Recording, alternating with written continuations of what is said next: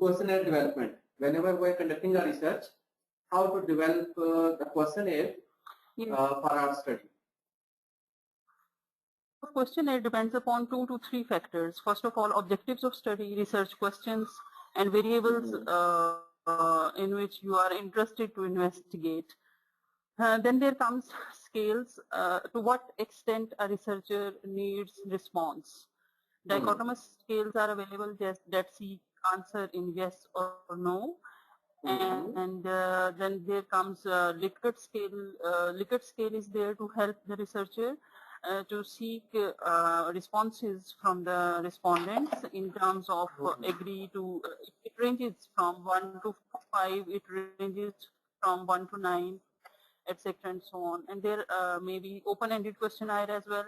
Interviews are there. Okay, we are just talking about test. Okay, open-ended and close-ended. Close-ended includes multiple choice items, and open-ended usually an open or extended response is required in test. So all I think so that interest of a researcher, topic, problem, and objectives of study that help us in developing a test. What you say about the operationalization of definition of your selected variables? Limit or delimit concepts by operationalizing the definitions. These are the definitions that he or she wants to study during his or her research assignment, process, project, thesis, etc. So operational definitions are the defined terms by the researcher. But here, what you say, whenever there are many definitions of available, many definitions are available of our selected variables that we are going to conduct the research. Then how we can select an appropriate definition for our study whenever the other definitions are also available? Depends upon research objective. Where you want to go. This is the pre-planned step, and once you know that where you want to go, then you will define these terms according to your own need. So leaving all other definitions and spotting your fixing or focusing on one definition that is very much related to the study, or defining it at your own as well. For example, for me, what a teacher education program is, there are many teacher education programs like MA education is there, BS is there, B.Ed is there, M.Ed is there, 4 programs. But for me, teacher education program in my study is B.Ed. So I defined it as per my need, as per need of the researcher. All right. And what you say, whenever we have selected one definition and then we go to literature and find the instrument or the question items for our variable, whenever we have defined that particular variable and we found there are multiple scales available in the literature, and how we can match the available instrument with the definition. What do you say about it? Definitely, we will be. We are going to adopt 2 procedures here. In last session, we have discussed one is adoption and the other is adoption. If we do it at same, if it communicates, if any available resource in the literature is communicating the same as our intents of the research are, then we will adopt it same as it is from the literature. And if it is not communicating, or it is near to, or there is some variation between the concept you are exploring and between the concept that is explained in the literature, or somewhere in the scale it is available, then we will modify it according to our needs. All right. Thank you, ma'am. Thank you for your contribution. Thank you.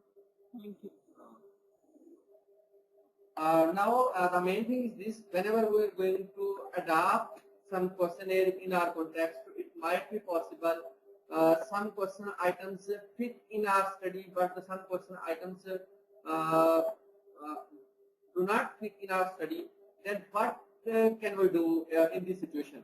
Anybody can give a suggestion for this? Muhammad Khalid is here. Muhammad Khalid, Muhammad Kashif Iqbal, are you here? If you are available here. Assalamu alaikum. Islam, welcome sir. How are you? Alhamdulillah, sir. Fine. How are you? I'm fine. I'm fine. And what you say about what's your area of interest? On which study you are going to conduct research? Would you like to express here, share here? That will be Actually, beneficial for us to understand the research process. Actually, my field is data mining and business intelligence. So I have no proper idea of research about like you conduct through questionnaires. We have a databases. We have different databases, and we extract data from the databases and conduct different analysis and BI reports. I mean, you mean So to say it will be a good learning for me.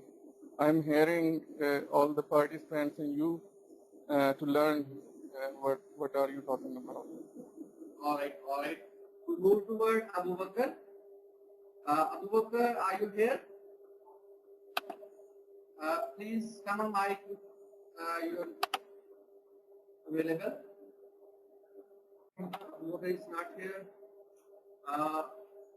Hafiza Anam Masood.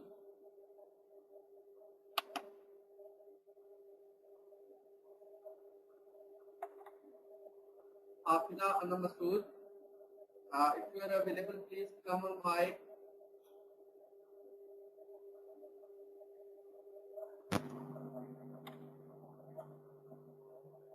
I think Hafiza Anam is not here. Hello, Mohammed Wasim. How are you? Are you listening me? Team is also not available. Anyway,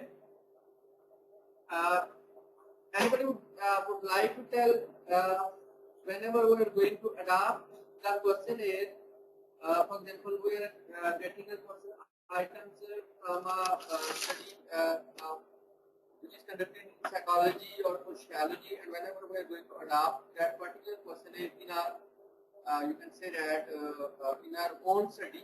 For example, whenever we talk about the passion is a psychological construct, and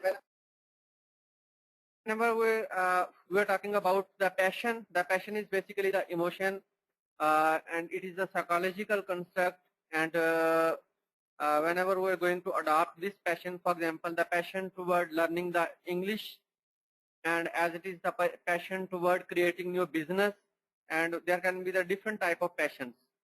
And whenever we're going to adopt this passion, how we can contextualize the passion in our own study, and that might be possible whenever we're going to adopt the question items of passion. It's possible the items of passion will be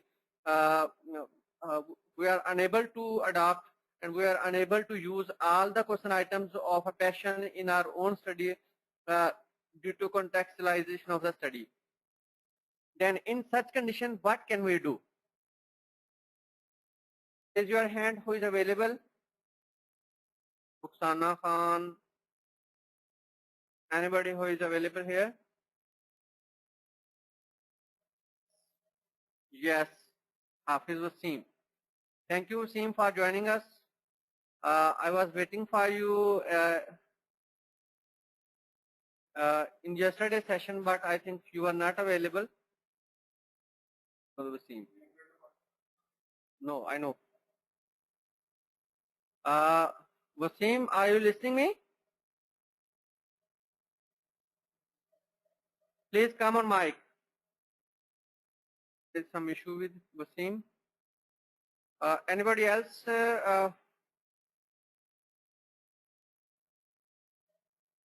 Tamkeen Salim is here. Yes, Rukhsana. Rukhsana, how are you? Yeah, I'm fine, thank you.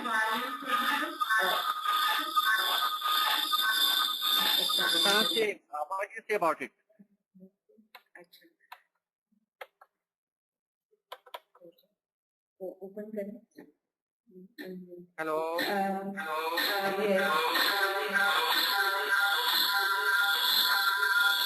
Rukhsana, I think there is some issue with your speakers. Actually, my field is not psychology. Okay, I think there is some issue with your speakers because we are listening a lot of noises from your mic. So please handle your issue, then we will come to you. Anyway, we move toward the questionnaire development. Whenever we are going to develop our questionnaire, firstly, after the development of your hypothesis, now you have the list of variables that you are going to use in your study. And for the, now, firstly, you are to identify what are the demographic variables that is required for your study. For example, what is your interest?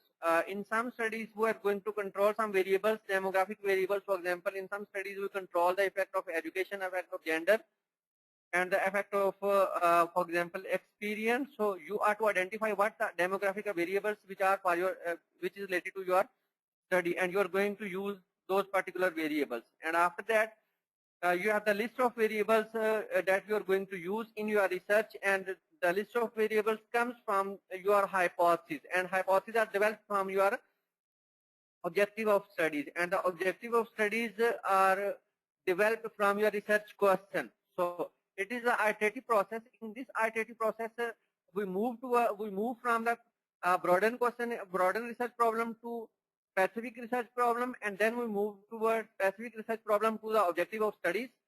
And as it is, then we develop our hypothesis and theoretical framework, and after the development of hypothesis and the theoretical framework, we are to test our framework. And for this purpose, we are to collect data, and now we have the two options for the data collection. The one option is we can collect the data from the objective measures. Of the objective measures, you can say that this is the data that comes from the numerical values. For example, the financial statements of the company.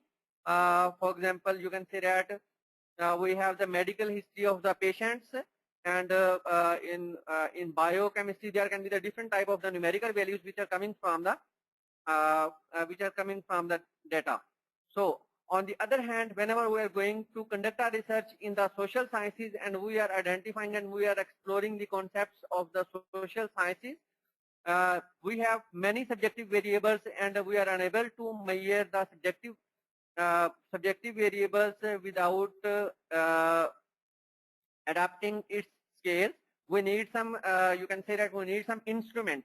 The instrument of a variable basically is the measure of a variable, and this measure of variable can be the 1, 2, 3, or 4 questions related to that particular variable. And these question items are basically developed and operationalized from the definition, from the original definition of the variable. So whenever you are going to develop your questionnaire, firstly, you are to identify what is the appropriate definition of each variable in your study. Then enlist those definitions, and after that, now you can find the instruments or measures or question items of your that particular variable.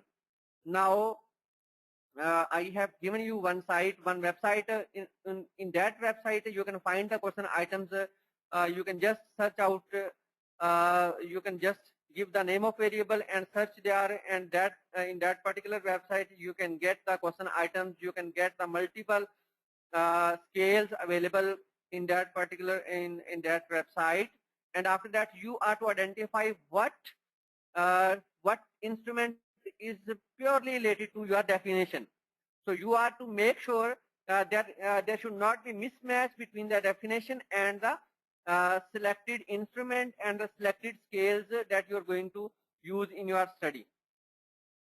Now, you can also redesign the instrument according to the context of study by adaptation process. Whenever we are going to adapt the question items from the other disciplines to our own discipline, it is responsibility to identify what question items can be related to our study and what the question items that can't be related to our study. So we can also exclude some items which are not relevant to our study.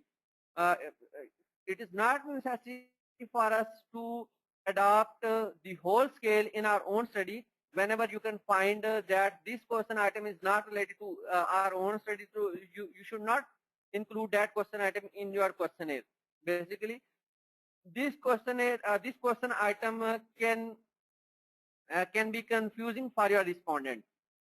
So now you have developed in the same way you will develop your questionnaire, and you are to also make sure that what are the participants of what are the respondents of your research. So you are to also consider the experience of your respondents, the education level of their respondents, the communication level of your respondents, and so on. And in the same way, you are to also make sure what the language can be comfortable for your respondents. And normally, in our multiple projects, we have examined, we have identified in Pakistan, even then we are collecting the data from the teachers, from the managers, and from the many other persons who is well aware of, with the English, but the questionnaire, but to fill the questionnaire in English language can be troublesome, because whenever we are going to read the questionnaire in English, we are to concentrate on that particular sentences during filling the questionnaire, and even then we have the less concentration, we have less focus on the questionnaire, it might be possible we are giving the biased responses. So I suggest you, I propose you, whenever you are going to collect the data in any country, it is most appropriate you should translate your questionnaire in that particular language where you are existing. For example, if you are working in Saudi Arabia and you are going to collect the data from the Saudi Arabian populations, then you should translate your questionnaire in Arabic language. Whenever you are available in Pakistan and you are conducting a research in Pakistan, even then you are collecting the data from the professional persons, but it is appropriate for you, you should translate your questionnaire in Urdu language. That will be whenever you will collect the data from the Urdu language translated questionnaire, you will find the appropriate results. You will never find the issue of reliability and the validities and so on.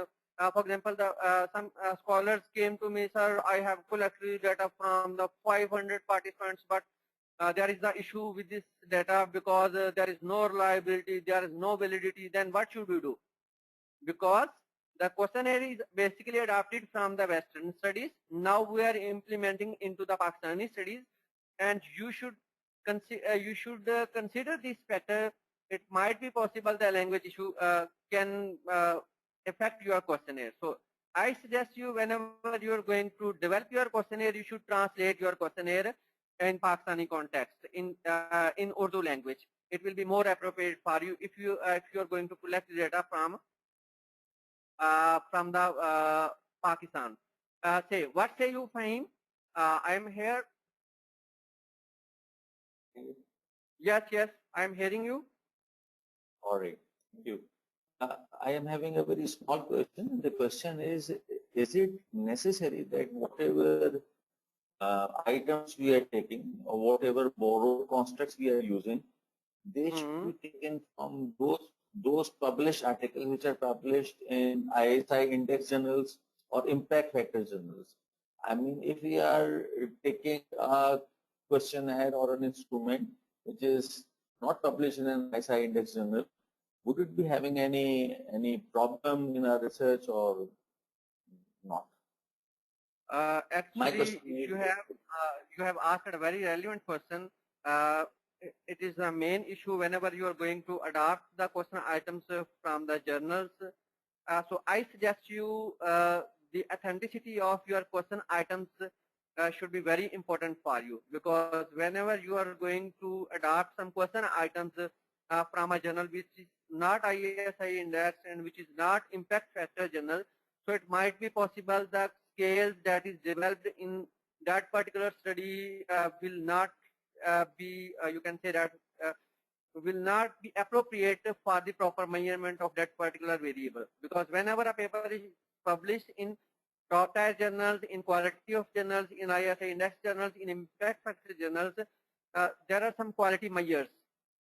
They give some revisions to the authors, and the author are to work a lot of according to the suggestions of the reviewer. So when a paper is published in the journal which did not get any revision, and which there is not any quality assurance in that particular paper, how we can say that whenever we are going to adopt the question items from that particular study, and these question items are very appropriate to measurement that particular variable. So it is the main concern of reviewers.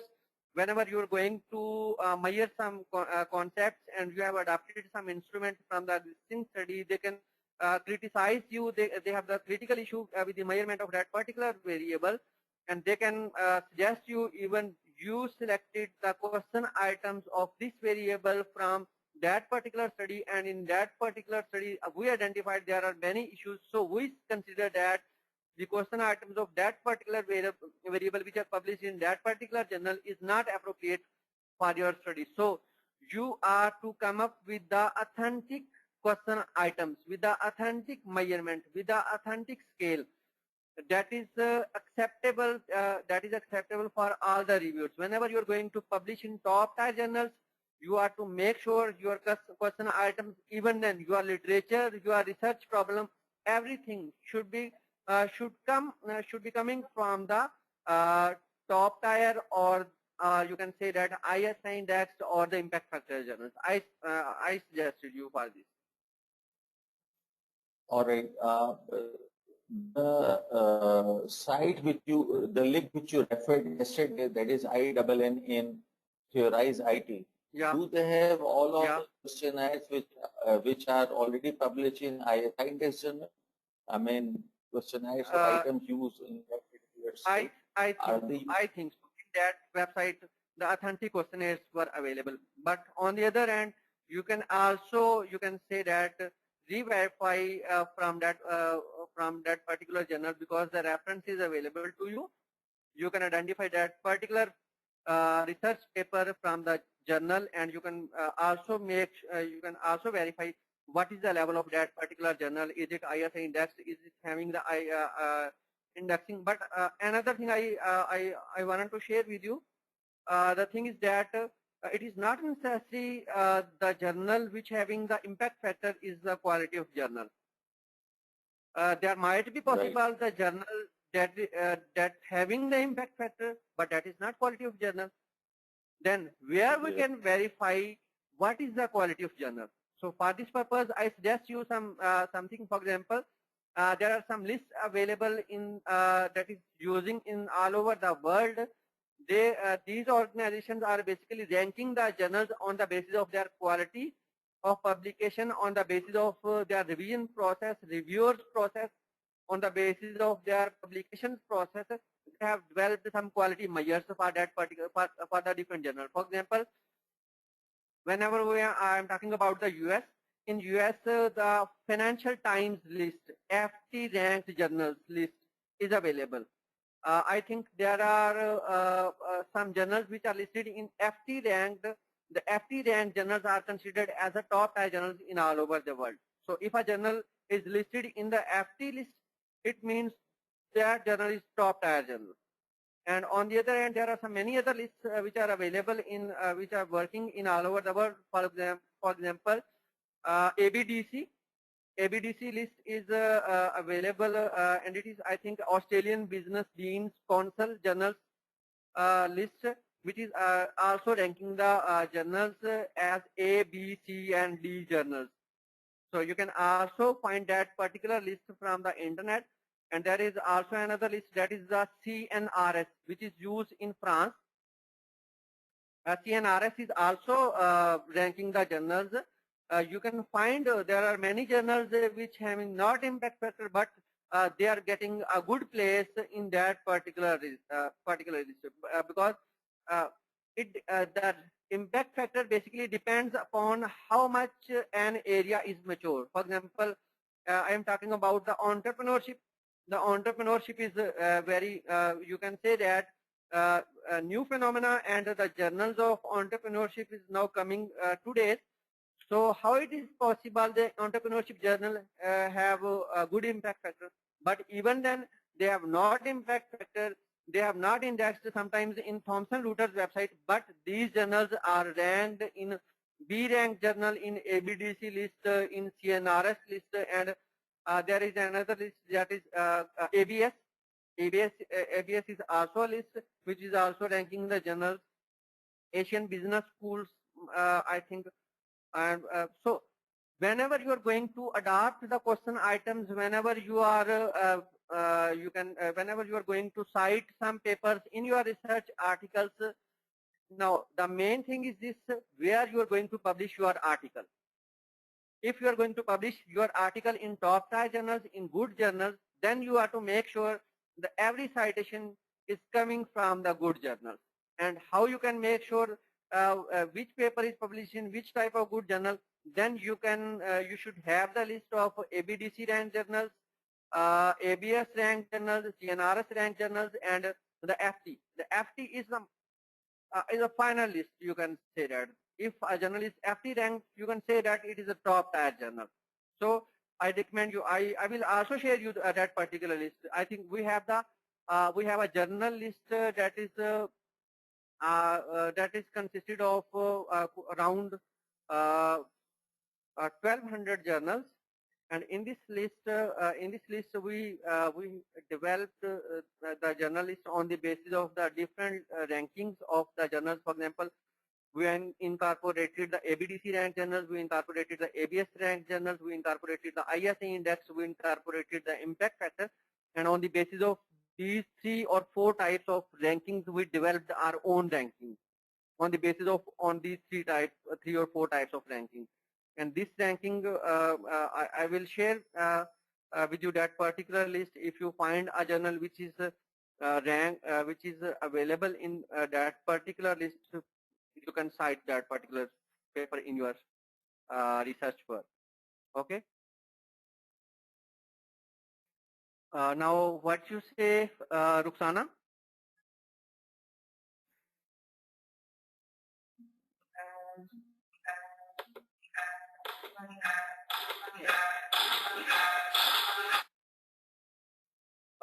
What you say, Nabiga?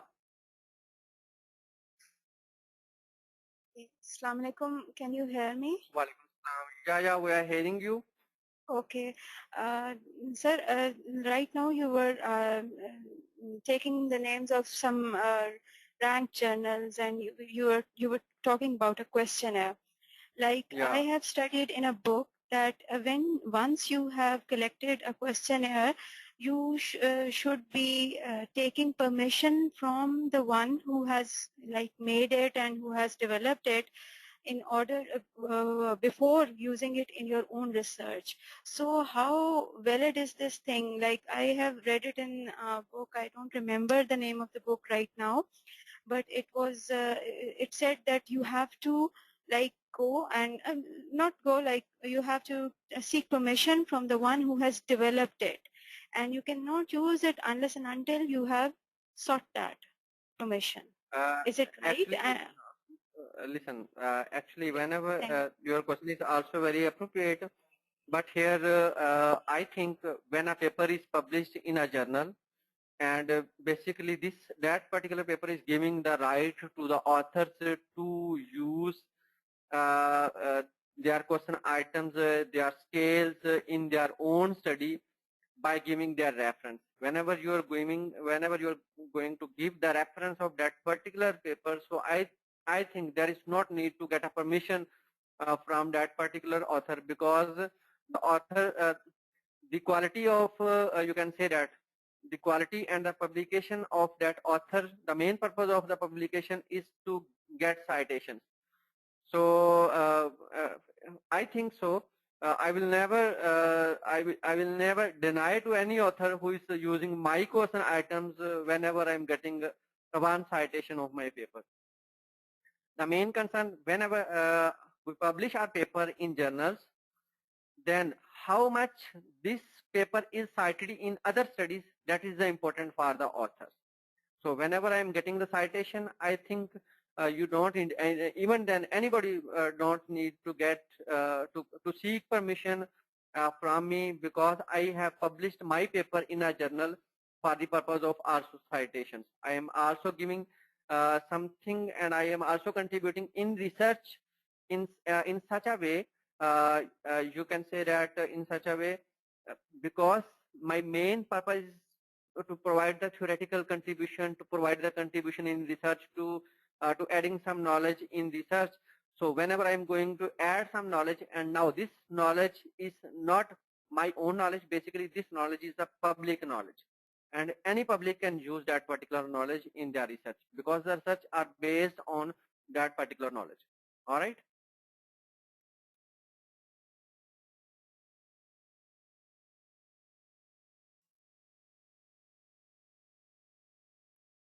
Medical list journal.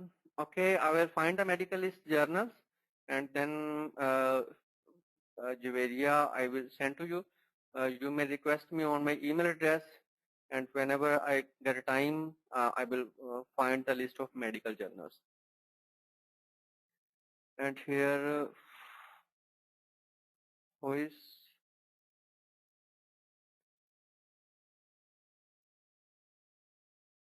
Could you kindly share me the other links other than Theorize It? Yeah, I have another link I will share with you. For example, I'm sharing you another very relevant link, and you can say that it will be the blessing for you. LibGen, Library Genesis, and it provides you the scientific articles. And in this list, I think there are more than 90% articles are available. Even then the new articles are available without any cost. You can get, I'm sharing you this video list in /SCI MHE. So validate a translated question as well. Ruxana, that's excellent question.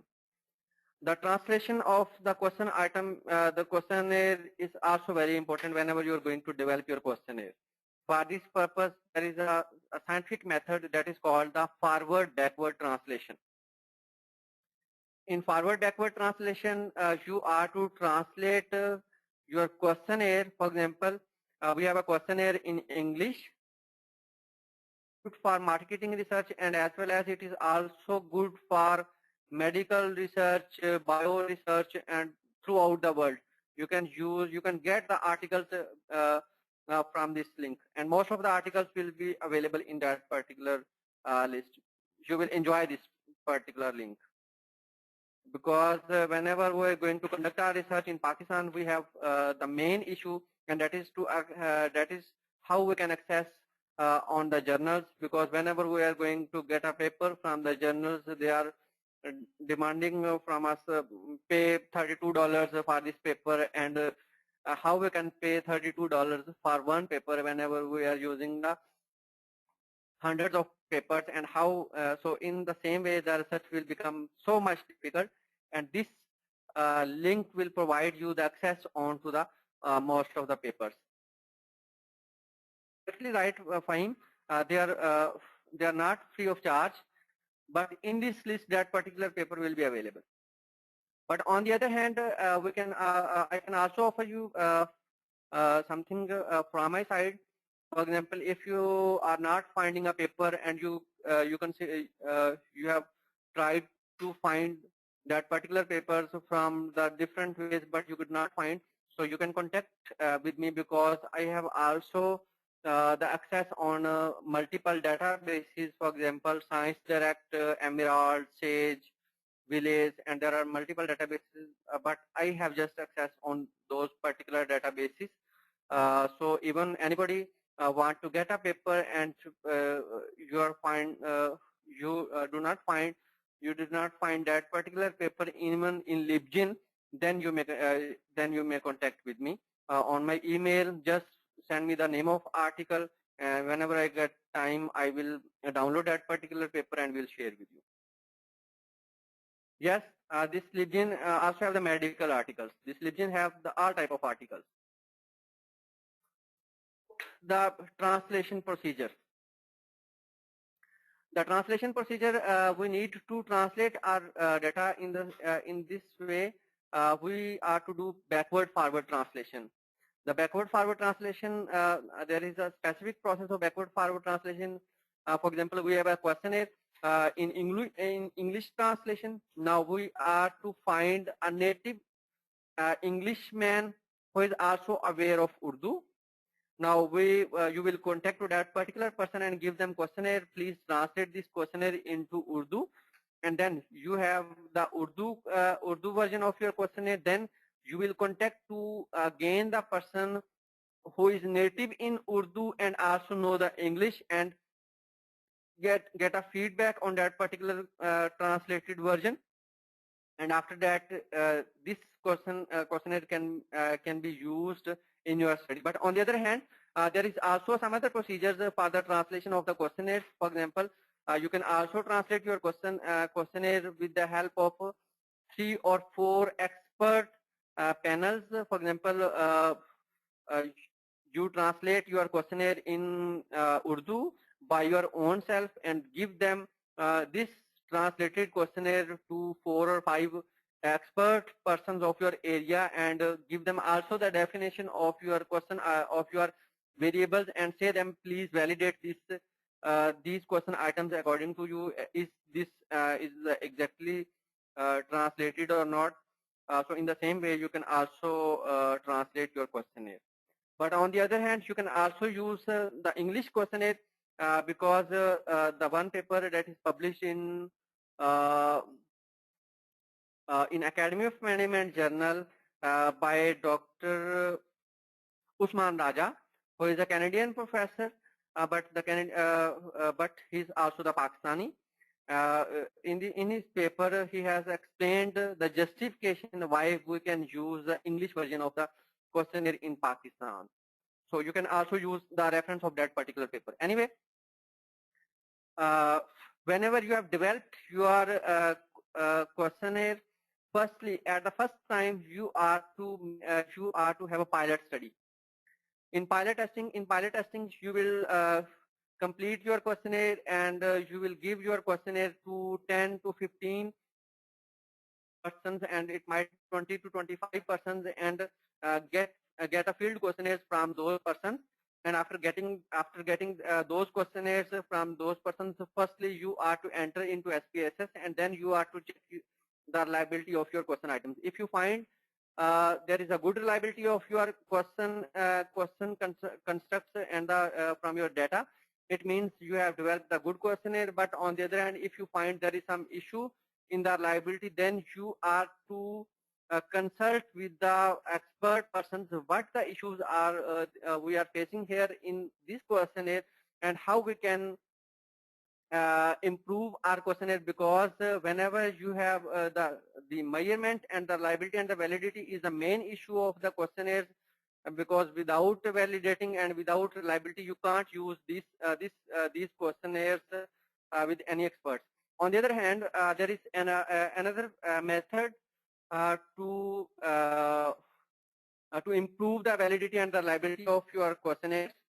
And in this method, you can identify the questionnaires which you received from the respondents, and you consider that this questionnaire is filled by without any caring anything. For example, you are going to a person and you requested a person to please fill this questionnaire, and you found that that body is just ticking the questionnaires without reading the statements.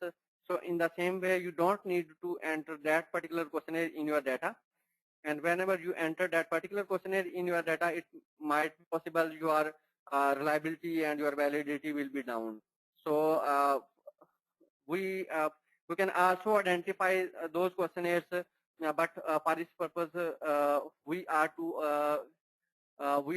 should have the experience of that particular working. not adopted from existing studies, contextualizing of the questionnaires.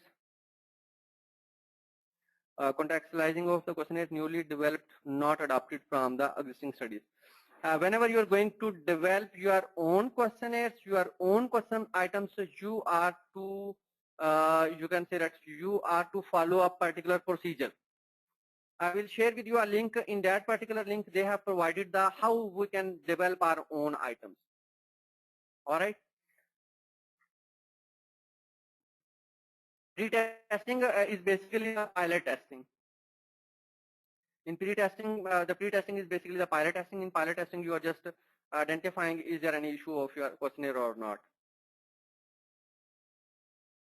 Fahim, you can contact with me through email, and even then if you want to contact me through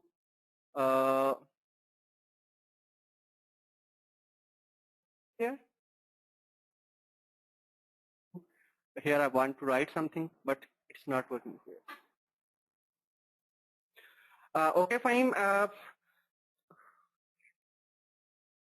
You can, whenever you have any issue, you can, we have discussed a lot about the questionnaire development. Basically, this was a very major whenever we are going to conduct a research. So I have discussed about the questionnaire development because the questionnaire development is becoming very crucial for us, because most of the persons when they conduct their study and when they have collected the data at the end, they some persons contacted me, and even then they were the PhD doctors, and even when they were the PhD scholars, and after the collection of data, they try to contact and they try to find the persons who can handle the issues of their data, because there is no reliability, there is no validity, and even then they have proposed some hypothesis, they have proposed some relationship, but the data is not showing any relationship. Whenever the this is we are to make sure how we are going to collect the data. The data collection design, the data collection method is very important for the data collection, because if we are getting the data without any carrying some precautions in the same time, we will feel a lot of issues after the data collection, because our all effort will be in vain. Now I'm moving toward the structural allocation modeling. The structural allocation modeling is the term structural equation modeling, SEM, does not designate a single statistical technique, but instead refers to a family of related procedures. There are the multiple procedures in structural equation modeling, so you can't say this structural equation modeling is just one technique. It is basically the set of techniques, you can say that. The structural equation modeling refers to the diverse set of mathematical models, computer algorithms, and the statistical methods that fit networks of the construct to data. In the same way, you consider the structural is the collection of different models, is the combination of different, because whenever we're going to test our model,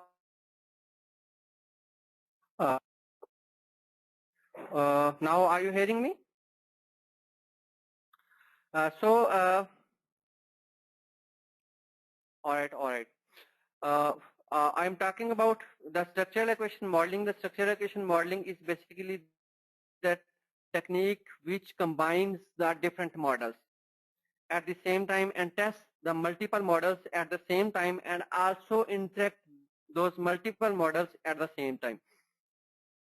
So why structural equation modeling is preferred?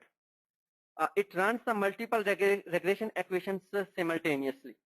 I have told you, because whenever you are going to test your model in SPSS, you are to test multiple models at the same time, and then you can, for example, whenever you are going to calculate the mediational effects and the complex model in which there are the multiple dependent variables, in those conditions you are to test multiple models at the same time. But the structural equation modeling provides you the facility and the capability to test the multiple dependent variables, multiple independent variables, and the multiple mediators at the same time, and you can calculate their regression effects, their beta coefficients.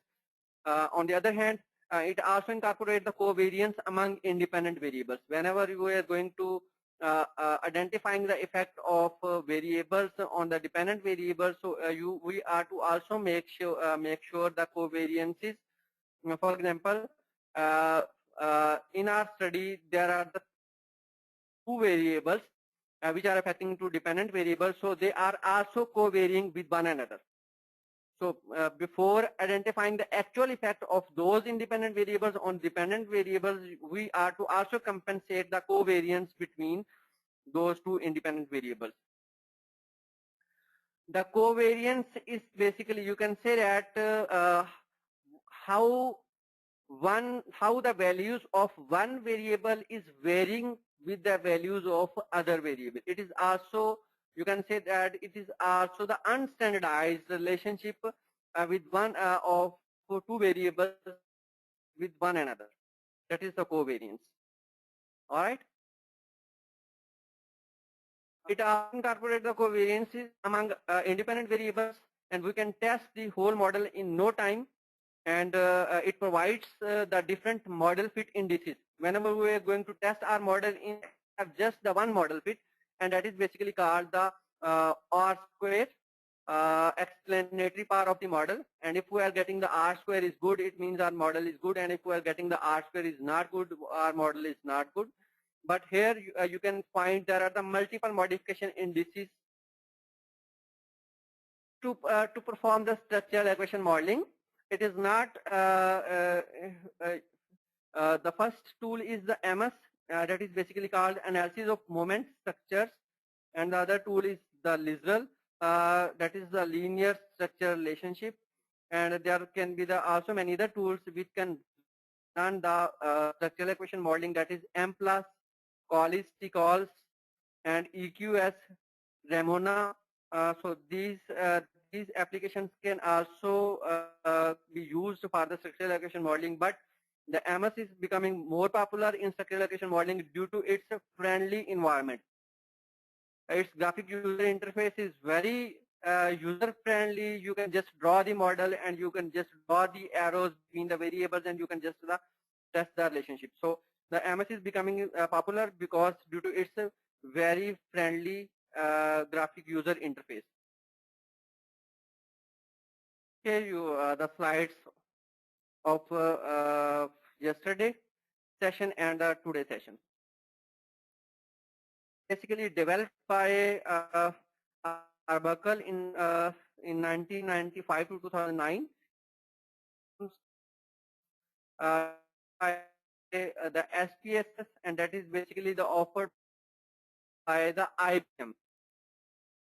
New version of Stata also has a structural equation modeling.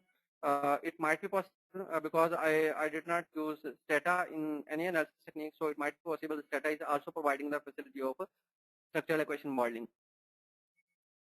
Friha Zahoor is facing, I think, the issue with to open the AMOS. Friha, you can contact with Yasser. Yasser can help you how to open your AMOS in your system.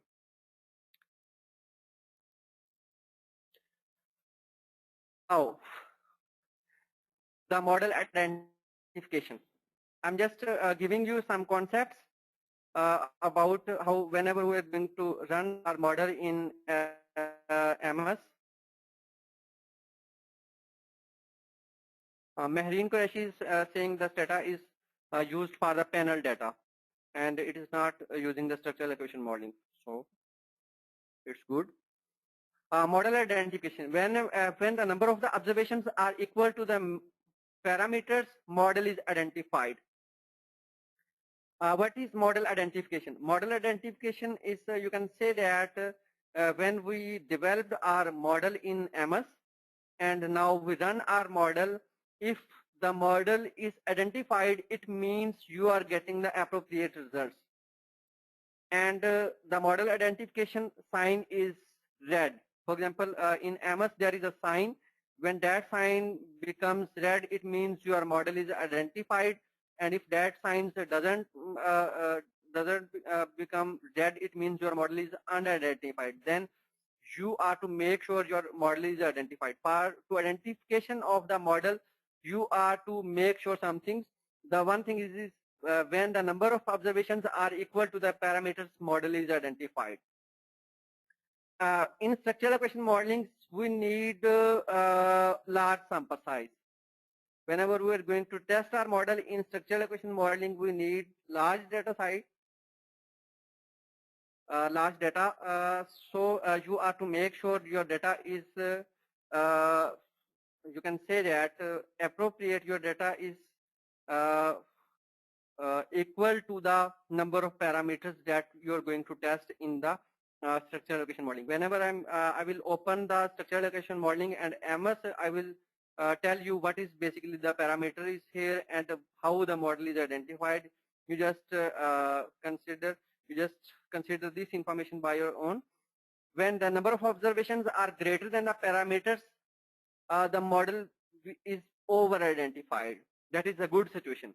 You should have the good degree of freedom. The degree of freedom is basically how much further parameters you can test. And what is the parameter basically? The parameter is basically this. Whenever you are going to propose, for example, the PSS has a positive effect on, for example, self-efficacy. Now, there is the one parameter between PSS and self-efficacy. All right. And whenever you are going to propose, the self-efficacy has a positive effect on the task performance. There is one parameter between the self-efficacy and the task performance. How to select the sample size? I will tell you whenever we will start the structural equation modeling. Okay, I tell you. According to client 2011, you should have minimum 5 observations. Minimum 5 observations for one question item that you are going to use in your AMOS. For example, you can calculate the sample size in such a way. For example, you developed your questionnaire, and at the end you find you have the questionnaire which have the 50 items. Now it means you required minimum 50 into 5 is equal to 250. You need minimum 250 sample size to run your data. But on the other hand, it is recommended you should have 10 observations, 10 cases for one question item, and it is most appropriate if you use 20 observations for one question item. That will be more appropriate. All right. So in this way, you can calculate your sample size for the structural equation modeling. And on the other hand, when the number of observations are greater than the parameters, model is over-identified, and when the number of observations are less than the parameters, model is not identified. When you have the low samples, when you have the smaller sample size and your sample size is not sufficient, in this condition the model will not identified and you will not get the calculation. The calculation of observations can be, you can say that you can calculate your sample size by multiplying your number of question items with 5 is satisfactory, 10 is good, and 20 is excellent for sample size estimation. I'm not saying here the equation. Basically, I'm just delivering you. The equation is basically available in the structural equation modeling book that I have. I'm going to share with you. That is in client 2011. But here the another formula is mentioned in which you multiply your question items with 5, 10, or 20. Anyway, the model fit indices. Whenever you are going to test your model, you are to make sure your data is presenting a good model fit. There are the different type of indices. You can see here the good of fit index, GFI, its value should be better if it near to 1. For example, 0.90, 0.70, 0.60, it will be good.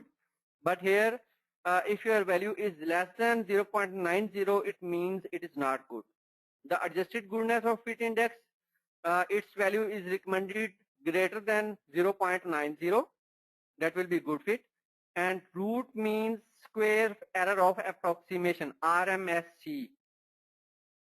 RMSE value is appropriate if this value comes in 0.01 to 0.05. But it can be also satisfactory when it is less than 0.08. It can be less than 0.08 RMSE value. All right.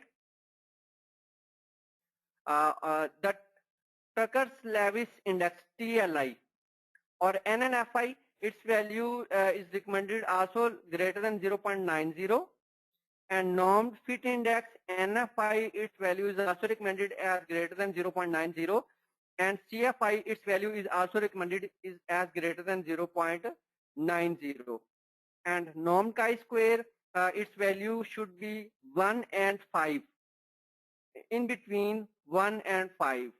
If the value is 2, 3, 4, and even then 5, that value comes good. And on the basis of these goodness of your model, you can you are proposing a very good model. If you have, if you are feeling your model is lacking the good fit, there are some methods by which you can improve your model fit of your model fit of your model. So this technique is called the re-specification of model. In this technique, you re-specify the relationship of your variables according to the theoretical framework and according to the theory, and find the appropriate model, which is providing the good fit indices at the multiple indices. Now, in today's session, the first thing we will learn the measurement model. The second thing is the path analysis. Then we will talk about the SR model testing, mediation analysis, moderation analysis, and the moderated mediation analysis. Types of variable. Whenever we are going to work in the structural equation modelings, there can be the two types of variables. The one is the observed variable that can be presented in rectangular form, and the observed variables can be the categorical variable, ordinal variable, or the continuous variable.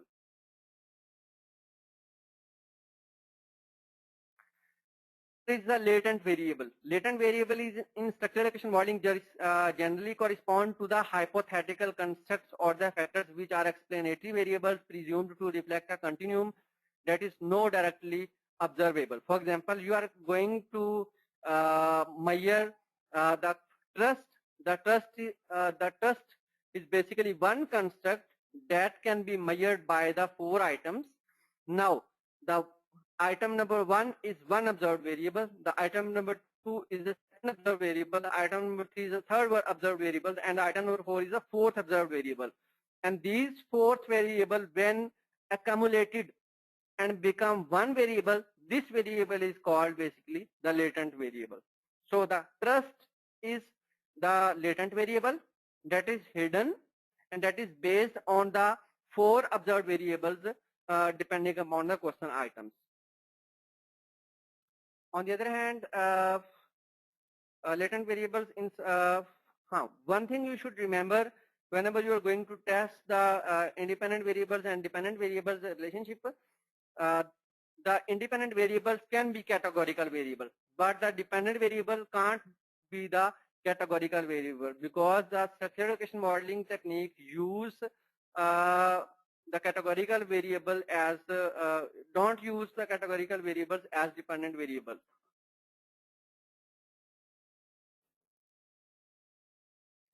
So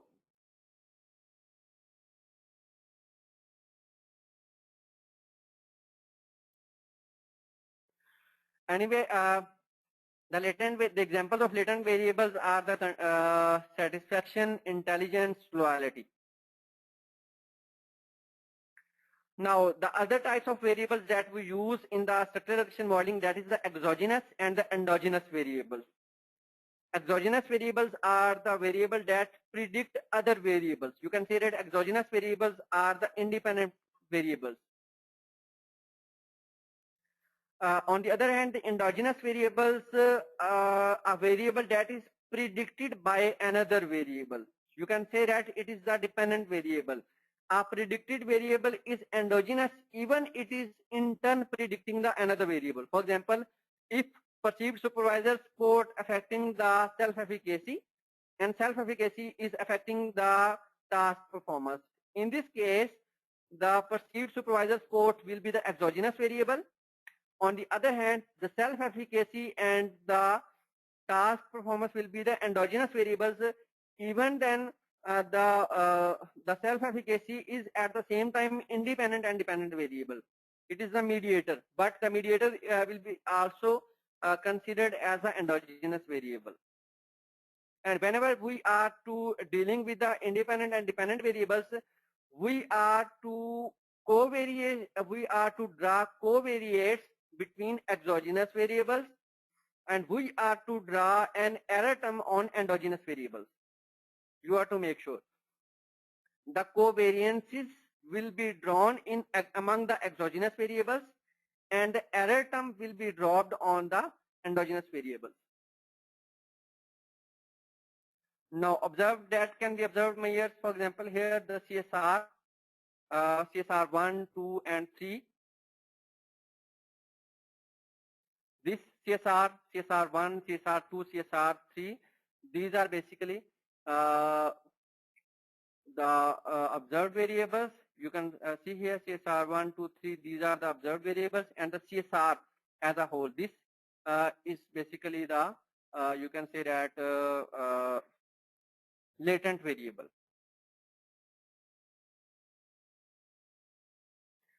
Now, I'm talking about the concept of dimensionality. The dimensionality of the constructs. For example, I'm talking about the CSR, corporate social responsibility. The corporate social responsibility is the concept in which the firms are,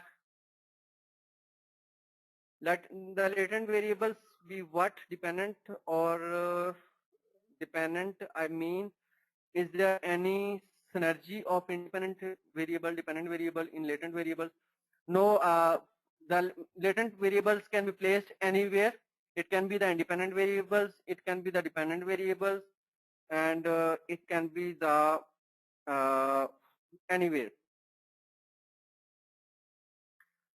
Now, I'm talking about the dimensionality. Here, the CSR is a unidimensional construct.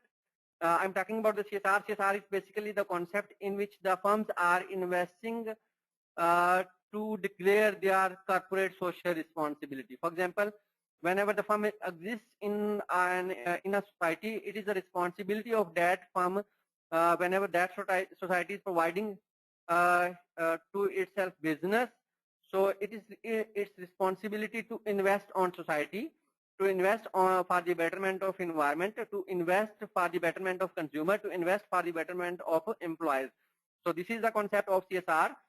So here, all the items of CSR is placing on the one latent variable CSR. You can say that all the, so it might be possible some companies are investing on societies, but they are not investing on the environment. It might be possible some companies are investing on the consumer, but they are not investing on the employees beyond their legal obligation.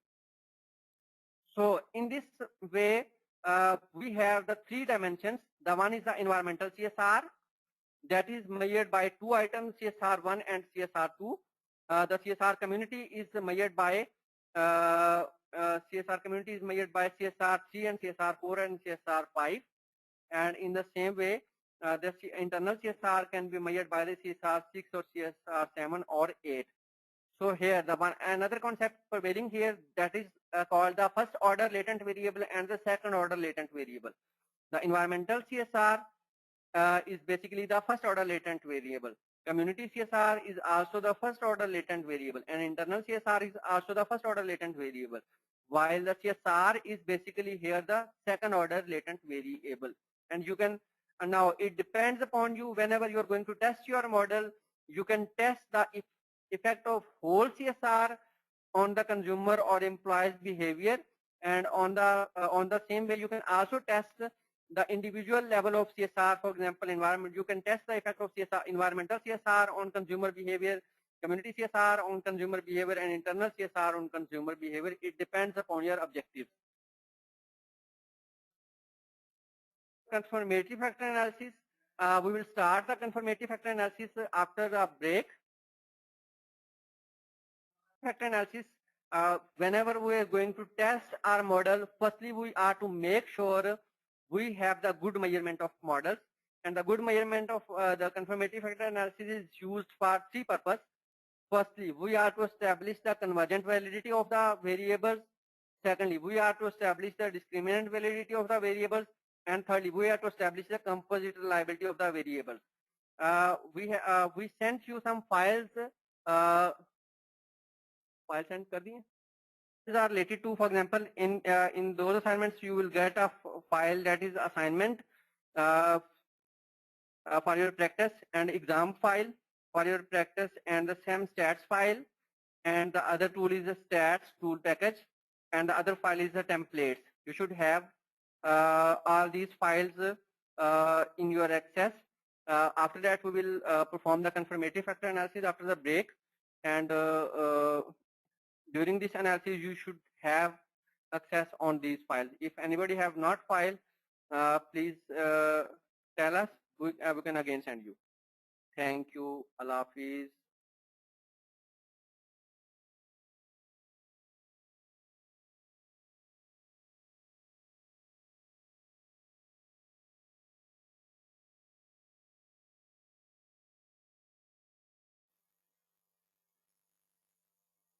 Confirmatory factor analysis.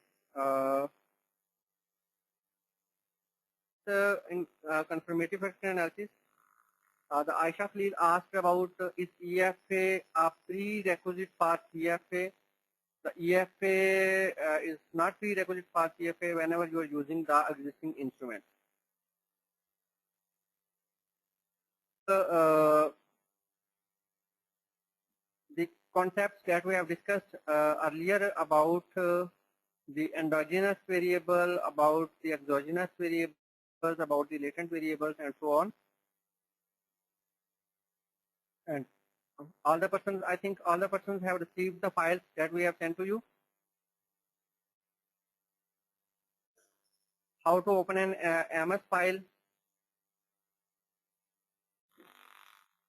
To open AMOS file, you will click on Start menu, write AMOS, and you will open the AMOS graphics.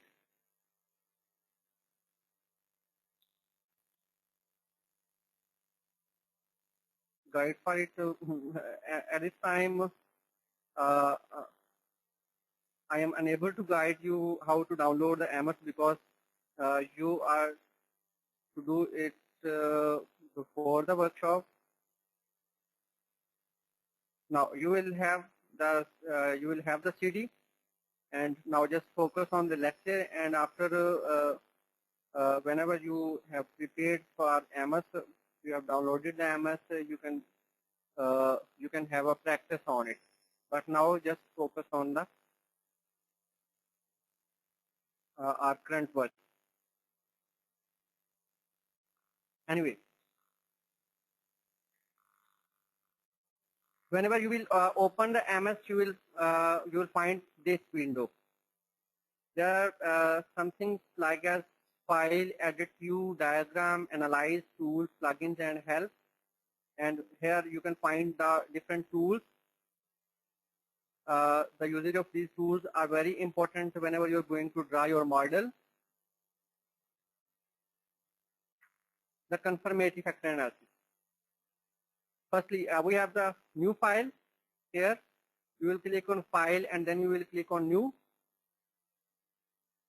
Now you have the new file of AMOS, and now First, we will perform the confirmatory factor analysis. There are two types of confirmatory factor analysis.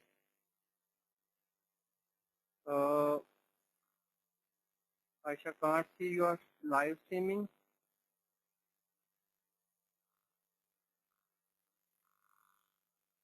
Aisha,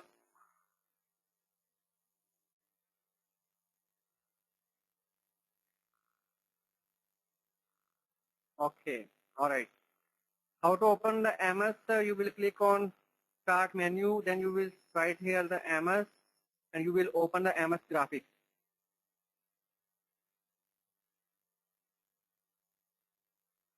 I repeat this process. How to open the AMOS? You will click on Start menu, right here the AMOS graphics will be opened here.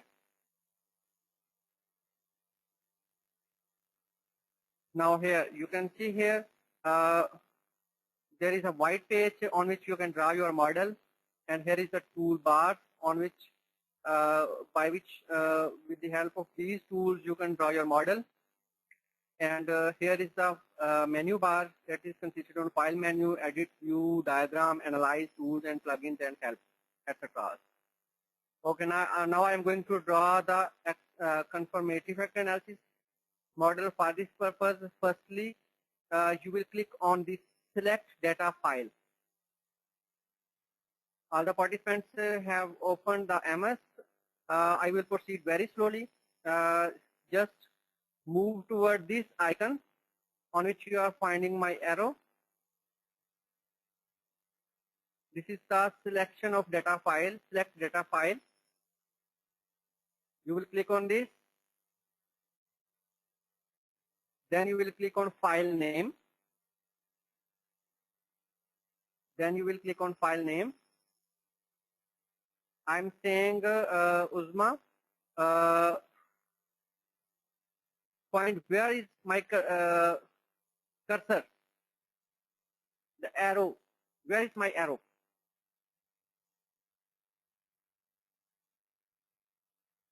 Uzma, did you find it?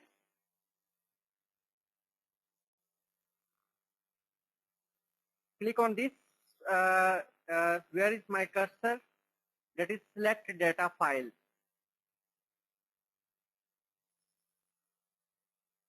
Click on this. Then you will find a window that is data files window.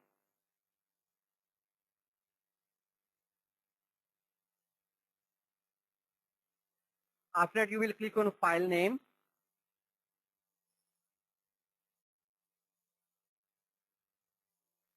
Then another window will be opened in which you will select case factor analysis file. Here you will select the case factor analysis file.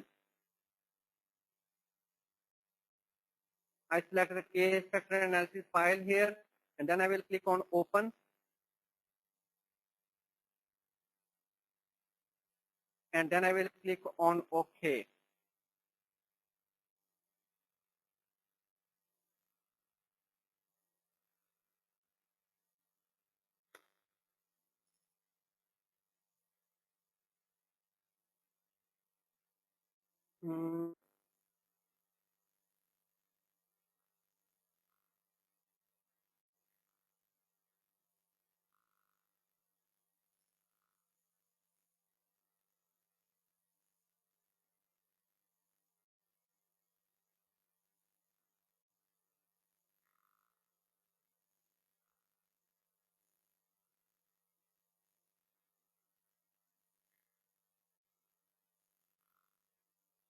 Uzma, select data file tool is not available in any menu.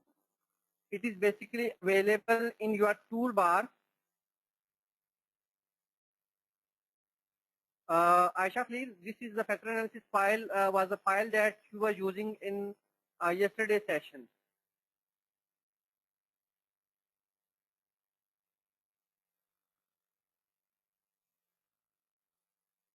Okay, Uzma.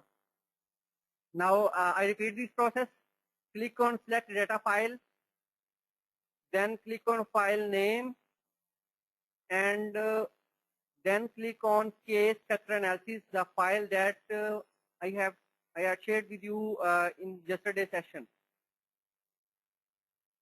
Case factor analysis, then you will click on open, and then you will click on OK. And after that, another thing, that is the list variable. Find where is my cursor.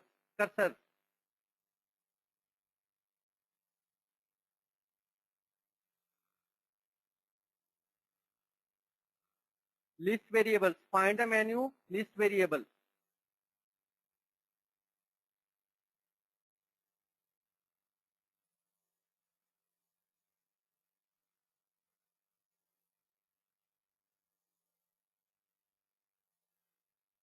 The list variable is here, and you can also get the list of variables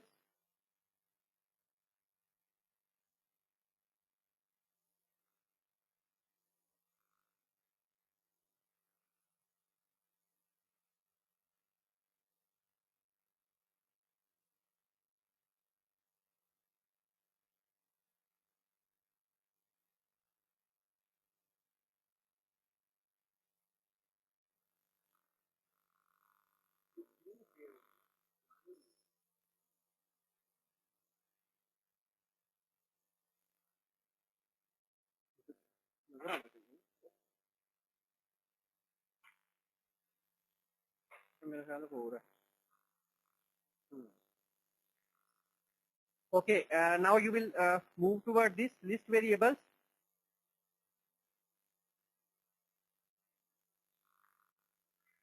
You will click here on list variables. Here you will find another window. This is the list variable. You can extend this list in this way. You can find here.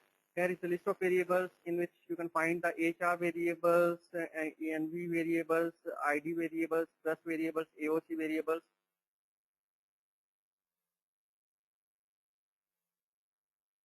Now I think there is okay. Now I'm moving toward how to draw the confirmatory factor analysis model. For this purpose, firstly you will move toward draw a latent variable tool. You will click here. Then you will click, and after that you will come on your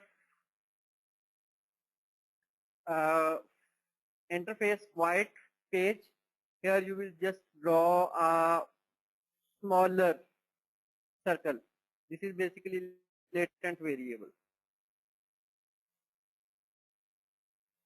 All right, I have drawn the circle. Then again you will click on this circle by 6 times, because we have the 6 items of HR. 1, 2, 3, 4, 5, 6.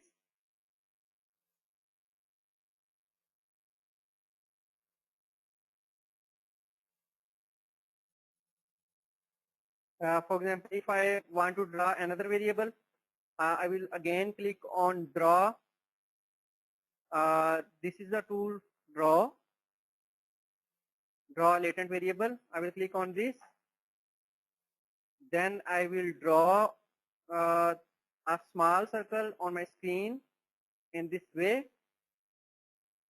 Then I will click 3-4 times on this circle. For example, I clicked here 4 times on the circle. Now I have drawn the second variable. The first variable is for HR, because there are the 6 items of HR. So we draw here the 1, 2, 3, 4, 5, and 6 variables. And here in this environmental, we have drawn the 1, 2, 3, and 4 items. So I am going to again draw the variable. For example, I'm going to draw the ID. ID have the 3 items. So first I draw a small circle as I'm using the paint. Then I will click 3 times on this circle. 1, 2, and 3.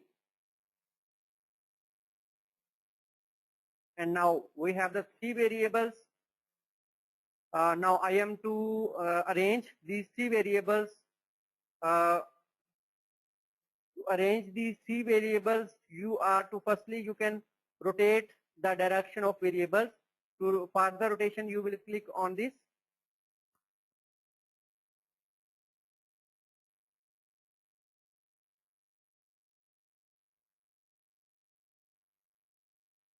You will come on this point, rotate the indicator.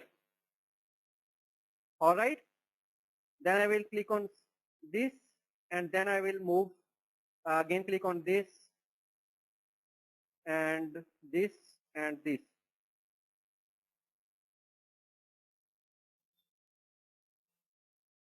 All right. Then I have a move object. This is basically a truck. By this truck, you can move these variables. First, you will click on this red truck. Then you will select.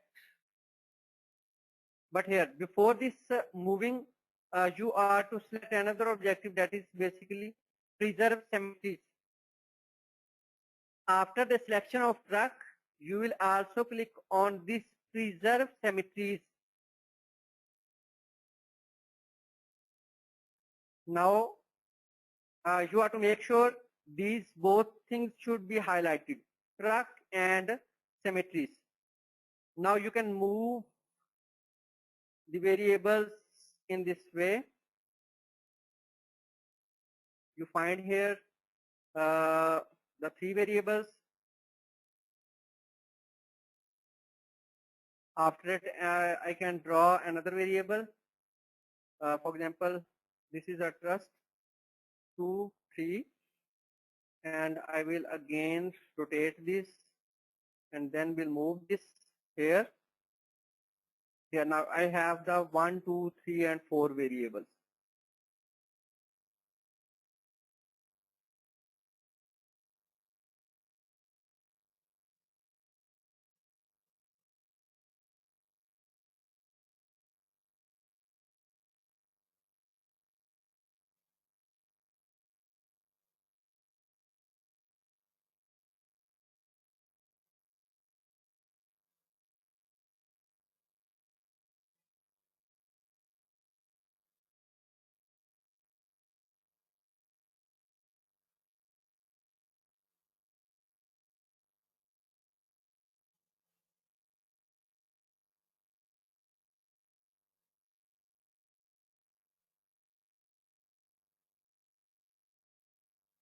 Rukhsana, what are you?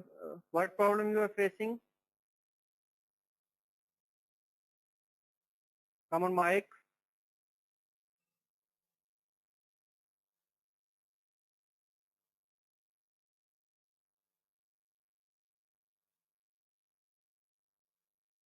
Javeria Umar, please help me. Okay, I am helping you. Javeria.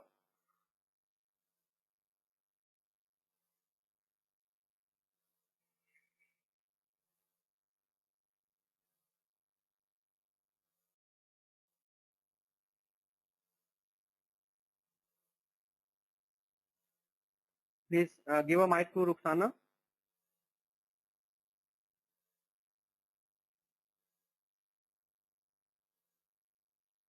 Hi, Rukhsana. Yes, say.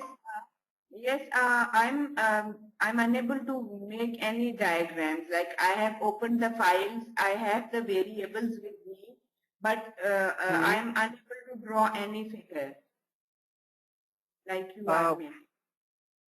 Can you share your screen?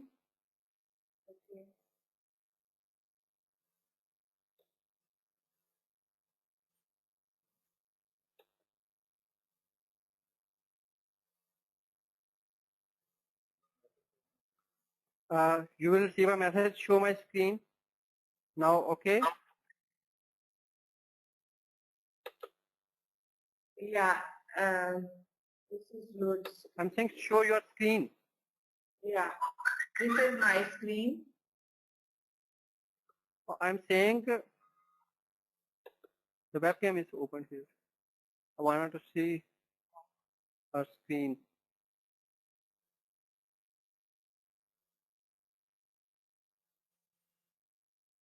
Can you see it now?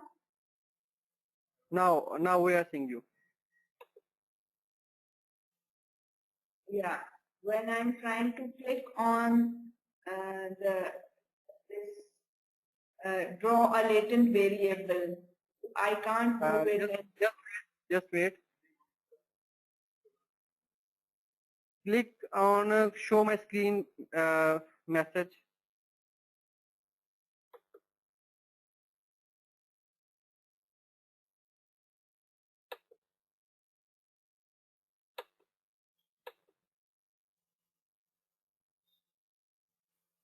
Yeah, now we are seeing you.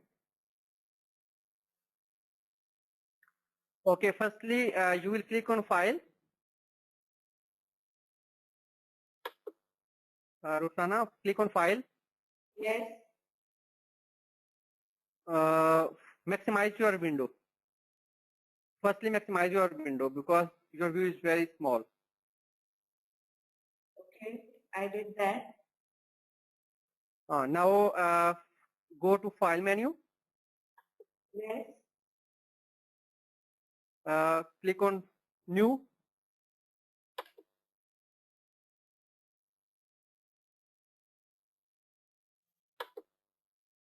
I'm not seeing any movement. Yes, I opened. I had No, you already will have. opened. I had already No, opened a new tab. Now I again, if I open, it says, "Do you want to save your work?" If you answer no, no. no, because I have already opened a new file.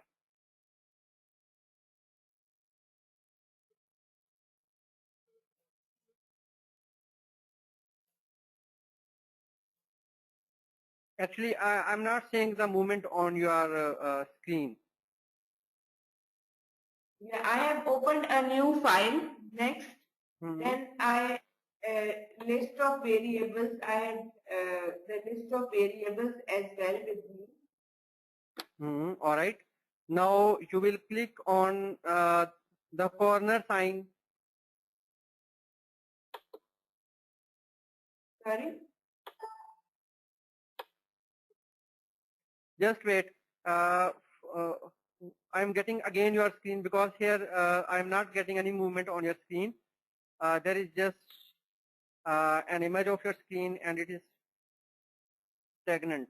There is not any movement. I'm trying to get again your screen.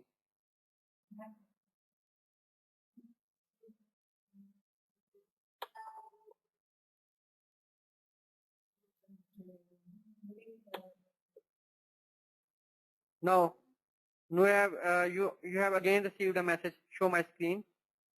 Yes.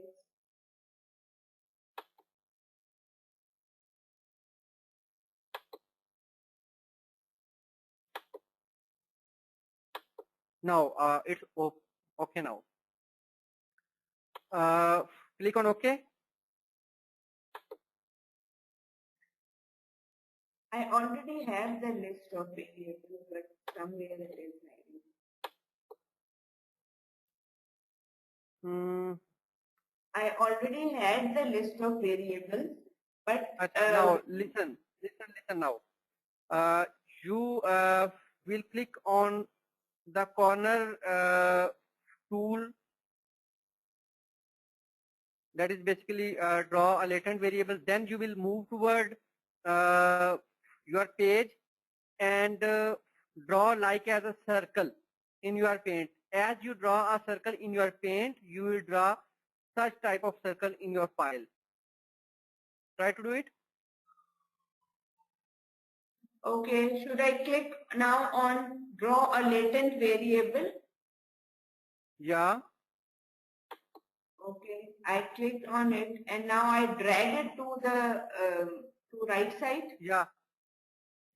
But that's the problem. Yeah, it's not staying there. It's moving with my cursor like this.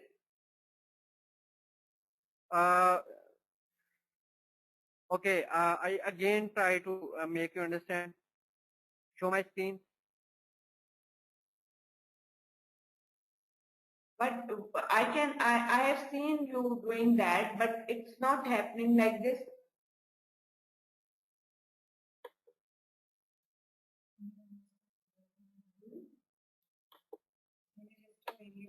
Okay, just see here, for example, I just find here this variable. Now you can see here, my screen is available to you. Yes. Are you able to see my screen? Now, Yes. get it. I am drawing a circle in this way, moving right, up, down. My mouse is clicked at this time. I did not, Okay. all right? Like as we are Yes. drawing a circle. Yes. Now, are you able to draw a circle? Yes. Okay, Yes. now a circle is drawn. Now, Yes. on this circle, you will come on this circle. Yes. And now, please do one click in this way. Have you Okay. find? Yeah, I have. Then you got will one. click second. Okay. Then you will second click. Okay. All right. Yeah. Then you Yeah. will have the third, and in the same Yes. way, we will have. All right. Now it's okay. Now by this rotator, we can rotate this, and by this truck and this reserve symmetries. Whenever you are going to move your variables, you are to move by these two things: the preserve symmetries and the truck move object. All right. Now I will select this and move to in this way. Okay. Now you can see here the variables are becoming out of your window. For this purpose,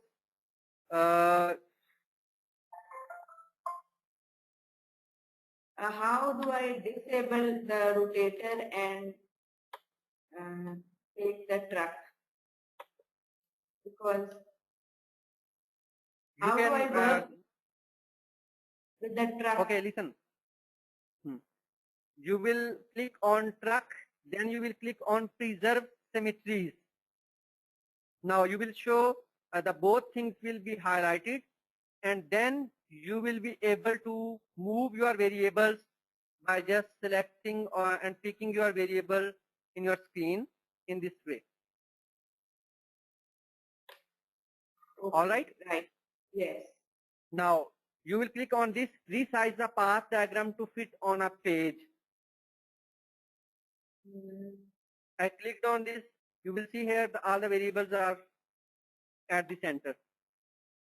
You can again add the number of variables by here, and then you will select. Now I have this type of diagram.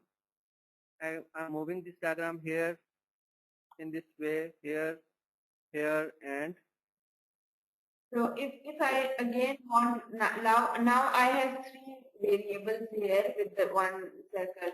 So if now I want to add more, you can click on the you can draw another. You can draw another circle. You can draw another variable by this process.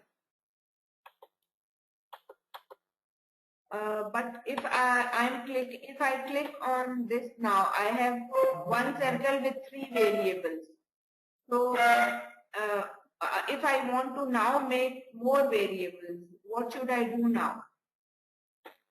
If you want to draw another circle, you will again click on the draw a latent variable, and then you will add another circle, and then you can add the other observed variables on that particular circle. In the same way, you can draw multiple variables. No, but I already have one circle with three variables. Now, if I want to add more variables in the circle which I have already drawn, Oh, so you will again click on this draw latent variables uh, point. Then Yes. you will click on that circle again. It will add another observed variable, fourth. Then you will click again. It will add another rectangular on your variable.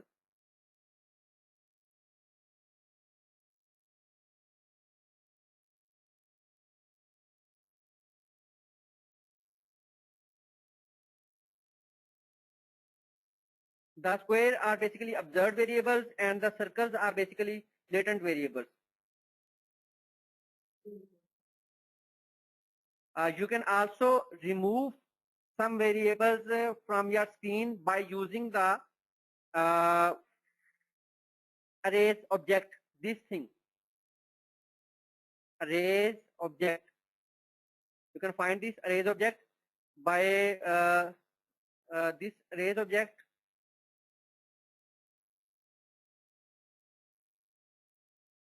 You can remove your any variable. For example, I can remove this, I can remove this, I can remove this, this, and this, and it's up to you.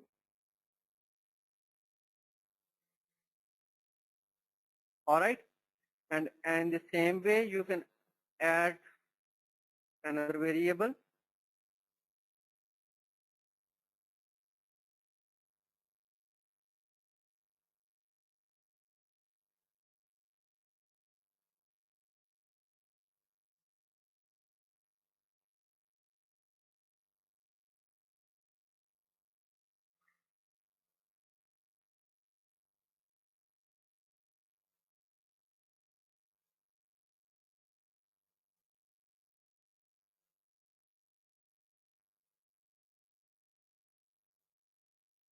Uzma, the truck and symmetries, when you have highlighted the symmetries and truck both, then you will able to move your variables. For example, you can see here on my screen,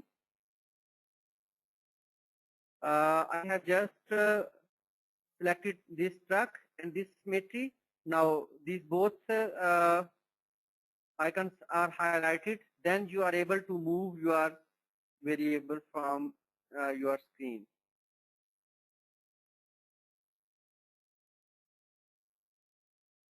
All right, and I'm using, but it's dragging the circles and squaring like a swing. Whenever it's like a swing, you can have a good practice of drawing your model.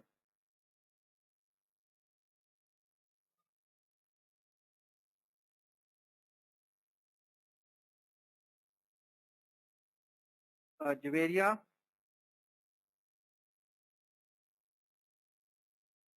unable to move. Try to move, you will do it. I know it's difficult to some extent, but you can do it.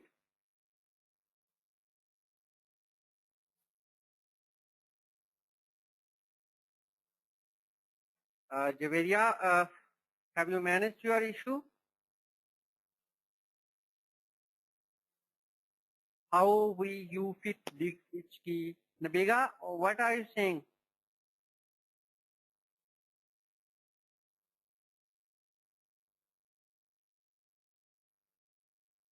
Come on, Mike. Now say, what are you saying? That, how have you fit the diagram to the? How have you fit the diagram to the page? To the page? Which key is it? Yeah. Which key is it? I am just writing in the abbreviation. So if I do it again, it's just fit diagram means dig means diagram. Are you seeing my arrow? Where is my arrow? No, I cannot see it now. Right now. My arrow. Where is my arrow moving? Okay. Yes, I can see it now. Yeah. Click it. It's okay. Done. Ji. Okay, thank you so much.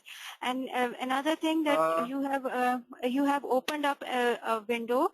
So I think we should name these things. So how do we do this? Like name all these variables with HR and CSR. I'm just coming to, I am just coming to this. I'm just coming to this, but before this, I just want to have a practice how to draw Thank you so variables much. in your file. Thank you, thank you. Thank you. Thank you. Now I think everybody have know how to draw a variable, and then how to move variables, and then how to delete or erase variables. All right, and how to page fit according to your variable. So now I'm moving how to name our variables, and how to you can say that give the names to our variables.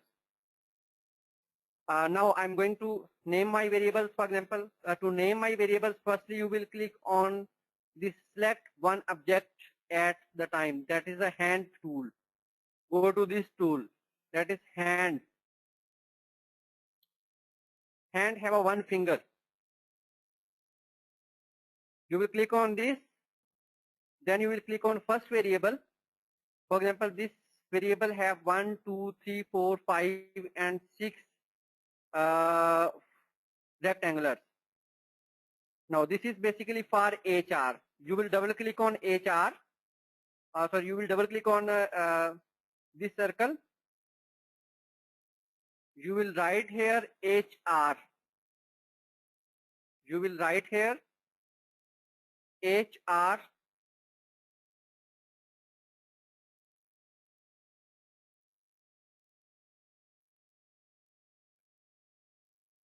HR, then underscore all. It means the HR variable that is covering all the observed variables. Then I will click on this. Now I am to add the name, add the variables here in this column. You will draw the HR1. You will click on HR1, move toward this. Now HR1 is selected here. Now you can draw HR2 on second circle, HR3 on third circle. Another way to add the names, you can also double click on this circle, and here you can write here HR4, and here you can write here HR5. Then you will click on other circle, other rectangular HR6. In this way, you can add the names of variables.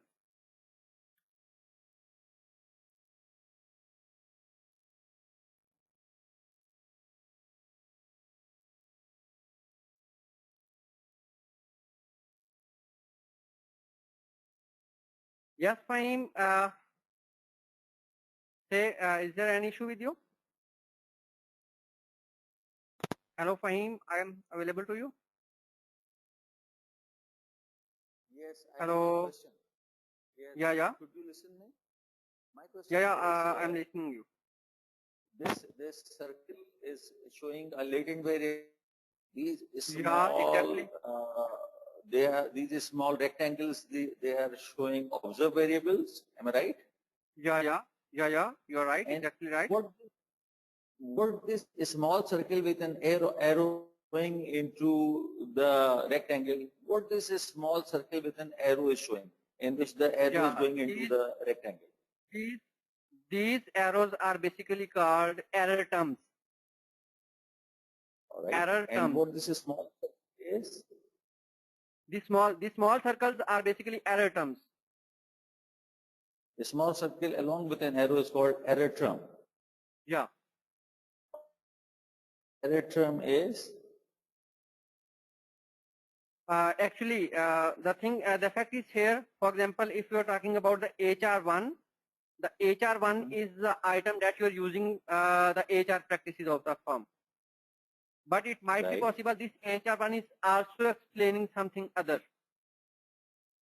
All right. So this error term basically is explain the unexplained variance. This error term is something which is not explaining that particular construct. It is explaining something else. Yeah. That's right. All right. So is it necessary that every item is having an error term as well? Yeah. whenever you are going to draw the observed variables and the latent variables, these error terms are important, because without this you can't identify your model, you can't run your model. Right. Okay. Thank you. Thank you. Thank you.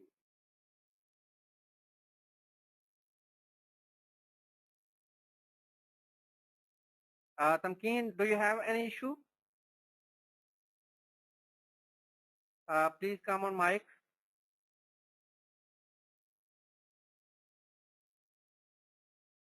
The variables, Aisha, the variables name should be the same as you have drawn in the as you have in the data set. But remember, the latent variable should not be the same as the name given in the data set.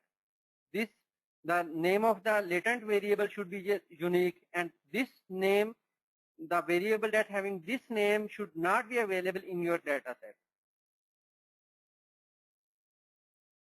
Tamkeen, please come on mic and tell me what you having problem, because I have repeated a lot of times.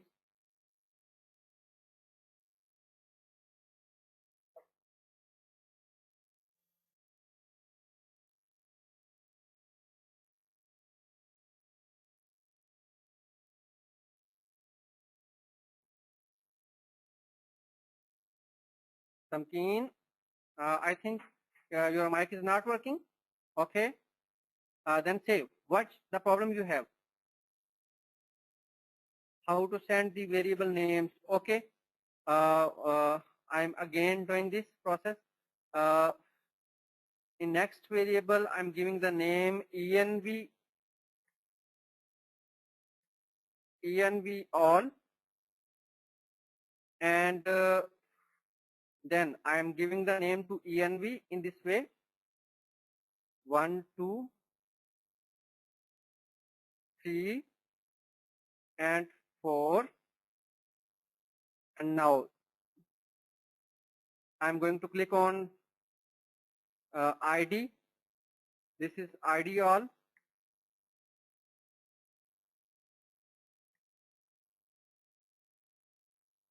And now I'm giving the name to ID, ID1, ID2, and ID3. All right. Now I am giving the name to trust.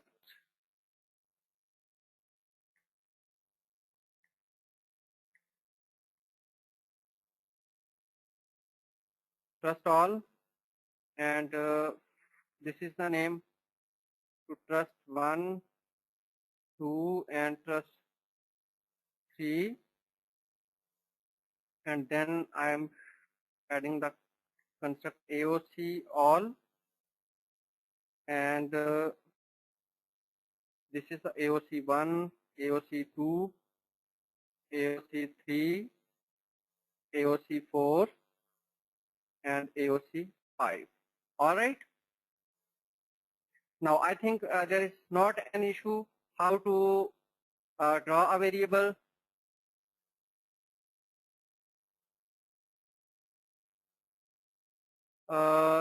Fahim, actually, whenever we are selecting the data file, after selecting the data file, we can show our list of variables by this tool. You can see here where is my mouse circle is moving. This is the list of variables. You will click on this, some variables will disappear. You will click on this, the variables will appear.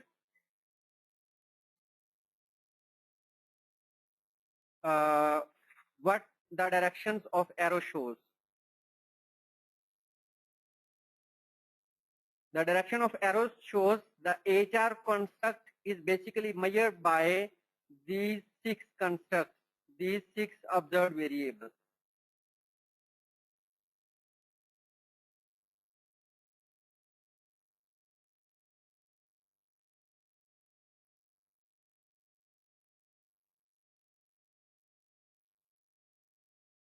Okay, now I have drawn, I have the 1, 2, 3, 4, and 5 variables.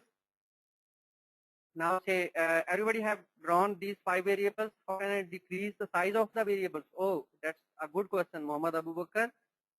How we can resize? Now you have no problem.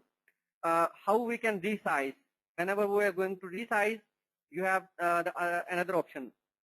To resize your variables, you have you are to consider two things.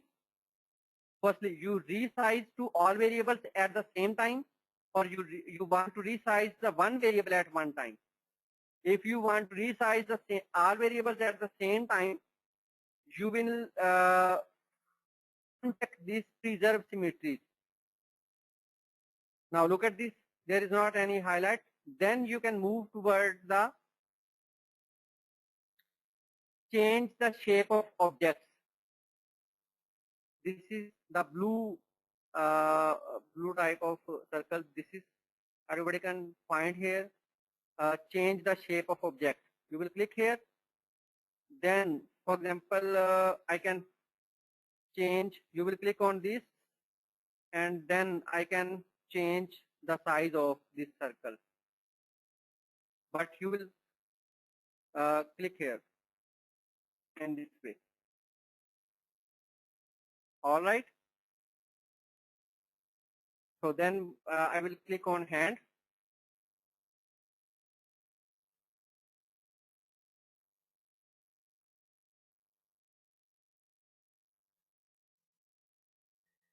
Okay.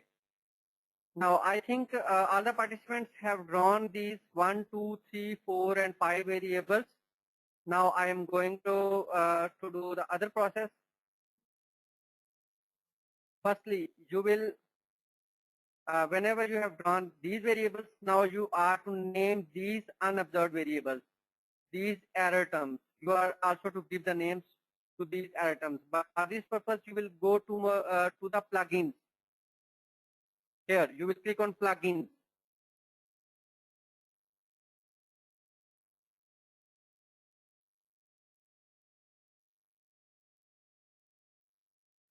Then you will move toward name unobserved variables. Then you will click on name unobserved variables. Then you will click on it. And here you will see the all unobserved variables are given some names.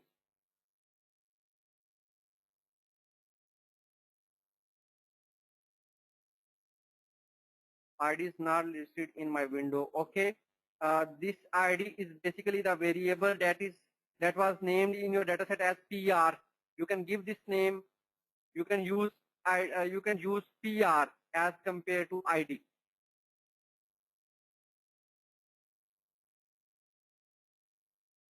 All right. Now I think you have given the names to unobserved variables. I am again repeating this process. You will move toward plugins. Then you will click on name unobserved variables. All right. You will click on it and you will find all unobserved variables are given some name. Is it done?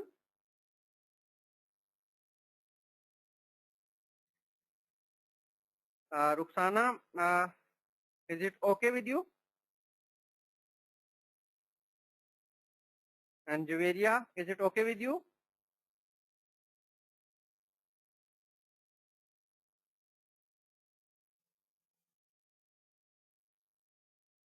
Okay.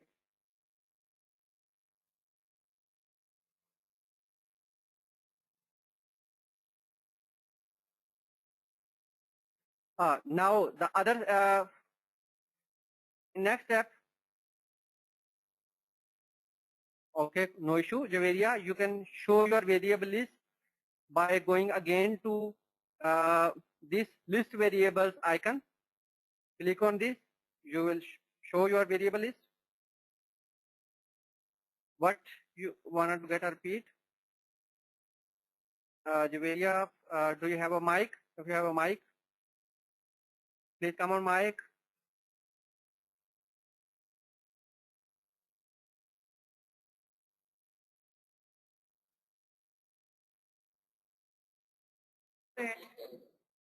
Yes, say. My list of variables is not there and I'm unable to restore it. uh, I'm saying you will click on this list variables in data set. Yes. Is there not any variable here, Javeria?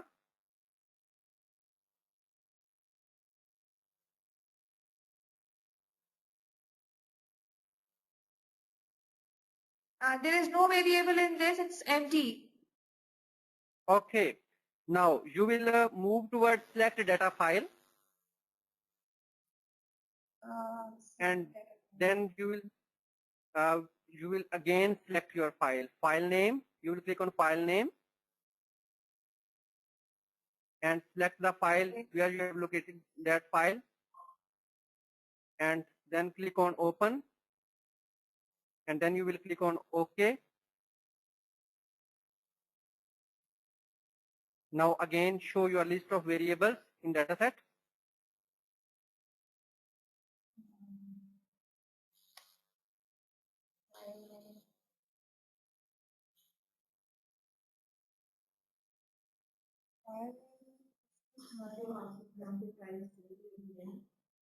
The file name that you have located where in your folder. Is factor analysis. Yeah, factor analysis. Selected OK. Now show your list. Yes, it's back. Thank you. Okay. Welcome. Have you run these all variables, Javeria? Yes, I'm done with HR, environment, ID, and trust. But here you can change the ID with PR because in your data set the ID is not available, the PR is available. Okay. And give the names to all variables in the same way that I have done.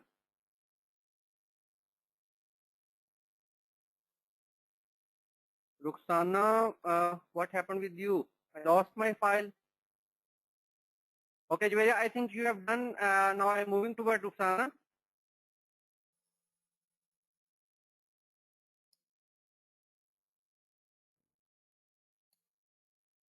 Give access to Ruxana. Yeah, I lost the file on which I was working. Actually, I had also lost the variables. So I tried Oh, to. okay, no issue. You can again draw the things. You can again select the files. You can again, and I think it's good for you because now it's the opportunity to get practice again. And Mehreen, you can name variables by you will click on plugins, then you will click on name unobserved variables.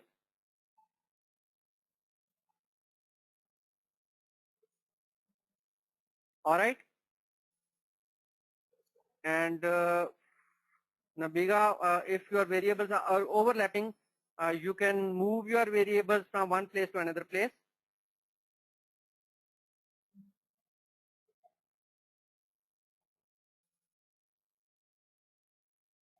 Okay, now I'm moving toward the next step is draw covariances among variables.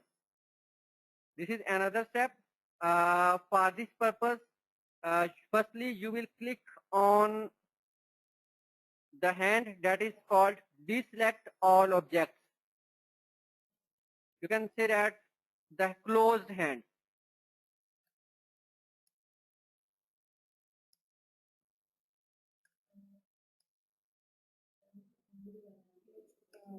You will click on this deselect all objects, and here you will see you should make sure that in your whole model there should be not any blue variable, because when we select a variable it becomes blue in this way, like as AOC all. You are to unselect all variables by clicking on this deselect all objects, the hand that is closed.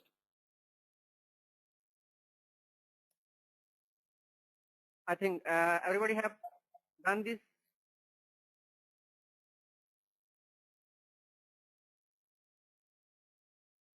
All right, you have deselected your all objects. Now you can see here that every object is in black color and not any object is in blue color. Now you will click on the hand which have one finger. This is a select one object at a time. You will click on this. Now this icon is highlighted. Then you will click on first variable HR all, the first latent variable. Then you will click on ENV all, that is the second latent variable. Then you will click on ID all, that is the third latent variable.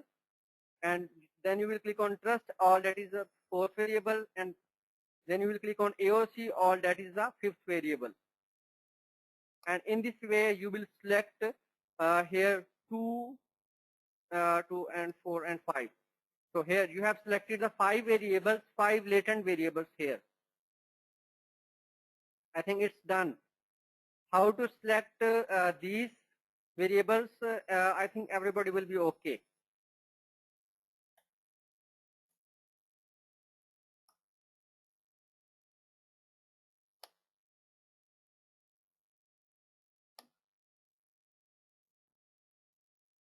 Tamkeen, please come on mic.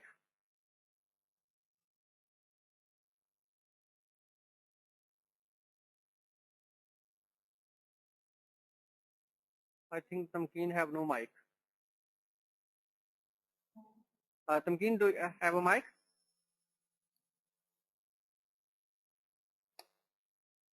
Tamkeen, do you have a mic?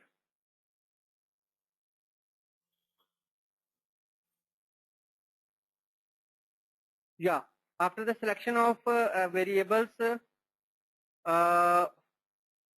these variables will be highlighted in the form of red circles.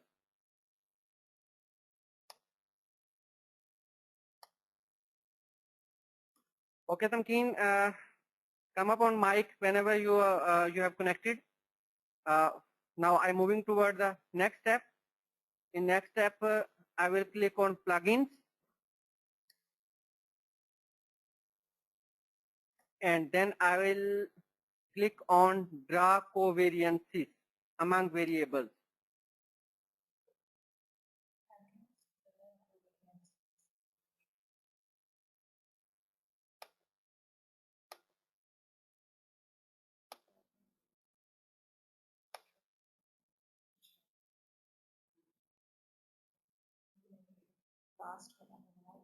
Whenever you will click on draw covariances, you will find you have drawn the blue lines among all latent variables.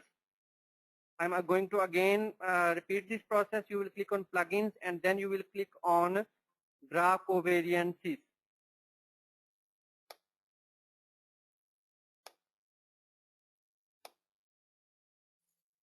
When you will click on this, you will find that the covariances are drawn between all the latent variables. Please unmute Tamkeen.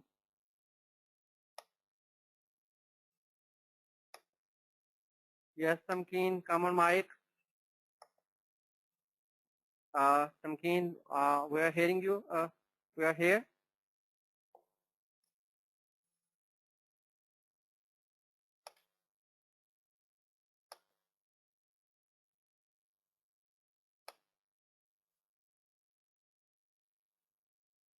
Tamkeen, we have unmuted your mic. Yes.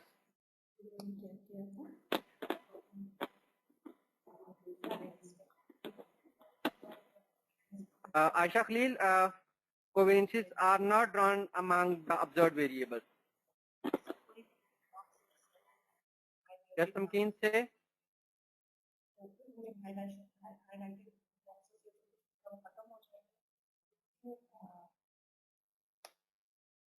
Hello.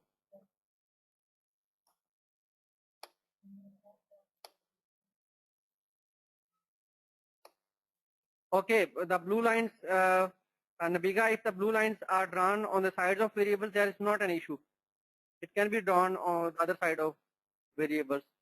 There is not an issue. Okay, Tamkeen, you will come when you have connected your mic. Nabiga, you don't need to worry about where the lines are becoming drawn. If the lines are drawn, that's sufficient for you.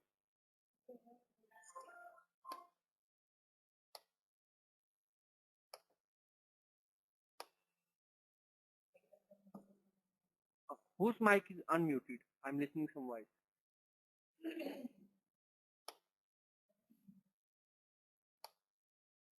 I'm saying whose mic is unmuted. I'm listening some voice. I think so.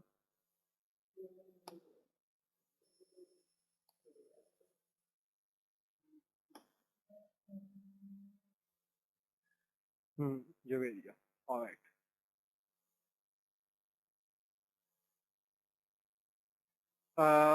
Okay, Shaila, I'm going to repeat this process. You will click, firstly, you will select all latent variables.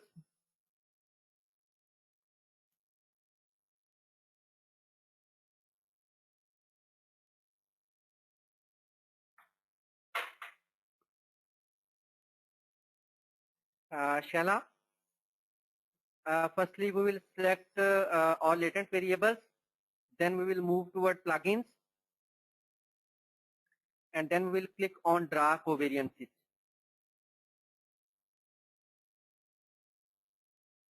All right.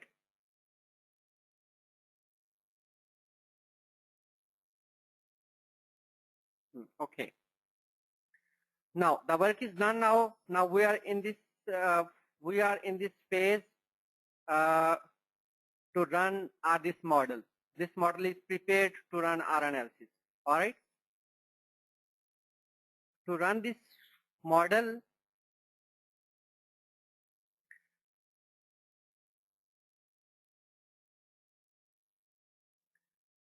firstly you will move toward the analysis property.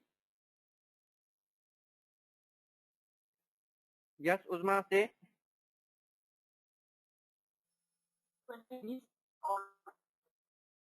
After that, Yes.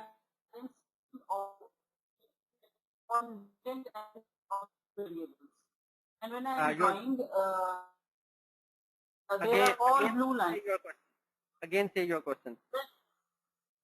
Sir, I'm deselecting all. Hmm. Okay, one step that I have deselected all. After that, when I am selecting it with an open hand, select all. I am clicking it. It all highlighted. No. You are clicking on the center hand, but I am saying you are to click your left side hand. With one left finger side hand with one finger. Yeah. Okay. That's why there are First, okay, now you deselect all. Now you deselect all. Then you will click on the hand with one finger, and then you will select just latent variables here. Now it's okay. Now we are ready to run the analysis. You will click on analysis properties. Now write down something that is very important for you. Firstly, you will come to the output tab. I again repeat this process. You will click on the analysis property that is along with the select data file. You will click on analysis property. Everybody will click on analysis properties. Then you will move toward the output.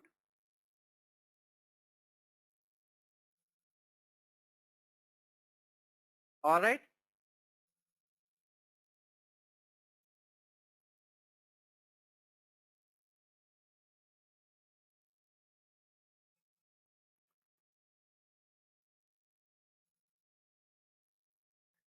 Now in this output file, you will click on standardized estimates. You will click on indirect and direct total effects. You will click on factor score weights. You will click on covariance of estimates. You will click on correlation estimates.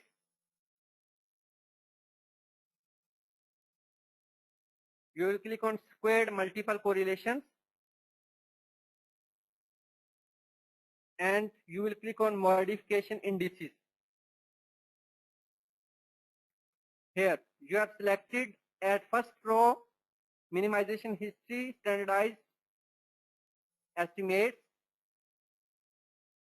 square multiple correlations, modification indices, and in second row, you will select the indirect direct effects, factor score weights, covariances, correlation of estimates.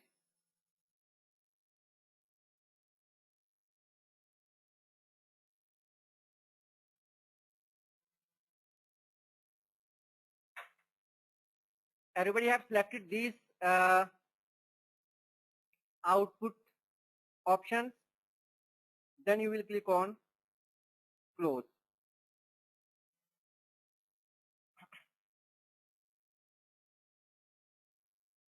Mehreen, analysis property is when you are going to select the data file, along with you will find the analysis property.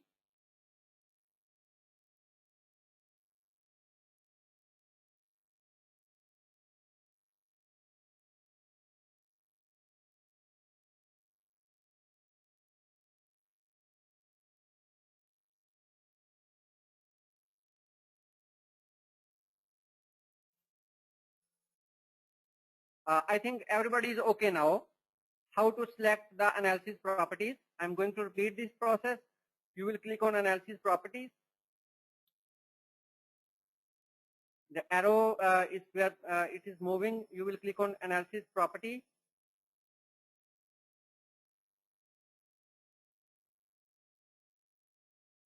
Then you will click to output, and then you will check the minimization history, standardized estimates, squared multiple correlation, modification indices, indirect and direct effects, factor score weights, covariances of estimates, correlation of estimates.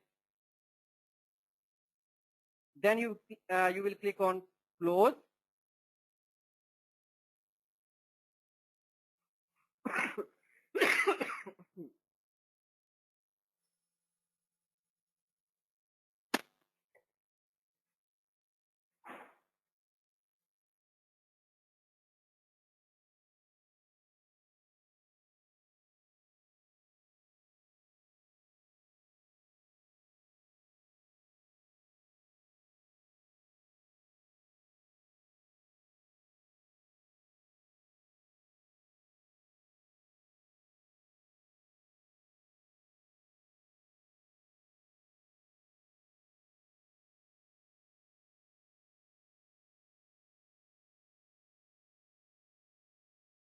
Yes, I'm here. Mehreen Qureshi, have you found okay? Nabega wise. Okay, now you will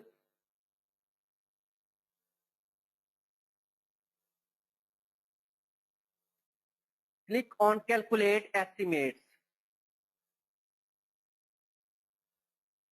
Now everybody will click on calculate estimates.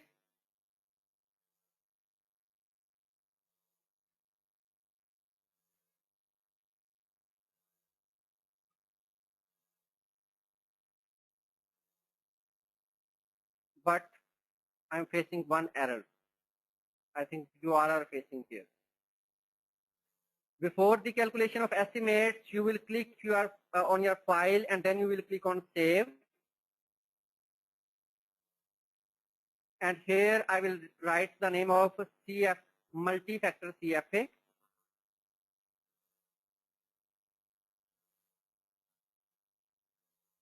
And then save this file.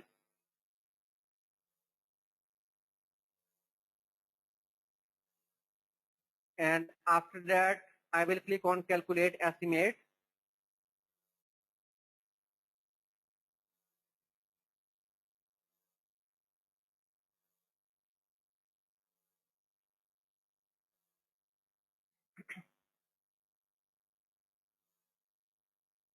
Okay, now I'm facing an error that is called the observed variable HR all is represented by an ellipse in the path diagram. So now look at this. In this data set, I have some other variables that which is HR all, ENV all, ID all, trust all, and AOC all.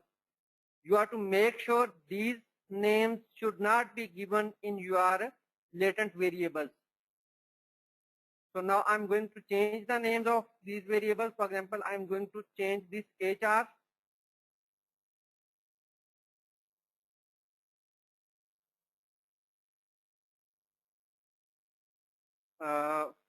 HRF, for example, इसको मैंने नाम दे दिया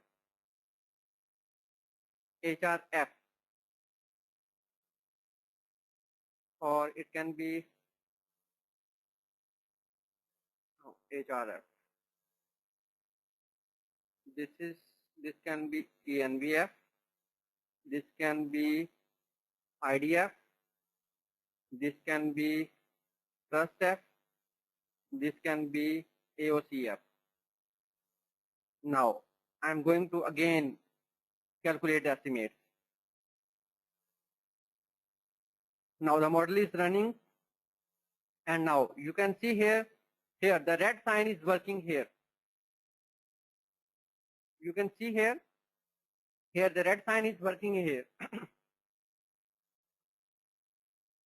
View the output file. All right.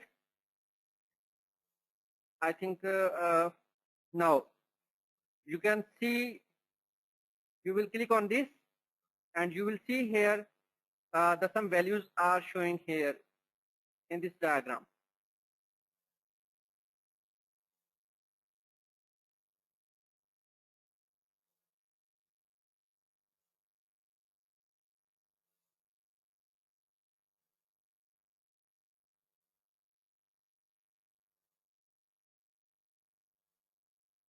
Usma, what the error you are facing?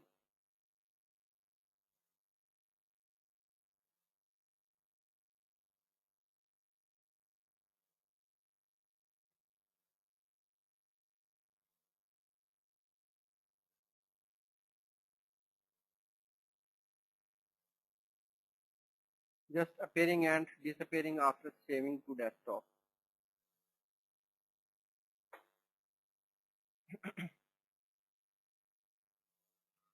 Can you share your screen?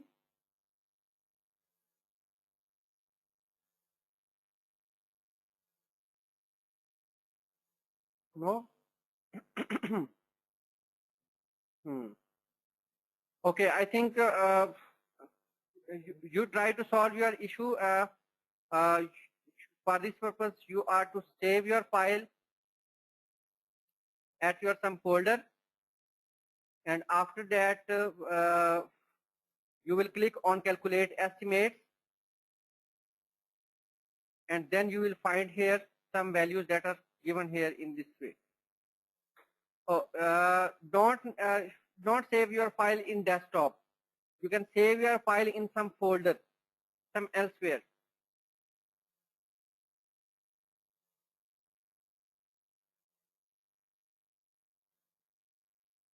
Save your MS file in some folder. Okay, I think everybody have are showing this.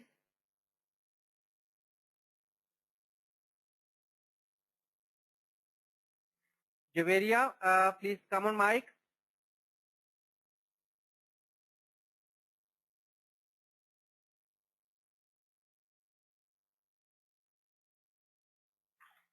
Yes, Javeria. 8 variables are named. 8 variables are unnamed. Do you have any variable that having no name? Say. No. Actually, I think the problem what's happened with you. I say you.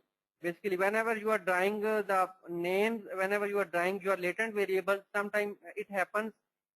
We just click on one side and it draw a one circle or it draw a one thing, and that will be disappeared to us. So for this purpose, now you can do in the same way.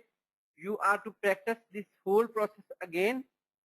For example, you will draw your new file and you will draw all the variables in the same way. Then you will give the names and then you will make the covariances. Then you will draw the covariances among the variables. You will also name the unobserved variables, and after that you will move toward the analysis properties, select those analysis properties, and then you will run again. You will again calculate your model, and I hope so you will be successful.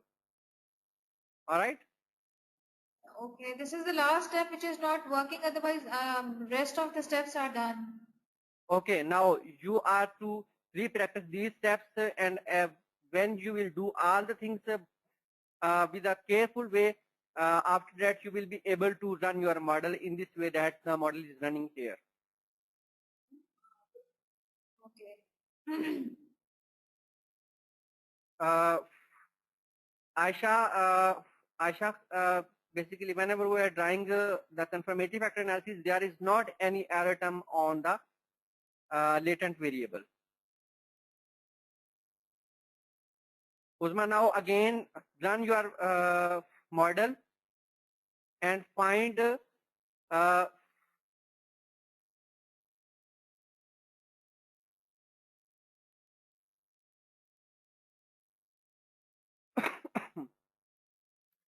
Juveria, you can open the AMOS from your start menu, and if you are feeling any issue during this, you may contact to Yasser.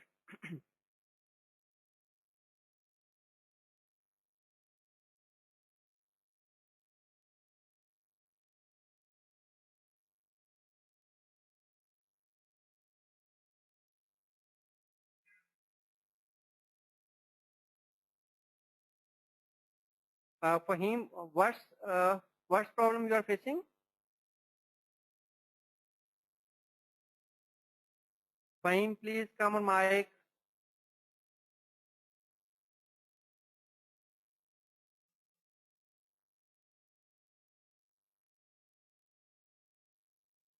Hello, Fahim. Yeah, we're hearing you. All right. My question is, why are we not having any error term on latent variable? Why error terms are only on Actually, we are performing the confirmative factor analysis. In confirmative factor analysis, we don't need to draw any error term on a latent variable. But whenever we are moving toward the model testing, I have told you in the previous discussion that there are the two types of variables, the exogenous variables and the endogenous variables. Right. All the independent variables who are the exogenous variables, these variables have the covariances among them. Here, all the variables are treated as exogenous variables. On the other hand, whenever we are going to test our model and some variables become the endogenous variables or the dependent variables, the error terms comes only on the dependent variables or on endogenous variables. Okay, right. So, I mean, when we'll be having that other model after this measurement model, in that model we'll be having some exogenous variables and few will be classified as endogenous variable. And we'll be having error terms only on endogenous variables, not on exogenous variables. And in this measurement model, all of the variables are treated as exogenous, so there is no error term. Yeah. And whenever you're drawing the covariances among the exogenous variables, you can't draw any error term on that exogenous variables because you have already drawn the covariances among variables. That's right. So this measurement model is assuming that whatever variables are presented over here, they all are exogenous in this measurement model. Yeah. All right. Okay. Right. Thank you. Okay. Thank you. Okay, I think we have done this. Now, how we are going to interpret these values, how we can see the text file here. We will discuss about the output files in our next session that will start on 2:30 p.m. Okay, see you back. See you soon, inshallah.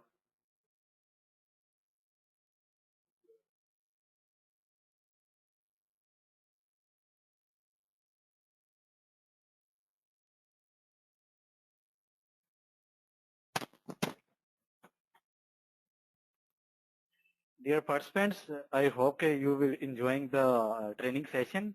तो हमारे है ना कुछ 8 बजे से power फिर issue है तो जिसकी वजह से हम अपना बैकअप वो है जो खो चुके हैं तो आई होप कि इंशाल्लाह हम इसको ये इसी लंच ब्रेक में सॉल्व कर लेंगे अगर किसी भी वजह से आपके यहाँ इधर ये वेबिनार डिस्कनेक्ट हो जाता है तो please don't worry about that तो जो लिंक आपके पास होगा उसी लिंक को आप 2:30 पे दोबारा क्लिक कर लीजिएगा तो आई होप कि आप वो वेबिनार को ज्वाइन कर लेंगे So see you again on 2:30 p.m.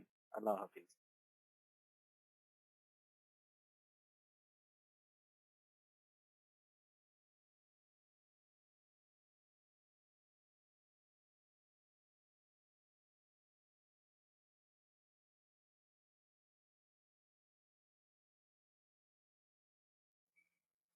Welcome back to all participants.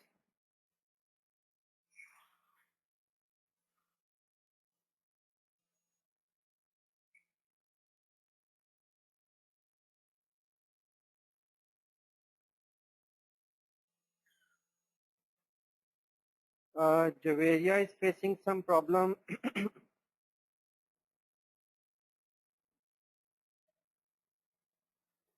And as well as Rukhsana Khan also facing some problem.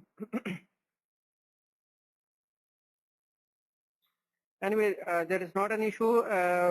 Whenever this workshop will be ended and after this workshop you will get a CD of this workshop and in that workshop, in that CD, in that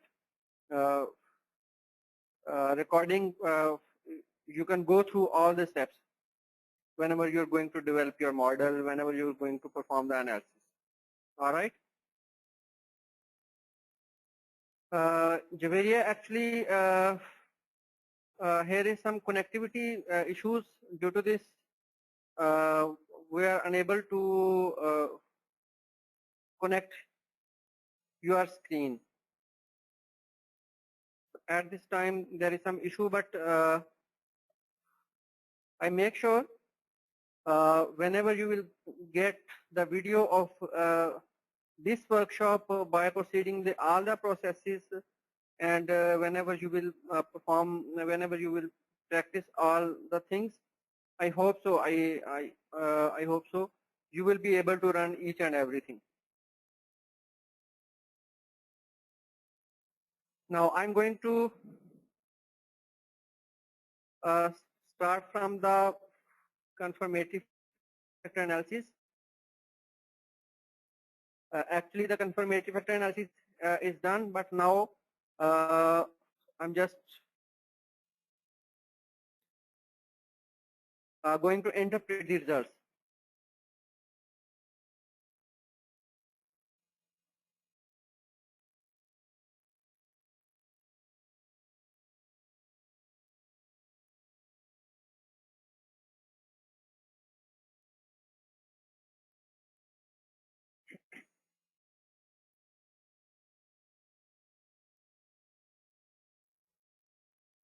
For the interpretation of results, I'm just opening my research article.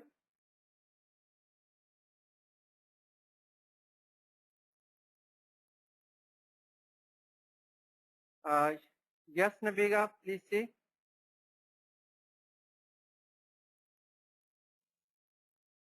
Hello, Nabiga, I'm here listening you.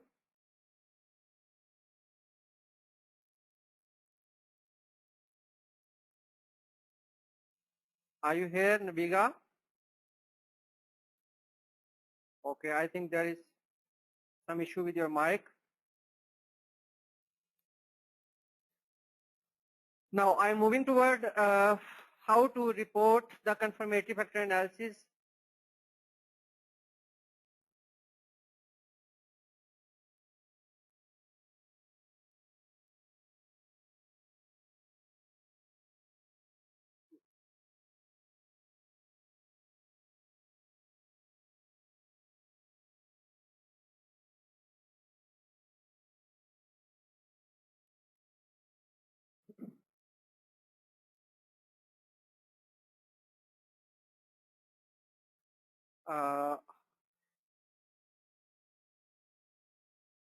Okay उन्होंने बुलाया उनकी आवाज नहीं आ रही but Aisha Khalil is listening me. Hafza, it might be possible there will be some issue at your speaker side.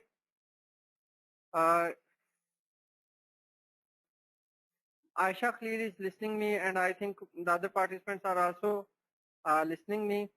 But what's the issue with Hafza? Anam Masood, please check your speaker and volume of your system. I think all the participants are listening me. Is it okay? Okay, all right.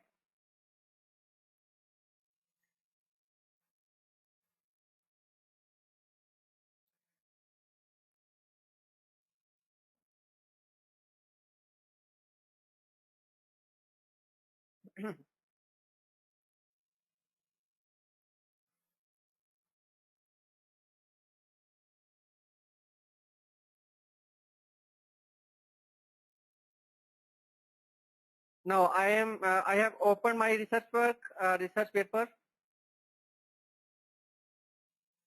Now we will learn how we'll report the confirmatory factor analysis in our research work.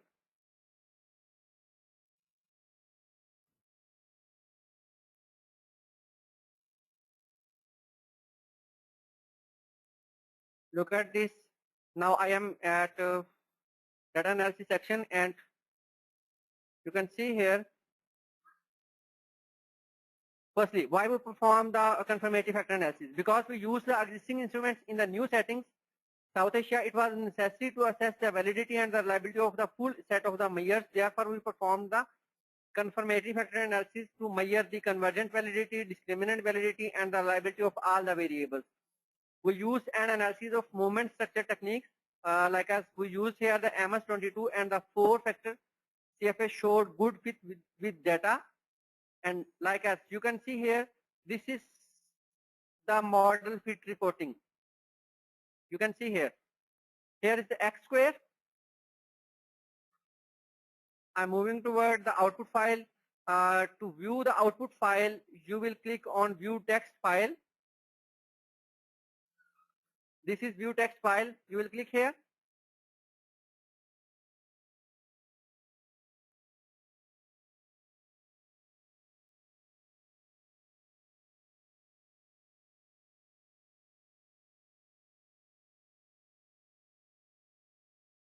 You will click here on view text file. All the participants, please note down that I am going to click on view text file. I will click here on view text file. Whenever I will click on view text file, you will see here another window, that is the AMOS output file. All right. I'm going to again click on view text file. You will click on view text file, which is here. You will click on this view text file, and after that you will get another output, that is the AMOS output file. In AMOS output file, firstly you will move toward the model fit indices. This is a model fit section. You can see here it is a model fit section, and here there are the different types of the model fits available here. In model fit, firstly we are to examine the CMIN. CMIN basically is the value of X square.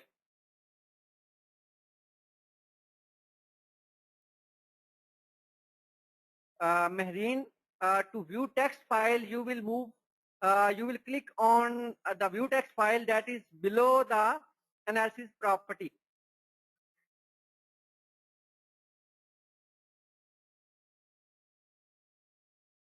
Yeah, chi-square.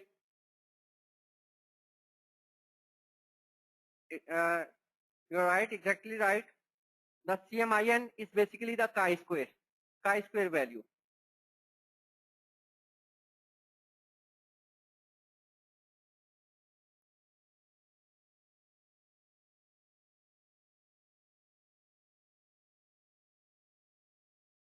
Okay, Mehreen, you please run your analysis again. Click on calculate estimates.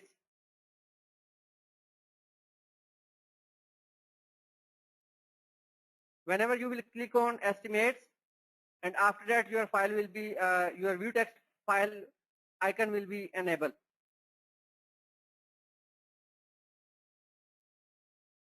My analysis is not giving any figures. Did you save your file, Nabiga?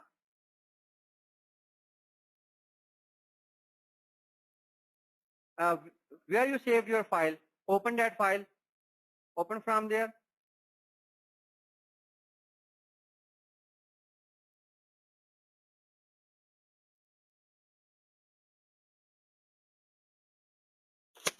Ji ji sir, Hello, I Nabiga have ji. opened it. Ji ji sir, Now, I have opened it. हाँ जी, it is showing all the blue arrows and the latent variables are also being highlighted in blue. Okay. now you have to open view text file. View text file. From where do I have to open it? View text file is basically below the analysis property. This is here. View text file. You can, Analysis. हाँ जी see ठीक the है cursor where I'm moving. हाँ जी ठीक है. View text file. Actually, I've opened up my screen so that I cannot see your screen, so that I can like. Okay. Now, Okay. Now view text file. done. I am clicking it. हाँ जी. अब क्या होगा? Now you will click on model fit in your AMOS output file. All right. अच्छा जी. AMOS output file has been opened. Okay. And I am going to अच्छा जी, model fit को I have clicked. हाँ जी. There are many things that are like many figures that have appeared. But what I'm asking you is that on my figure that is showing here on my screen in the on that paper, the figures are not being shown as the way that your figures were appearing along the lines, like along the pathways, blue pathways or black pathways. Oh, it's not the issue. It's not the issue. Achha. If it's not the issue, have you you have the model fit indices, like as you have the summary of model fit? जी हाँ जी. I have model fit indices, CMIN or RMR. Okay. Then it's right. Then it's right. Now we're moving forward. Okay. Thank you. Okay, thank you. Now the CMIN is basically the chi-square, and you have to note down the chi-square value. You can see here in my paper, the chi-square is 804.44. You will write here, and after that, this chi-square is divided by degree of freedom, DF. And on the basis of this, you will get the value of normed chi-square, CMIN over DF. This is basically normed chi-square. And in our model fit summary, we identified this value should be in between 1 and 5. So here, this file is 1.872. So it means your model is good fit. All right. After that, in this paper, I have identified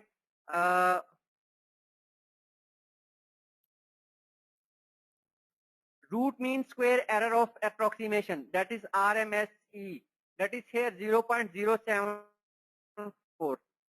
And if we move toward here, view text file, and the RMSE is available here at the below, that is here the 0.048.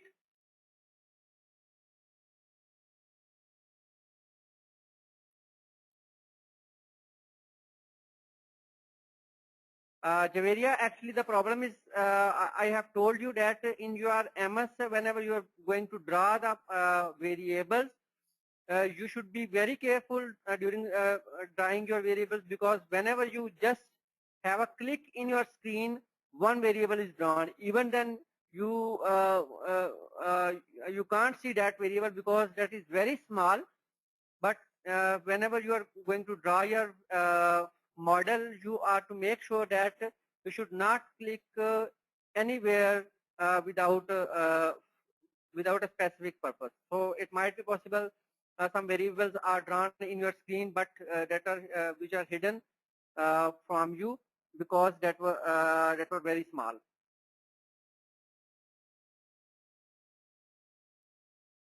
Usma Shehzadi, did you click on view text file?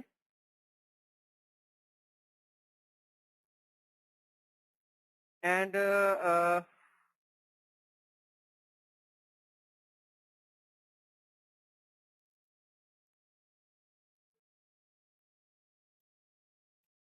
Uzma, please come on mic, say what's happening with you.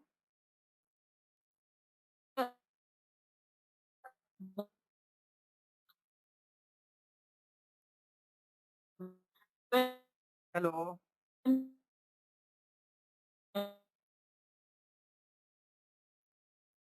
Tamkeen Slim, the output of AMOS file is automatically saved where you were saved your AMOS file. When you save your MS file, the output file also saved along with that file, because the MS have the option to save automatically the output file.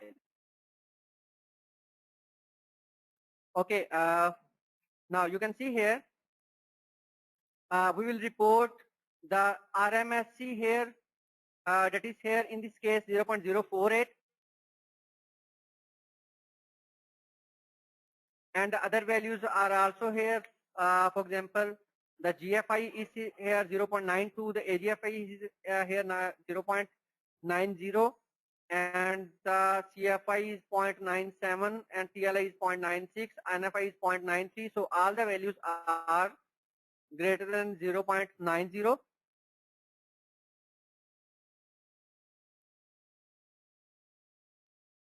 I have told you that what is the recommended value of all these values. If you find the values are greater than or to these recommended values, your model will be excellent. And if you find the lower values, then your model can be the satisfactory or the poor model.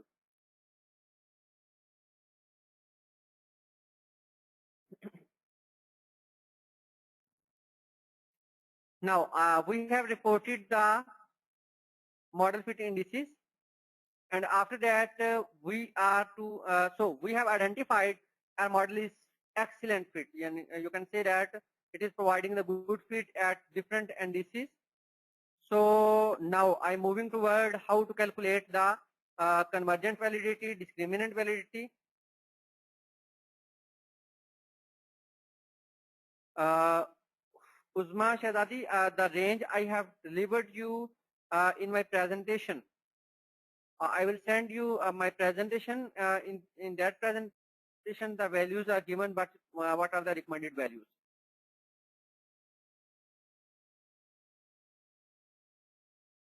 Do we have to report all the model fit indices? No, we usually don't report all the models. Normally, it's our practice. We normally report the chi-square differences, RMSC's values, GFI values, and NFI values, CFI values, TLI values. We normally report these values.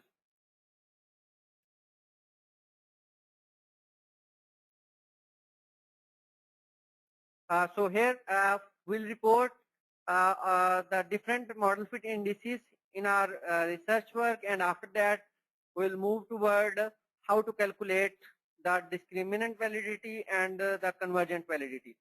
To calculate the convergent validity and the discriminant validity, we are to prepare this table.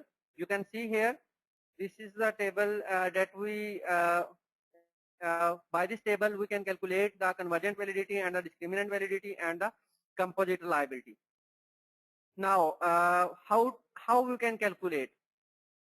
You will again move toward the AMOS output file, and now at this time you will move toward the estimates. This is the estimates. In estimates, you will click on the scalars. Now here you can see here standardized regression weights. You will click on estimates, then you will click on scalars, and then you will click on standardized regression weights. Again, I am saying you that in AMOS output file you will click on estimates, then you will click on scales, and after that you will click on standardized regression weights. All right. Now at this time, whenever you can see here is basically the factor loading of all the variables.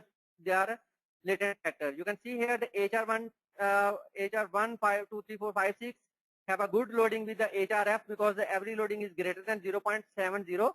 On the other hand, ENV 1, 2, 3, 4 has also loading greater than 0.80, and ID has also the greater loading point 0.70, and the trust have also greater loading greater than 0.70, and AOC has also greater loading 0.70. So you can see here the factor loading of all the variables is here excellent in this case.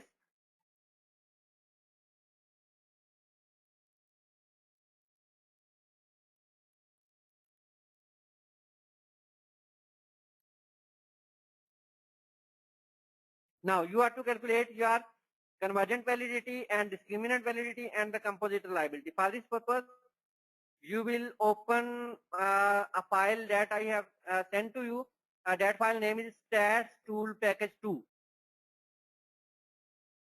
The name of that file is stats tool package 2. You will click on this file.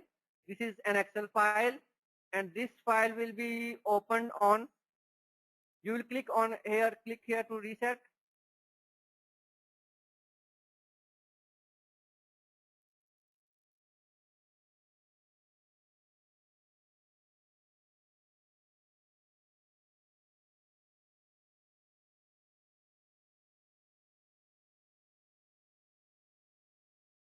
Here you have the stats tool package 2.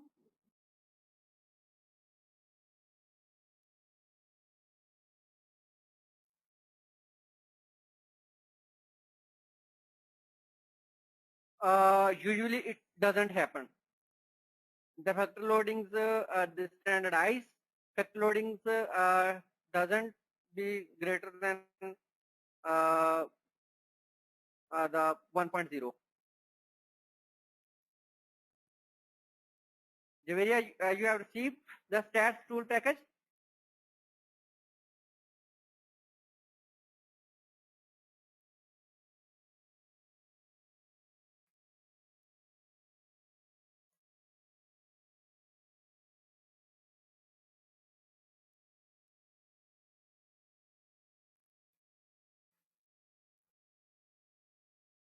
Tamkeen, who will report RMSC, GFI, TLI, and NFI in our research work.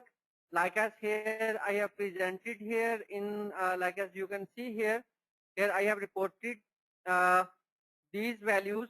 You are to just report your values, and I will send you my presentation in which the standardized or recommended values were given.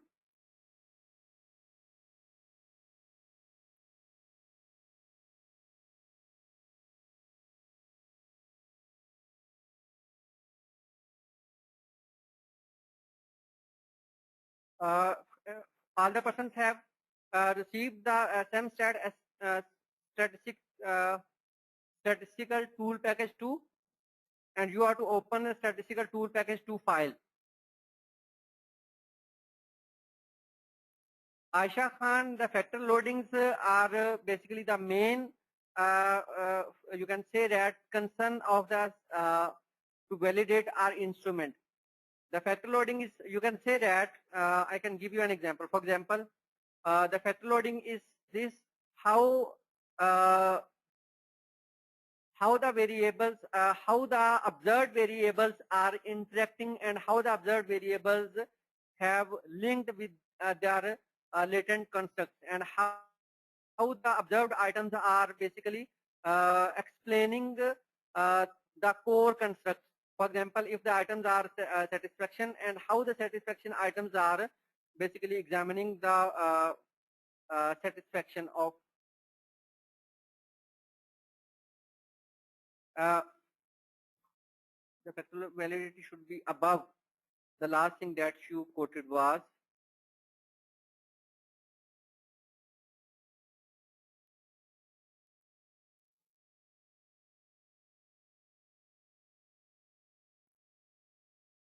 Aisha Khalil, whenever we are going to examine the validity, there are two types of the validity.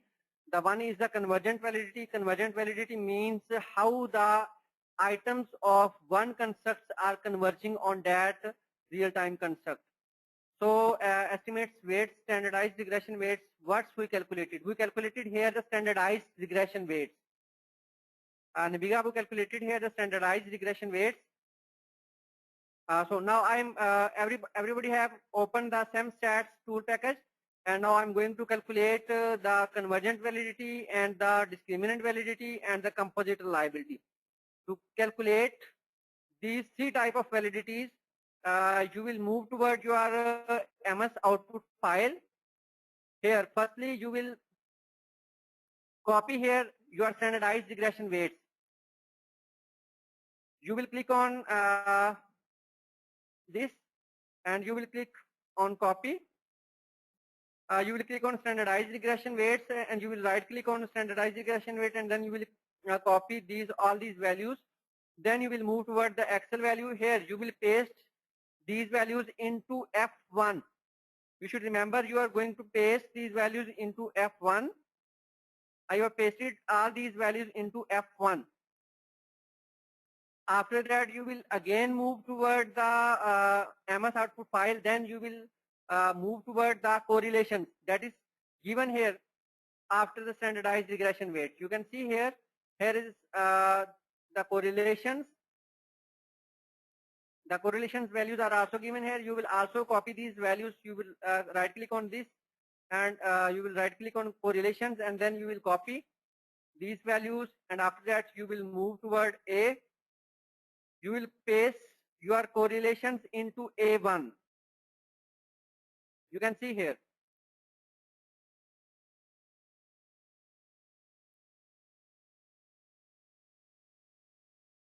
And after that, you will click on the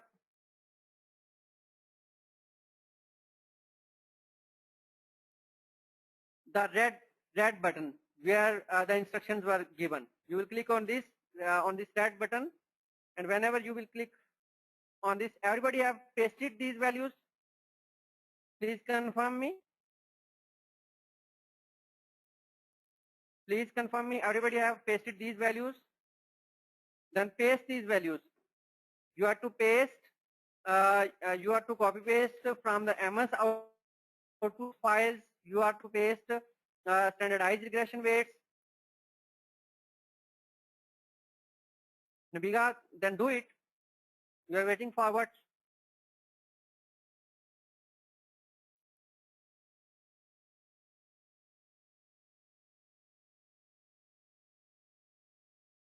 Abu Bakr, have you done?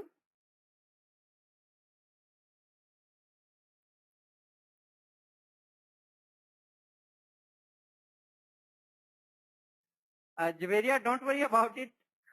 Just you concentrate on our workshop and don't worry about it. I know you are becoming stuck, but after this workshop, whenever you will get the CD and you will do it. I hope so. And after this confirmative factor analysis, we are moving toward another thing, that is the model testing. So don't worry about it. This is an independent working.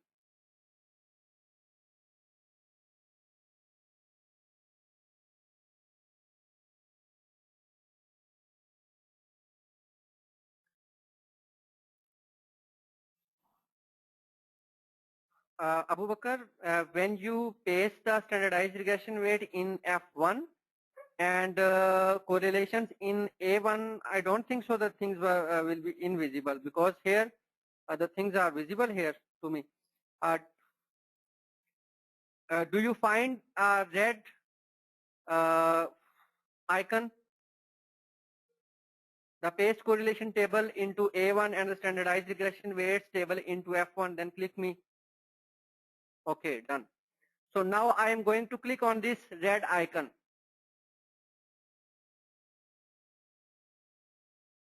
Okay, Aisha Khalil, at your SEMstats Excel sheet, you will find a button on which it is mentioned reset me.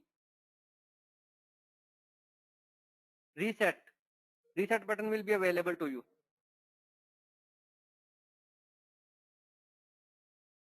Aisha, did you find?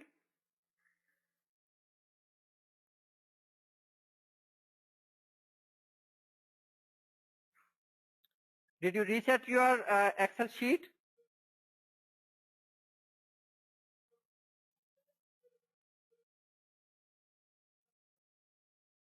Mehreen, do you have, what's the version of Excel to you?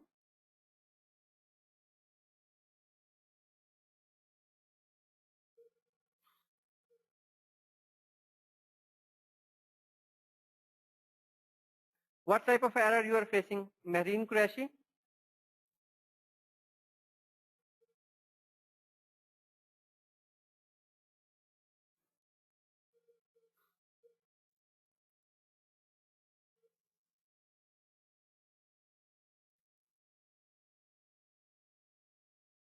Mehreen, please come on mic. Say, I have stats tool package 2, and when I yeah. click on reset, it says cannot run the macro stats tool package. Yes, The yes. macro will not be Yes, wait, I tell you. You will, you have the Excel version 10. I guess so, yes. You will click on file. Okay. And in file, when you click on file, you will find here the thing, one thing, enable macro. Did you find it? File. Enable macro. In file. Macros, yes. Enable Yes. content. Enable content all. Yes. Enable all content. Okay. Now go to back. Okay. Now click on this. Reset. Now Okay. click on reset. Yeah, it is there now. And now the paste standardized regression weights in F1 and paste the correlation in A1.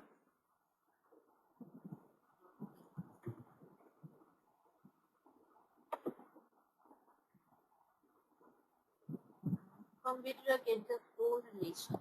I have the standardized regression weights, group number 1 default model. Yeah. You will There paste the standardized regression weights into F1 and you will paste the correlations into A1. From where do I get the correlations? The Okay. The correlations are just Okay, below okay. the standardized. Okay, fine. Okay, Tamkeen, please come on mic.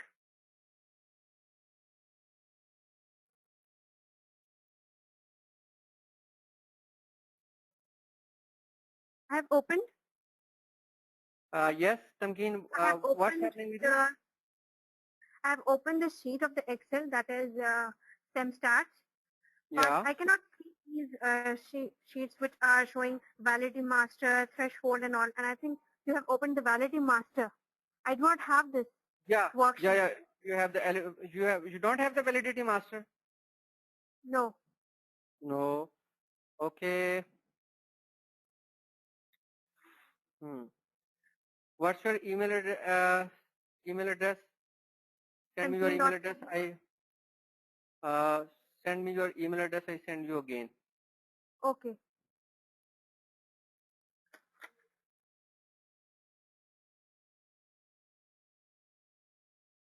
Now, anybody have an issue?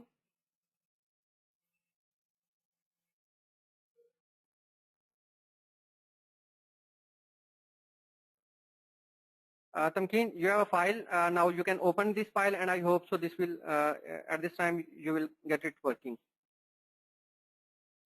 And Ruxana, if the files are already filled, you can reset the files. No, you don't need to new files. Actually, this is the validity master, and you are to reset the file. Ruxana, please come on mic. If you have any issue, you may come on mic.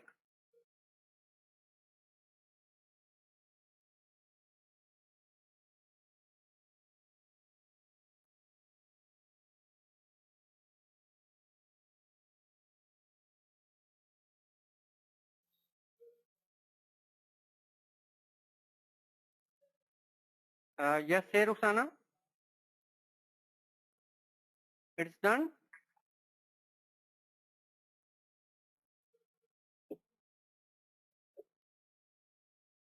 Is it done? Okay, thank you. Now, we have pasted the values in stats to text, and now we will just click on this button. The button in which that is mentioned, paste correlation tables into A1 and standardized regression weights table into F1, and then click me. You will click on this. You will find here a table that is generated here, and then you will copy this table into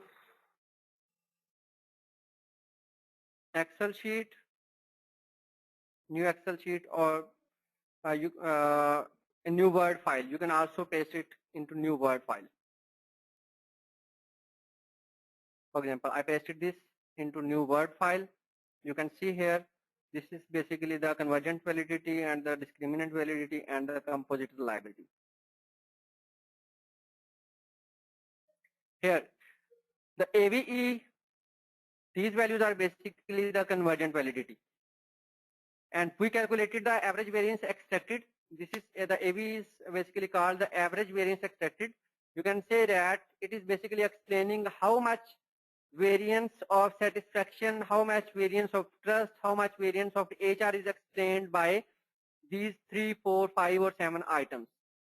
So the AVE should be greater than 0.50, and here you can see here in this case the AVE values are greater than 0.70, 0.62, 0.75 and 0.62 and 0.61.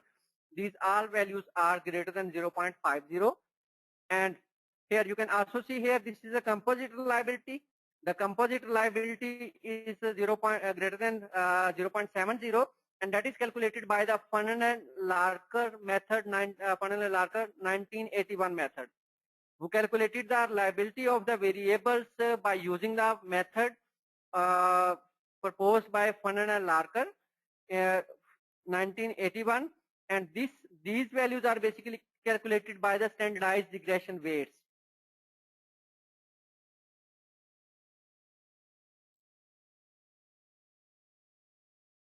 So you can see here I have given a table of, you can see here, this is basically the reliability, convergent validity and the discriminant validity. Now how we can format this table? You will format this table. Please repeat. Okay, Aisha, I'm going to repeat it. I'm just going to reset this. I'm going to reset. Now all the values are vanished here. I will move toward again regression weights. Then I will copy the regression weights and will paste it to F1, and then I will move toward again and copy the correlation values into A1, and then I will click on paste correlation table. I will click on here, and you will see here again this table is generated. Oh, okay.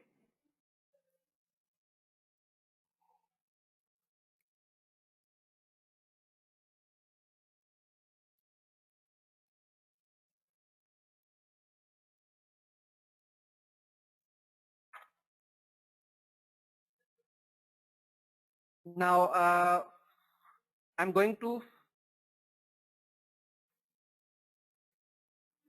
repeat the tables. Firstly, you will remove these two columns, the MSV and ASVs. You will remove these two columns, MSVs and ASVs. I deleted here. MSV and ASV will be deleted. And the CR will be pasted at the end of table in such a way. Now the AV will be remain same. At trust you will write here 1. In second column you will write here 2, then 3, 4, and then 5. And this is the composite reliability, and before this there is the AVE. Now this is the trust, HR, and environment, and identification, and AOC. These are basically variables. All right.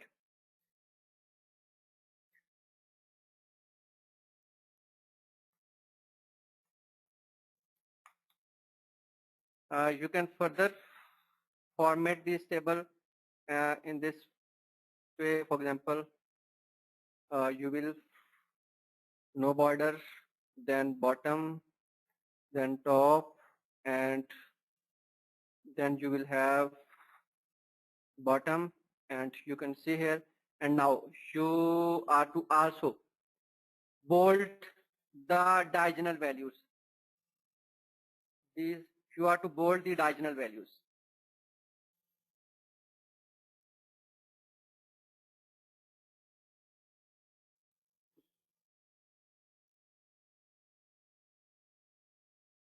Now I'm going to explain this table. This is the ultimate table that you are to paste in your paper.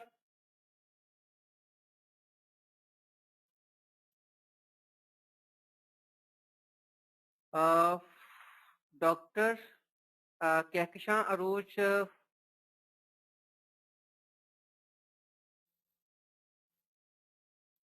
what are you saying? Would you like to come on mic?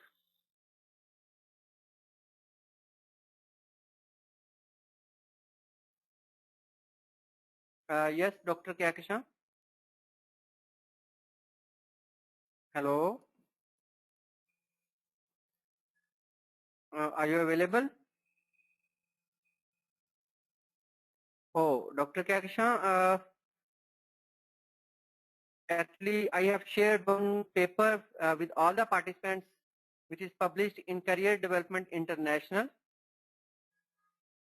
and I'm talking about that paper.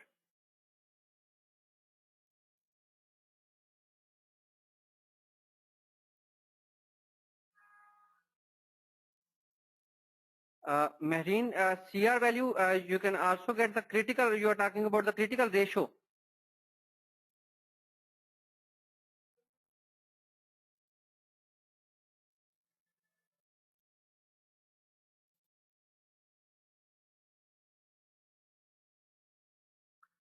Would you like to say about the critical ratio? Mehreen, please come on mic.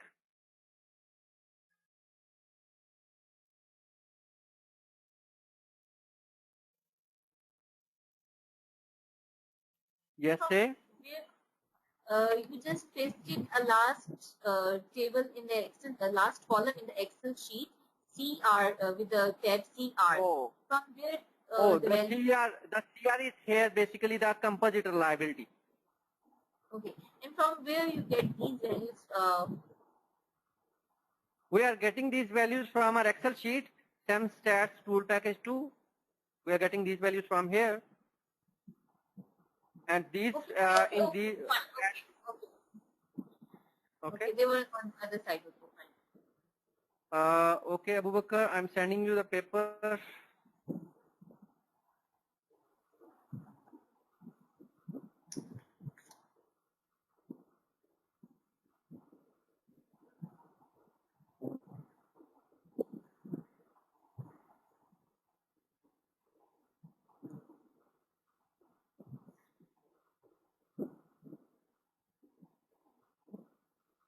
Now, everybody have the table that I have prepared.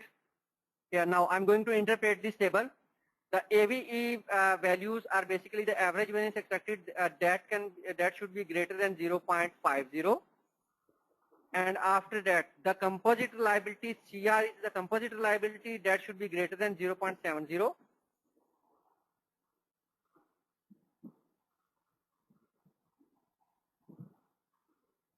Okay, Tamkeen, I'm sending the paper. And here you can see here that is the on the diagonal values we have bold these values that are which are at the diagonals. These diagonal values are basically the you can say that it is the square root of AVE.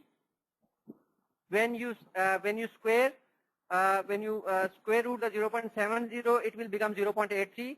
When you will square root the 0.624, it will become the 0.79. When you will square root the 0.756, it will become the 0.869. And as it is, when you will square root the 0.62, it will become the 0.788. And when you will square root the 0.612, it will become the 0.782. So here the convergent validity established when the values when the AVE values are greater than 0.50. The composite reliability also established when the CR value is greater than 0.70. And this table, you can say that this highlighted, you can say that columns are basically for the discriminant validity. To establish the discriminant validity, you are to compare the diagonal values with the lower correlation values. The lower values are basically the correlations among variables, like as this is 0.53, 0.166, 0.163, and 0.36. This is basically the correlation of trust with all other variables. The correlation of trust with the HR is 0.624. The correlation of trust with ENV is 0.756. The correlation of trust with ID is 0.62, and the trust of AOC is 0.612. These are the correlations. The correlation of trust with HR is 0.53, with ENV 0.16, with ID 0.16, and with AOC 0.36. And the above value 0.83 should be greater than all the below values. You can say that the square root of AVEs should be greater than the intervariable correlation to establish the discriminant validity.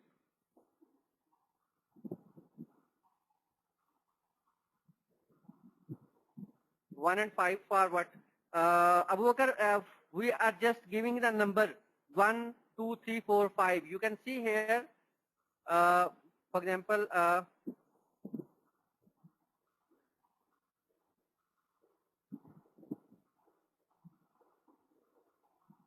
this is basically this. All right.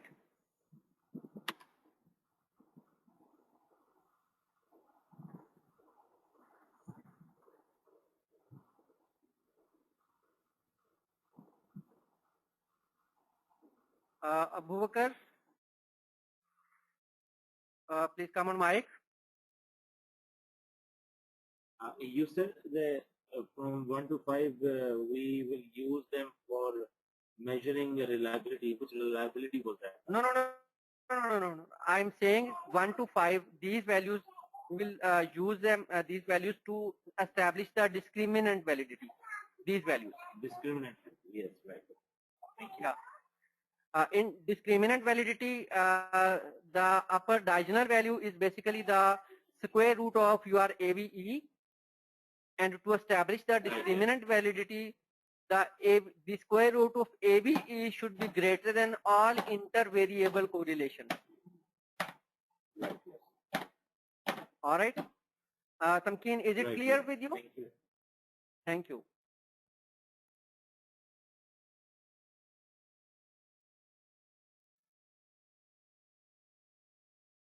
Okay.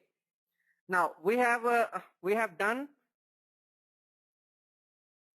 Tamkeen, I'm saying I'm sending you the paper.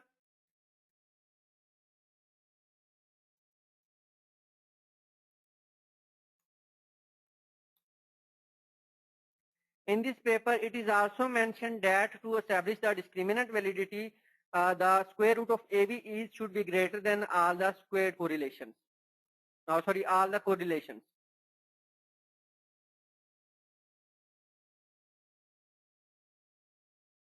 Now, this analysis is done. Now, I'm moving toward the model testing. But before model testing, you have to done also another working.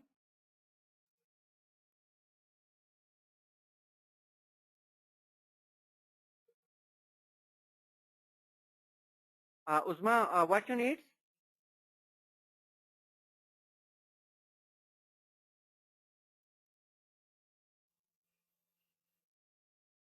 Okay.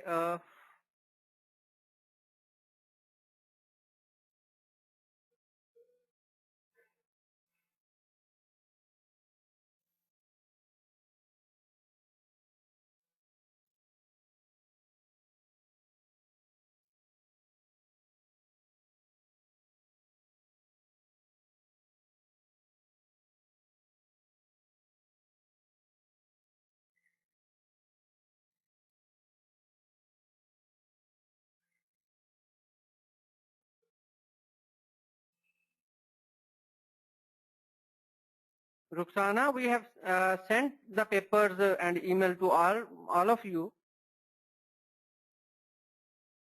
Mohammed Khalid, we have also sent you, but even then, if you have don't find, send me email. I will send to you. Okay. Anyway, I'm moving toward next thing.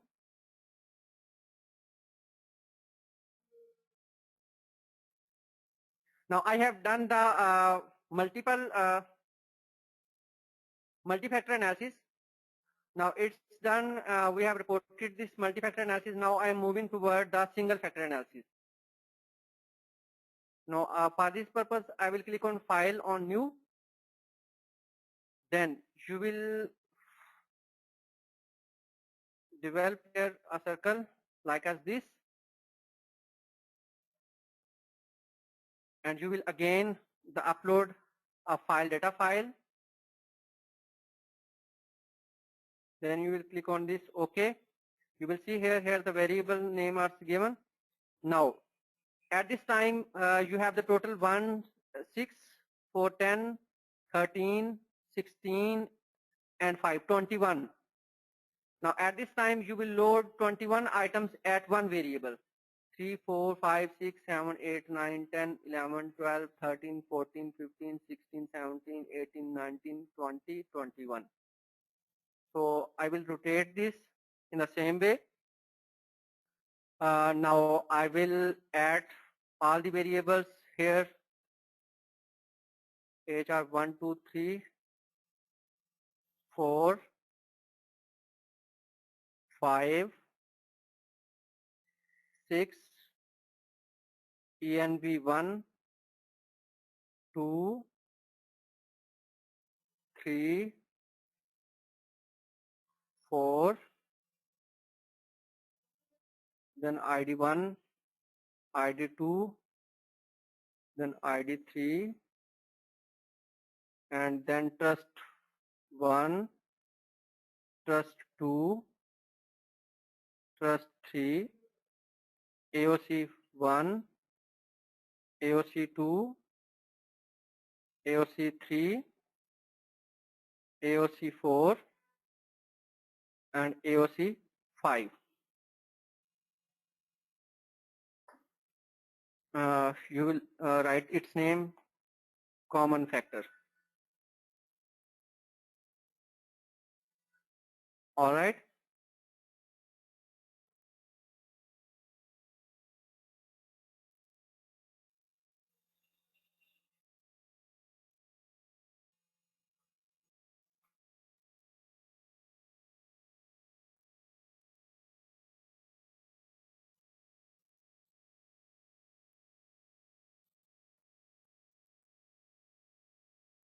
Wasim, I also sent you this paper.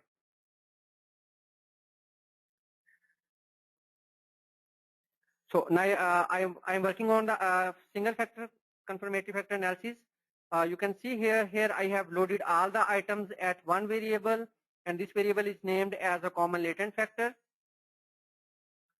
And now you will again repeat the process. You will go to plugins and then you will click on draw covariances. Oh, sorry. You will click on name unobserved variables. Here, now you can see here, this model is ready to run the analysis. Now at this time you will click on calculate estimates. But before this you will save this file as single factor CFA. You will save this. Then you will click to calculate estimates.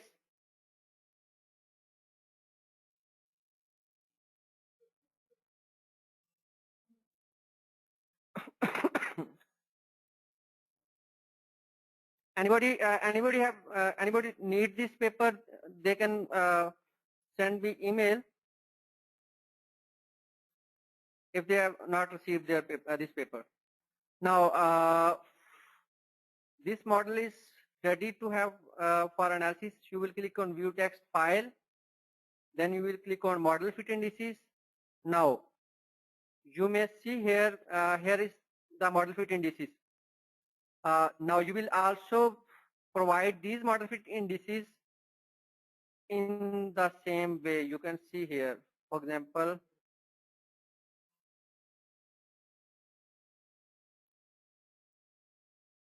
this is the table. This table is also used for to determine the common method bias. In common method bias, we have mentioned that common method bias is tested by the Harman 1 factor and the common latent and the single factor and multi-factor CFA. I mentioned here the single factor CFAs. You can say that I mentioned here all the model fit indices of the single factor CFA, and I also mentioned here in model 2 the 4-factor CFA. And you should you have to make sure that the 4-factor CFA model should be better than the model number 1 single factor CFA. You can see here the RMSE's value is 0.15, CFI is 0.56, TLI is 0.52, which are less than the below mentioned values.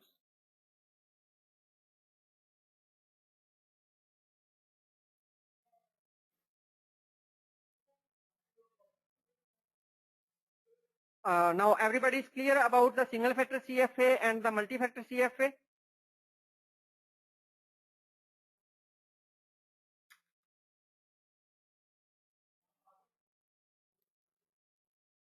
Now the measurement model is done. We are moving toward the model testing. Before moving toward the model testing, if anybody have any issue regarding the single factor CFA and the multi-factor CFA, he may say. Aisha Khalil, at every time we are to perform the single factor CFA and the multi-factor CFA because we are to establish the variables and the data that we are using is not related to just one factor. This data is basically related to multi-factor.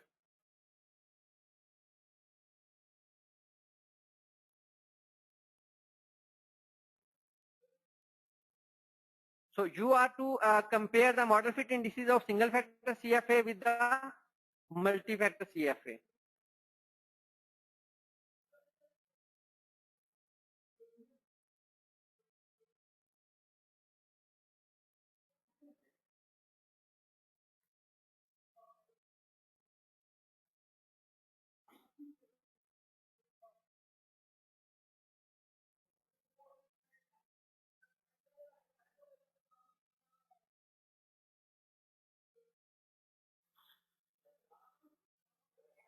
Aisha, actually at this time the time is 3:47 and so at this time I am unable to repeat that process because if I will repeat that process, the many other working will be left. So you may get the CDs and you may repeat all the working by using those CDs.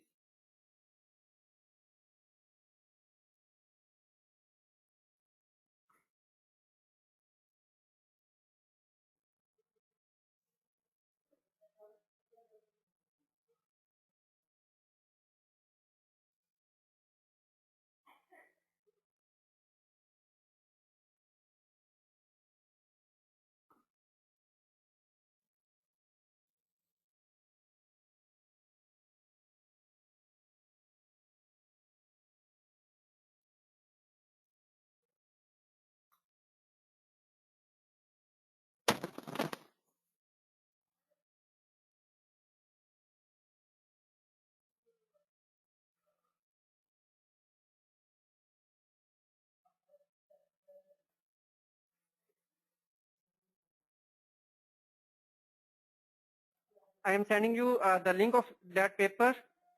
If you may all download that paper from this link.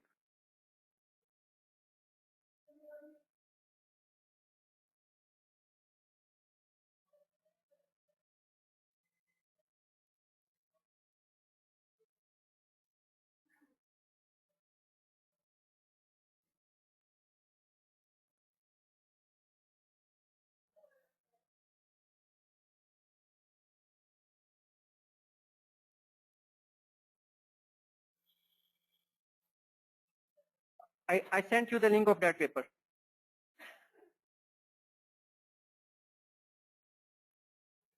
Abu Bakr, after renaming the unobserved variables, we just calculate the model. We just click on this, you can say calculate estimates. We just clicked on this. All right. Now I'm moving toward the model testing.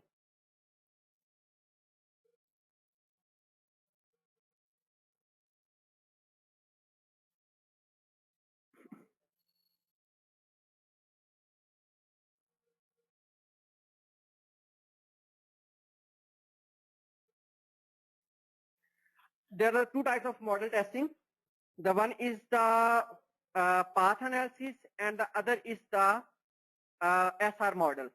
So first we will test the path analysis and after that we will test the SR model.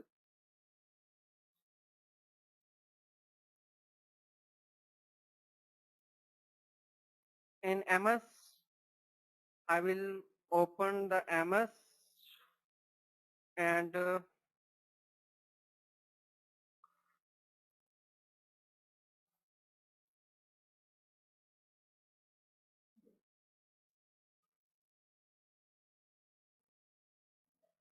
I will get a new file in AMOS. Now at this table, I will prepare the model to be tested. For this purpose, I will select the file. Again, the case vector analysis file. I will click here. Now, before this, you are to update your file. For example, firstly, you will open your file.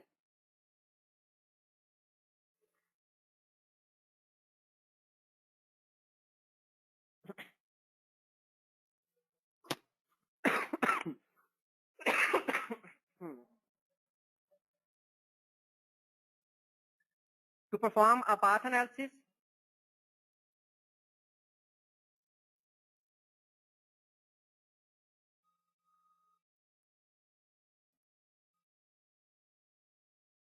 Aisha Khalil, when we run the single factor analysis, we don't need to get the values which are given on the arrows.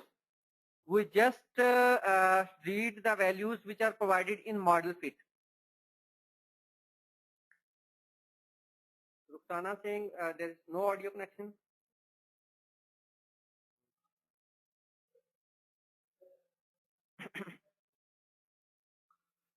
Anyway, now before this, please open your SPSS file confirmatory factor analysis.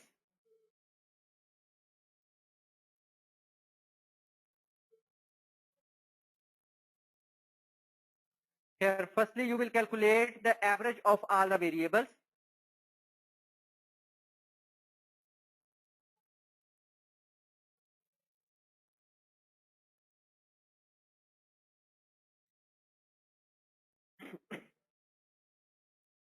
To calculate the averages of all the variables, you will click on transform. Then you will click to compute variable. And here, you will write here the HR average. And then you will write here HR1, HR2, HR3, HR4, HR5, and then HR6. Then you will divide it on 6 because there are the 6 items. And then you will click on OK. In this way, you calculated the that is factor analysis file, the area that is factor analysis file. The file that we are using before this.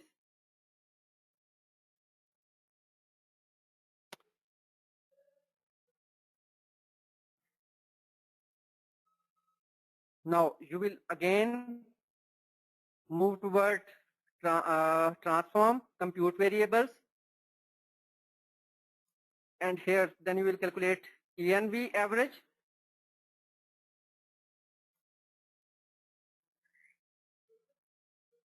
In the same way, 3, 4 divided by 4.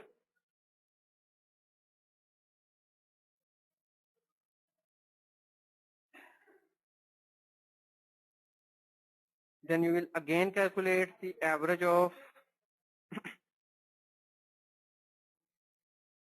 ID.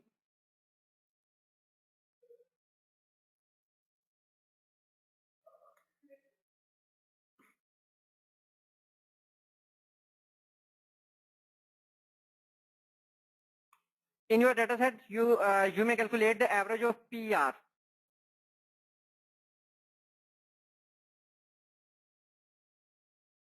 Divided by 3.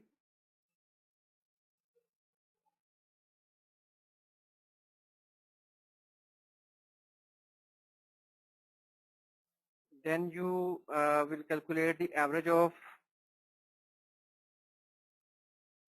trust.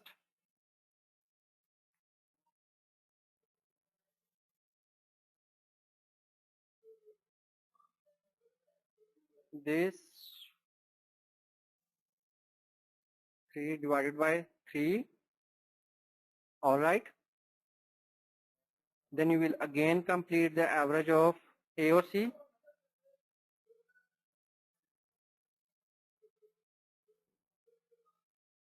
AOC average.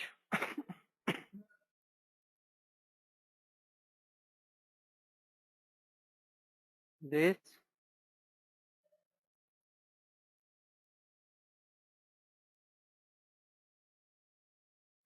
divided by 5.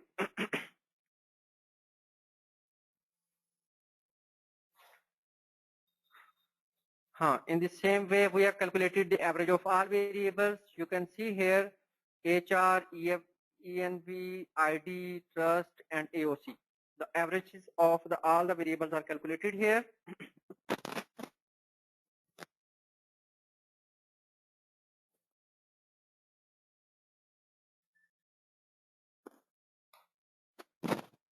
All right. Now this file is ready for path analysis.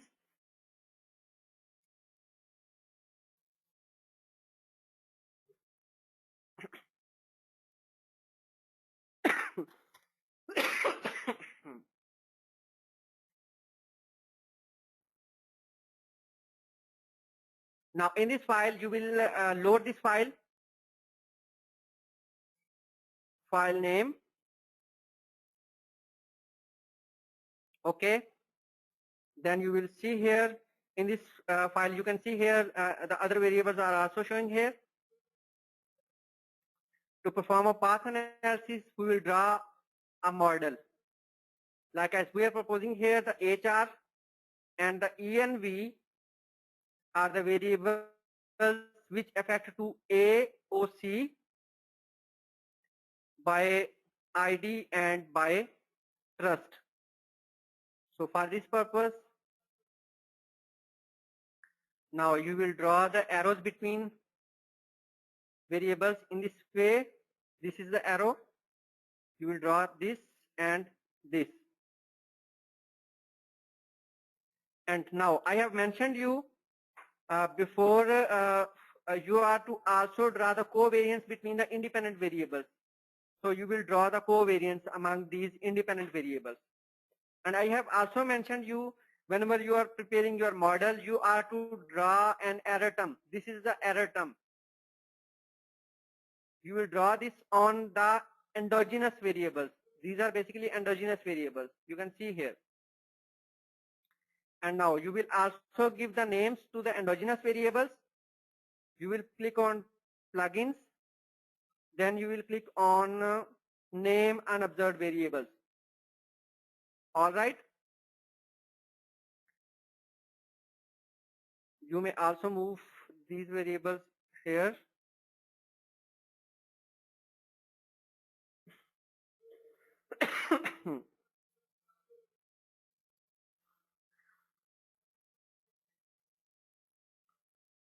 Now this model is ready for the analysis. You will just on calculate estimates. But before this, you are to save this model. You will save this model as path analysis model. Save, and now you will see here the model is ready.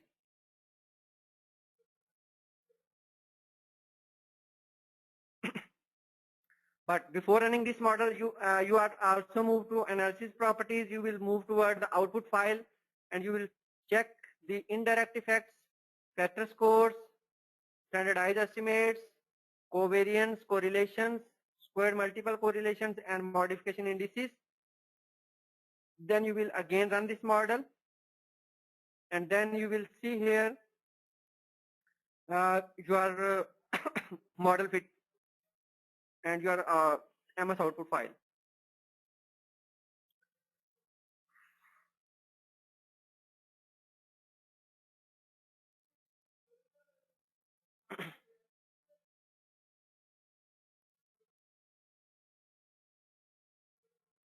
Now you can see here the HR average has a positive effect on ID. The ID has also positive effect on AOC. The ENV has a positive effect on trust, and the trust has a positive effect on AOC.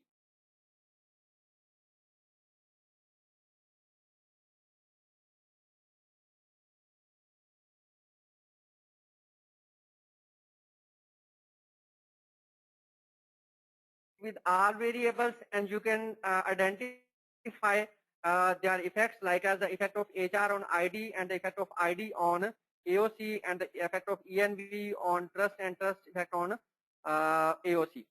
But remember this, before to finalize this model, you are to make sure your model is offering the good model fit. For this purpose, you will move toward the model fit.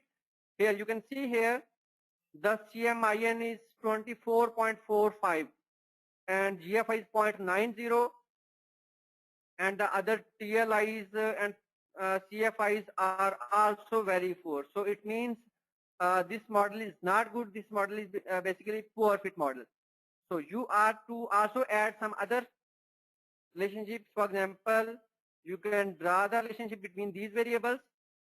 You may also draw the relationships between these variables. So it might be possible the model fit will be improved. Now you can see here again the view text file. You will move toward the model fit, and here the model fit is again poor. So the path analysis is providing the poor model fit.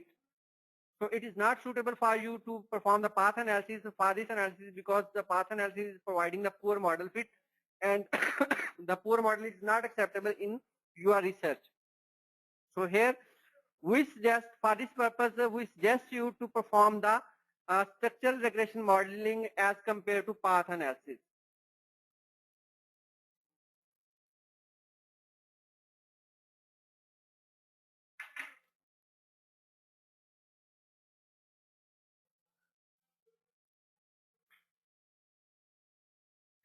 Now the path analysis is done with each and every individual. You may also find the standardized regression weights from here. These are the standardized regression weights that you are going to mention in your paper, and these are basically the direct effects.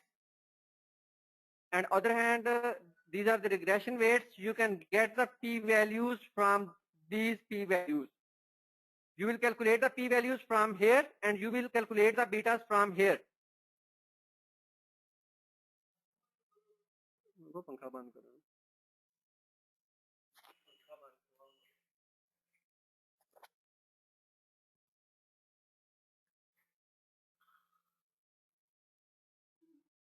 So I think every person is clear about the path analysis.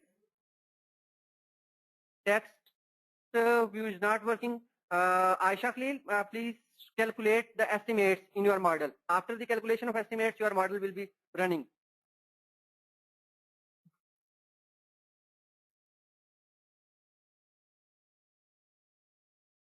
But okay, I think there can be the issue. See this model. Have you drawn the model by this way? Do you have drawn the error terms on the dependent variables? And do you have also drawn the covariance among variables?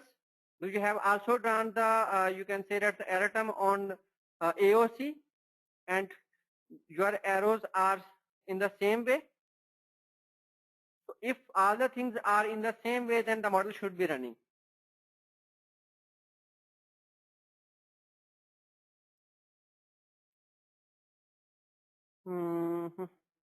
But if it is not working, you may send me your file and then I can solve the issue.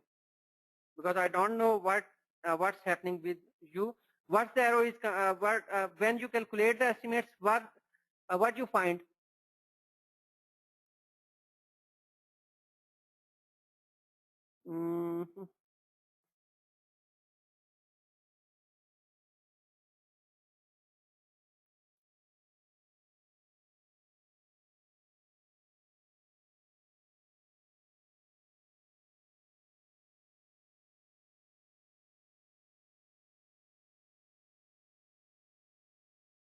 But then it should view, it should open the view text file. Oh, another thing can be possible. You will go to the MS. You will just move the cursor to the MS. Then you are you showing these two windows, path analysis and the MS output? And then you will click on the MS output. You will show it. Is it working?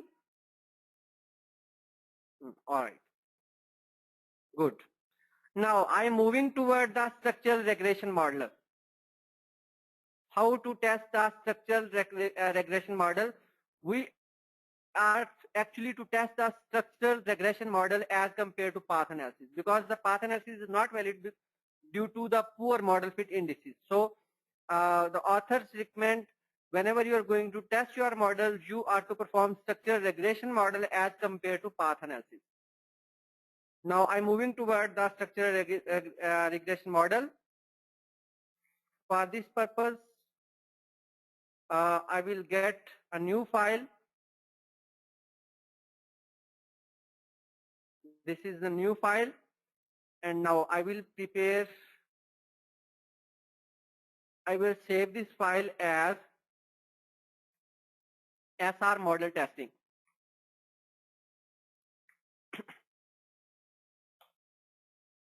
All right.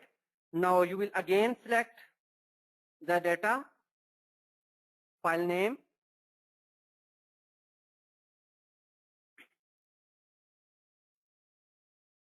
You will click on OK. You will have the variables view here in this way. Now I will again draw the variables. 1, 2, 3, 4 files.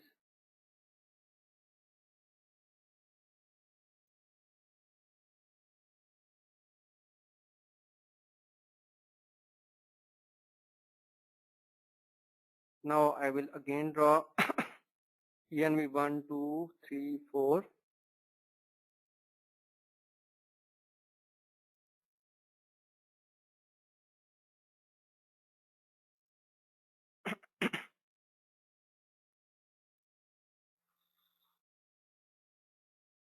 Scene 3.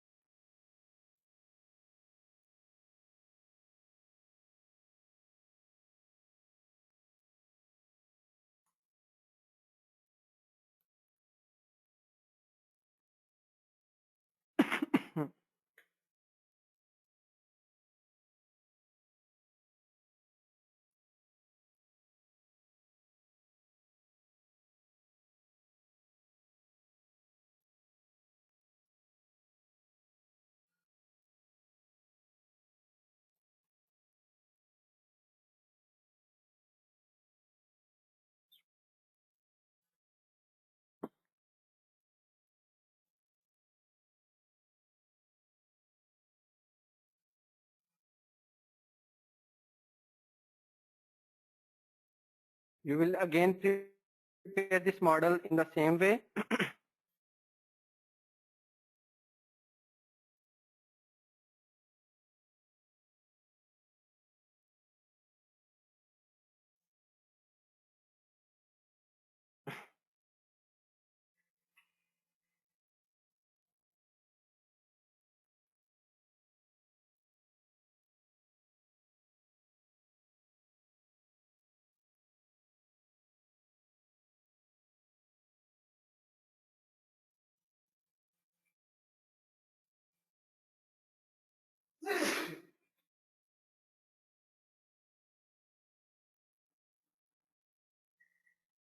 All right. Now the model is prepared.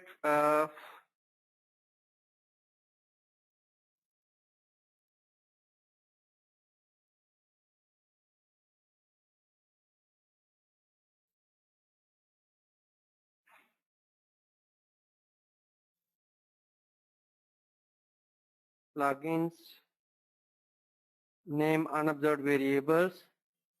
Now I'm going to run this model. Is this model is okay to test the model? Anybody can say? Is this model is okay to test the model?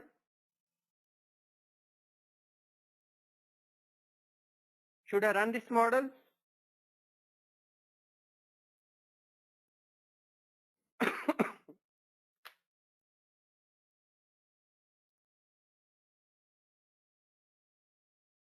Then Aisha name, what you say?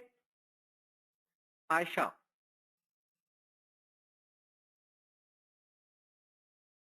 Yes, Aisha, come on mic. Sir, did not add the error term of latent variable. But where, on which latent variable I am to add the error term? IDF, trust F, and AOCS. Why we are to add the error terms on these variables? Because at this time when HRF, when we test the relationship between, because HR predict IDF, and at this time IDF becomes a dependent variable. Yeah, endogenous So variable. yes, sir. So whenever we are testing our model, we are to add error terms on endogenous variables. So exactly, Yes, sir. Aisha, well done. You have done a great job.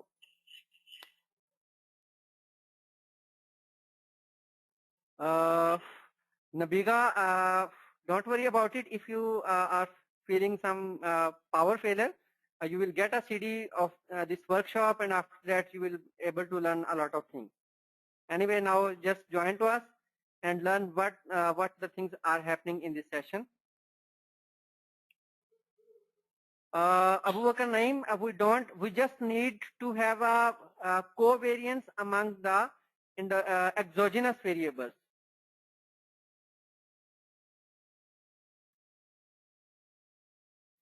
Now, on the suggestion of Aisha, I'm adding the error terms, like as I will add the error term here, here, and here, and then I will move toward the plugins and write the name unobserved variables.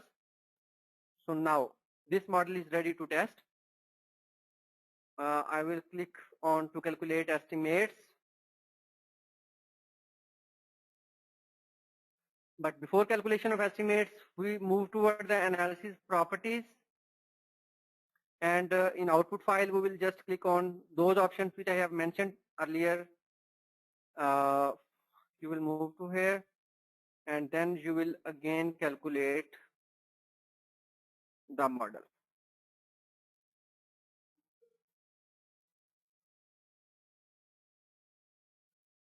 Now you can see here.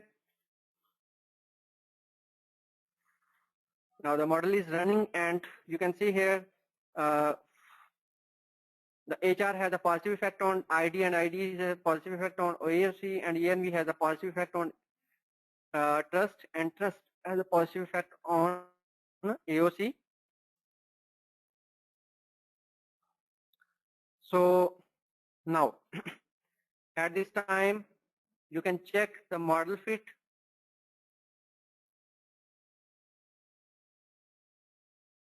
You can see here. Now the model fit is improved here. Like as the CMIN over DF is 2.496, GFI is 0.899, it means 0.90. The CFI is 0.94, the TLI is 0.93, NFI is 0.90.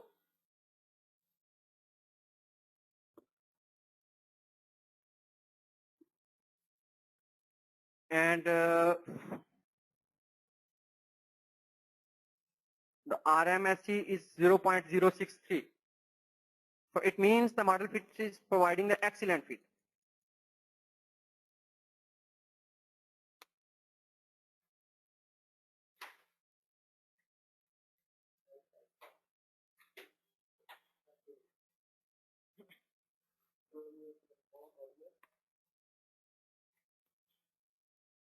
So our model is providing the very good fit.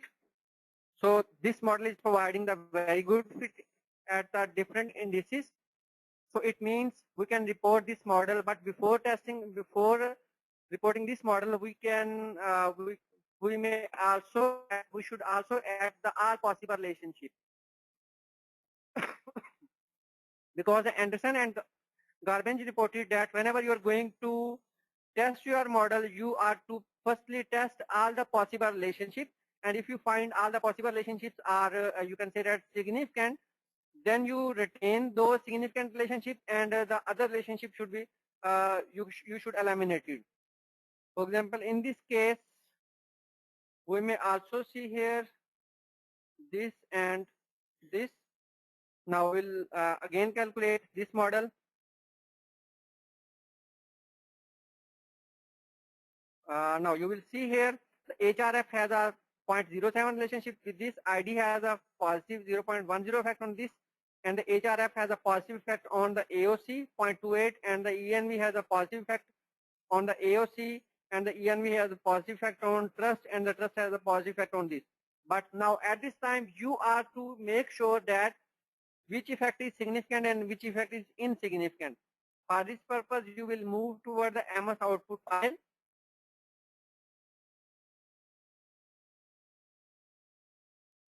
RMSC is less.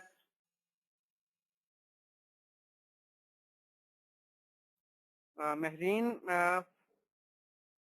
I'm checking this RMSC.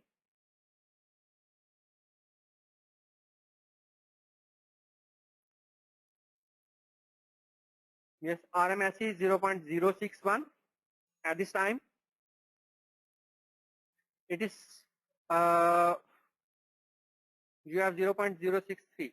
Now the model fit is improved because whenever you are adding the other relationship lines, the model fit becomes further improved. It was 0.063 and now it is 0.061. So it's good. The model is improving here basically.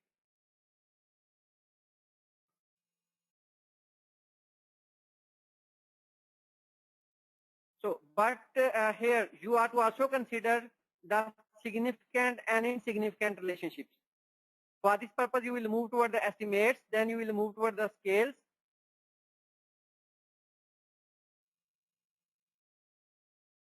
In this model analysis, you will find here the HRF has an insignificant impact on IDF. But the ENV has a positive effect on, significant effect on this. IDF has also the insignificant effect on AOC.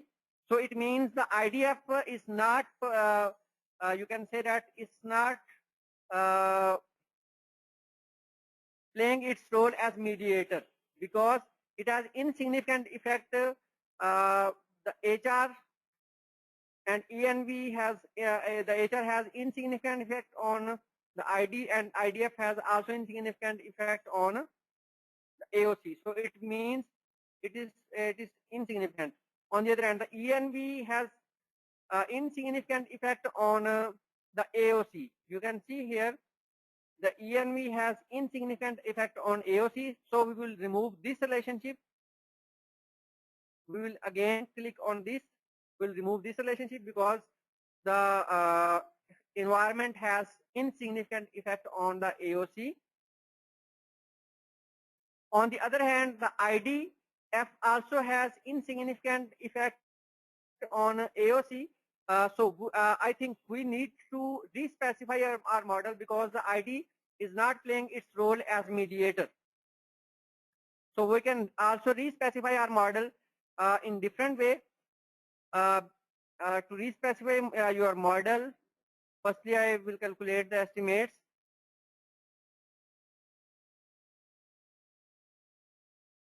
Now you can see here.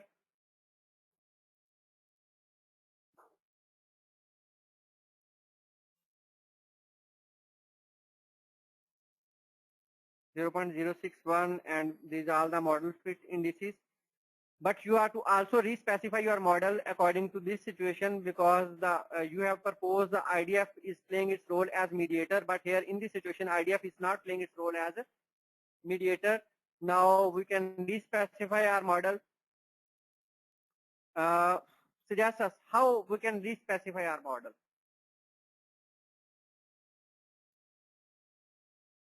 Anybody can suggest me how I can re-specify this model?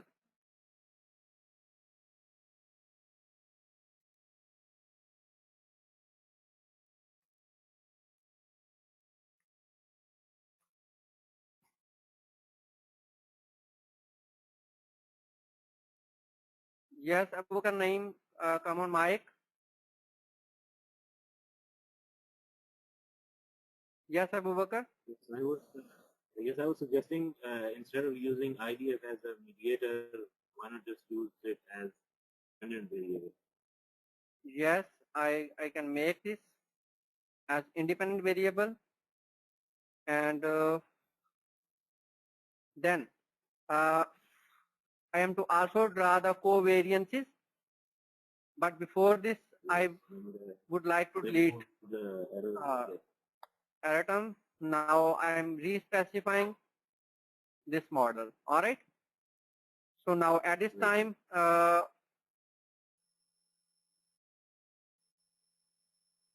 am basically providing the different things like as you can see here. So might be this situation will be.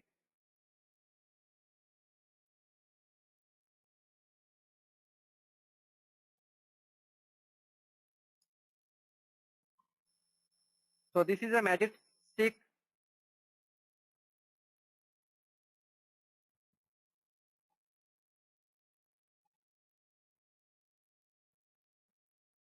It might be possible that will be the actual model whenever we are proposing a wrong model. So it might be possible this will be the actual situation. So now I will save this model and then I will again calculate this model. You will see here in AMOS output file. Now you can see here the ENVF has an insignificant effect on the trust. So just this relationship is insignificant, all other relationships become significant. All right. So here we can say here this model can be the actual model because in this model all relationships are becoming significant, but it's up to you. But before this you are to also make sure to compare the model fit indices. And now look at this. The model fit indices are further improved. The CMIN is 1.95 and GFI and AGFI is also improved. CFI and all other things are improved. And the RMS is becoming the 0.505, and it's the actual situation. It's the actual model because you specified a model in a different way, but the actual model is that model that is you can say that providing the very good fit indices. So Anderson and Garbage proposed here in this research paper. You can see here before declaring some relationship, you are to test the alternate models like as you can see here. In this model, I have tested the multiple models, hypothesized model that I have proposed here, and the model fit indices I reported there. And then I developed the second model. Its modification indices are presented here. And then I presented the model 3, and I use this model for further reporting, because this model is providing the better fit as compared to other two models. And again, you will also report here that report here the modification indices of the different models, model fit indices of the different models, and then you will compare all these models, and after that you will finalize that model which is providing the excellent fit and which is a better fit from the as compared to other models. So I think it's done from now.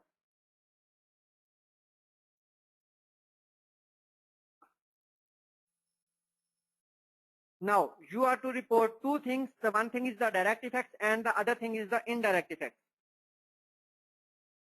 What is the difference between direct effects and the indirect effects? Anybody can explain?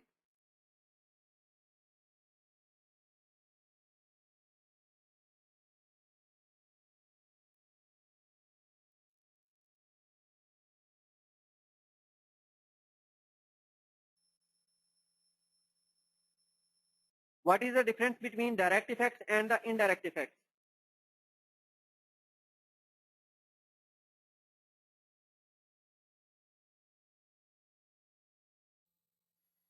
Hello, I think anybody have no, not talking about this. Anyway, I'm moving toward the I'm moving toward the mediation analysis. In mediation analysis, we identify what is the indirect effect of the independent variable on dependent variable. For example, in this case,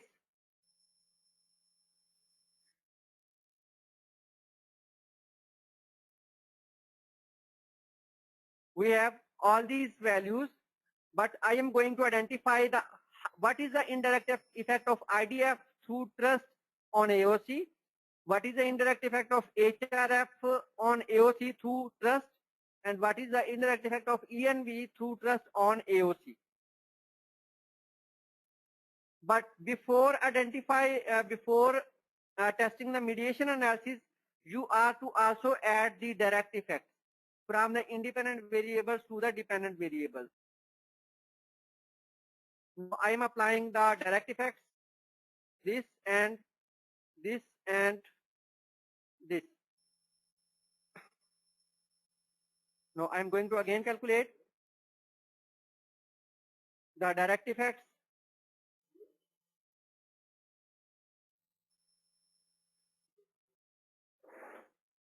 You can see here ID have indirect effect, ID have insignificant effect, and ENV also have the insignificant effect.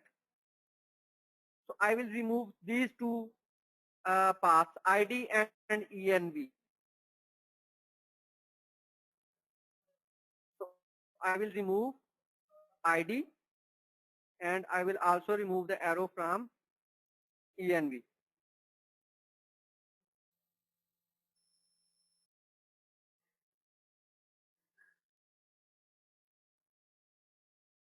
Now that is the actual situation.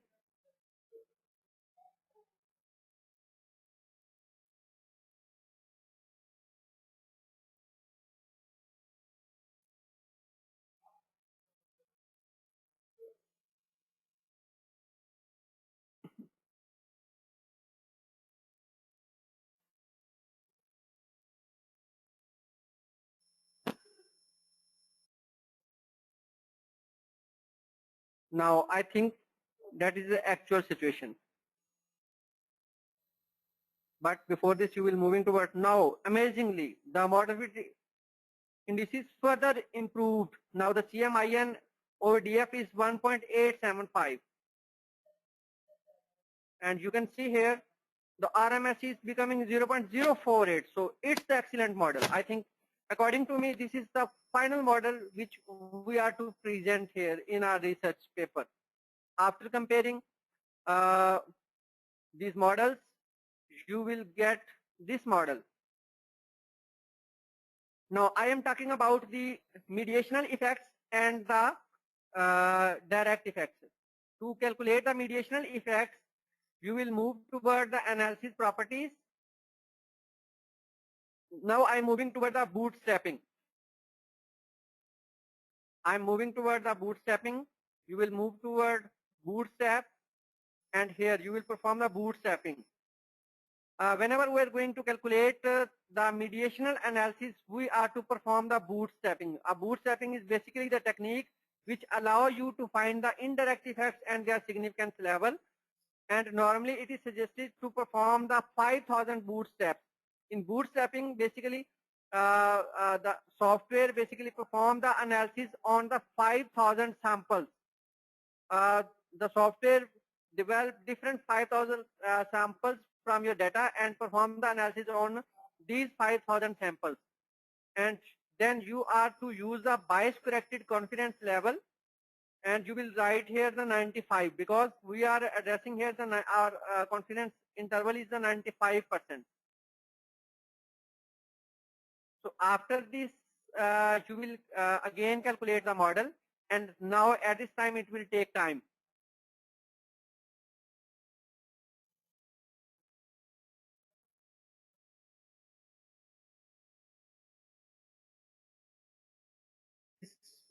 Running, and now you will move toward the view text file, and to identify the indirect effects you will move toward estimates, then you will move toward the matrices,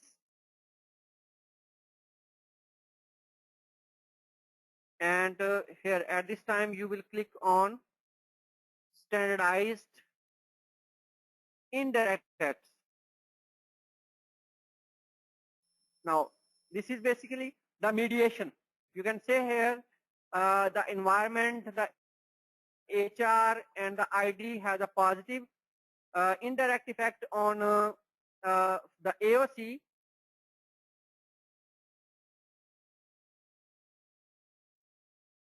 And what is that indirect effect? You can see here, you will write here the IDF has an indirect effect of 0.03. You will write this value. You will mention this value to your table. The ENVF has a indirect effect of 0.017. And the HRF has indirect effect of 0.118. So these three values are basically the indirect effects. All right, now we are to examine these indirect effects are significant or insignificant. Because whenever we are going to perform the indirect hypothesis, the mediational hypothesis, you are to test your model in this way. Your model is providing the significant result or the insignificant result. So for this purpose, you will move toward the bootstrapping confidence, and here you will move toward the two-tailed significance. Now here, these values are basically the significance value. The IDF, the p-value between the indirect effect of IDF on AOC is 0.044. The ENV has a p-value on AOC is 0.125, and HRF has p-value of 0.002. Now anybody can tell me which hypothesis is accepted and which hypothesis is rejected?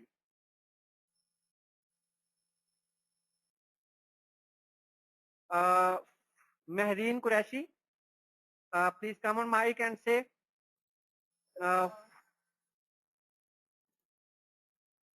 Mehreen, are you here?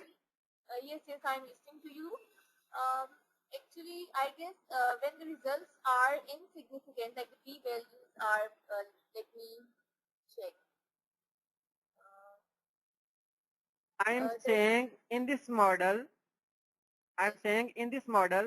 I am proposing here that HRF has indirect effect on AOC through trust, and the IDF has indirect effect on AOC through trust, and similarly ENV has a positive effect on AOC through trust. So I am proposing here basically the HRF developed the trust and trust developed the AOC, and now I'm going to identify my hypotheses are accepted or rejected. So I don't know on the basis of these values, you just tell me the ENV has significant effect on AOC through trust or not, and similarly the ENV has a significant effect on AOC through trust or not. What do you say here? Okay. ENV does not have a significant effect on AOC because the value is 0.123, and through trust it is significant because the value is less than 0.05. And what is the standardized indirect effect of ENV on AOC? You tell me here.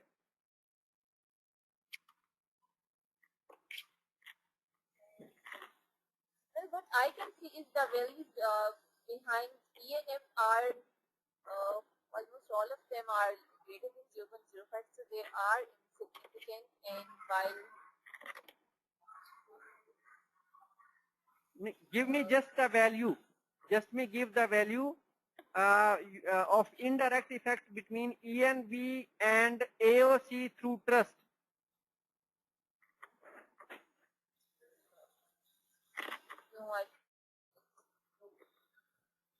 No idea?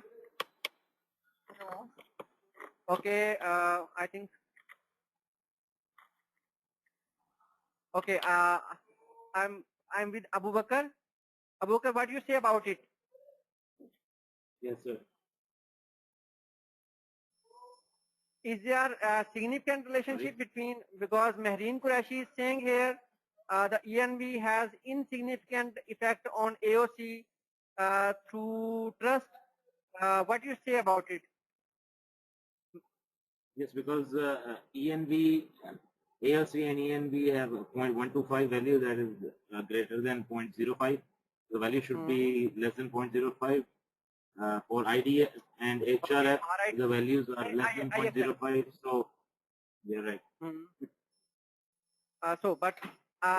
My question is this: what is the effect of ENV on AOC through trust? I just want to know about it. Even that it is insignificant, but what is that particular effect? No, I have no idea what it is. Okay, listen. See here, that is estimate. You are seeing here?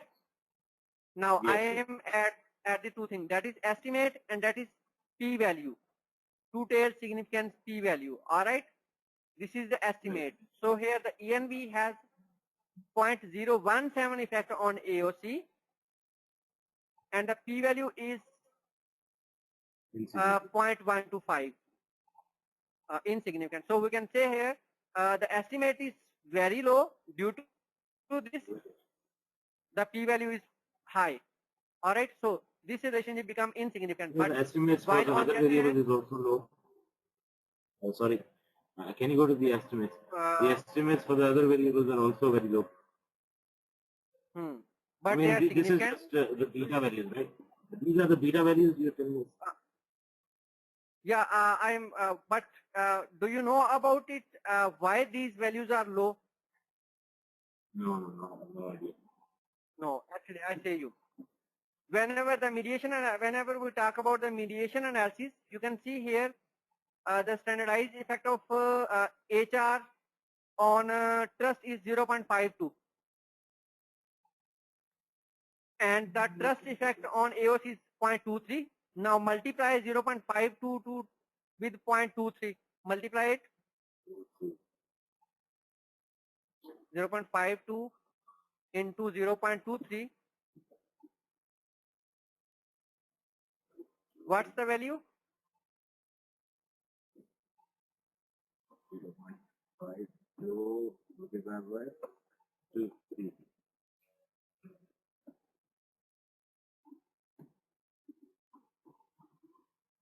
.1196. 0.1196.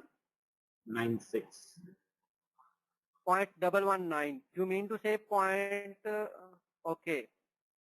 12 maybe. Now we see here.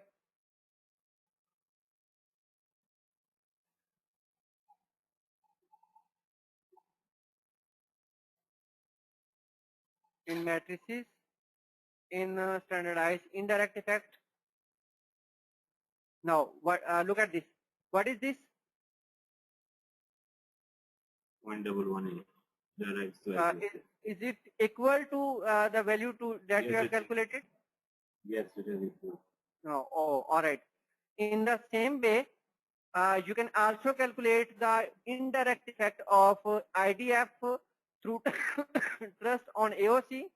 Like as you can multiply 0.13 into 0.23, and then you will get the value that will be same to 0.03. So that's the reason these betas are very lower, but they are significant because we are multiplying the effect. Right. All right. Is it clear to you? Yes. Now, anybody have a question about the mediational effects? Because I have also calculated the mediational effects.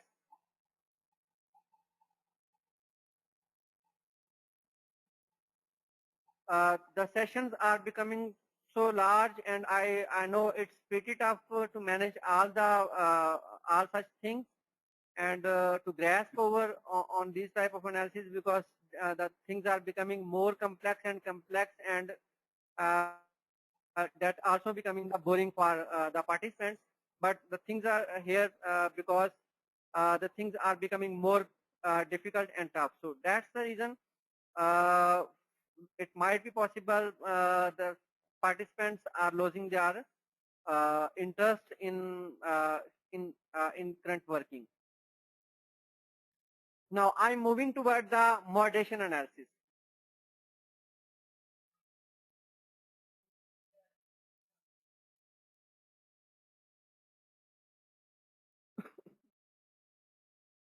Disabled? Why disabled to you? Oh, Aisha, please come on mic.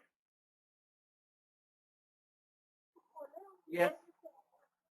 Please go to analysis properties. Okay.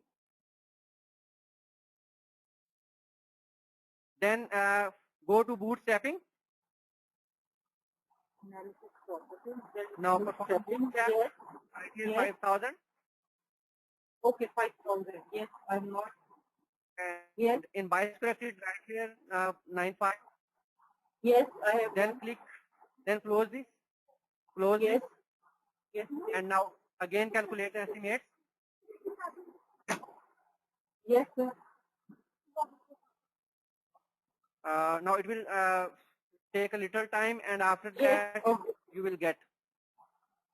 Yes. Good. Oh, it is still disabled. It's still disabled, sir. It is still disabled. Yes.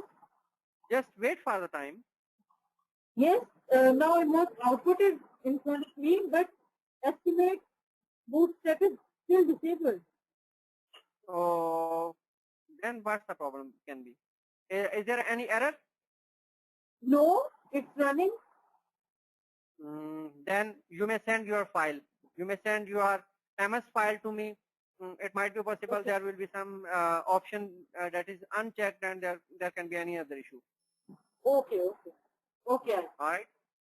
I am moving toward the Javaria. Javaria is very worried about this situation because the things are very fast, and Javaria is very. Hello, Javaria. How are you? I'm fine, thank you.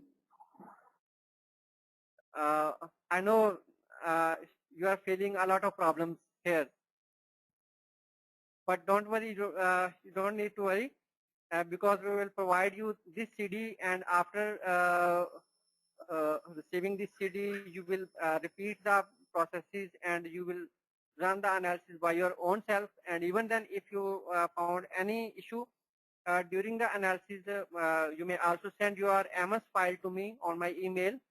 I will check that file and I will solve your issue. Okay, thank you. All right, thank you. Now, I'm moving toward the moderation analysis.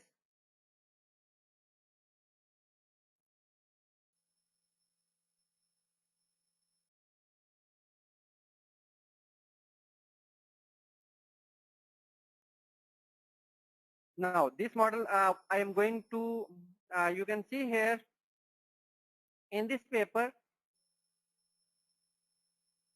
we have reported the direct and indirect effects, and this table is developed here from the indirect and direct effects. You can report the direct effects. The direct effects are those effects which are the effects of independent variables on dependent variables, direct. And we have also learned how to calculate the indirect effects, and we found the indirect effects, and we use the bootstrapping techniques to find the indirect effects. Now, now I'm moving toward the moderation.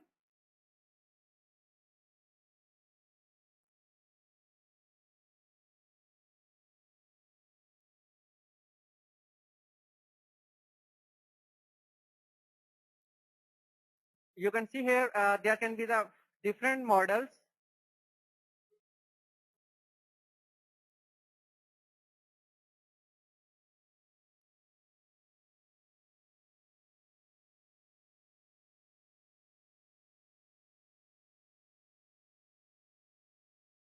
You can see here there can be the different models that we can test in SR model testing.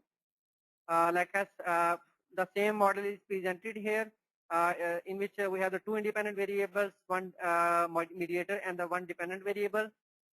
And you can see here that it is a multiple mediation, and in this model we are using the second order latent variable as independent variable.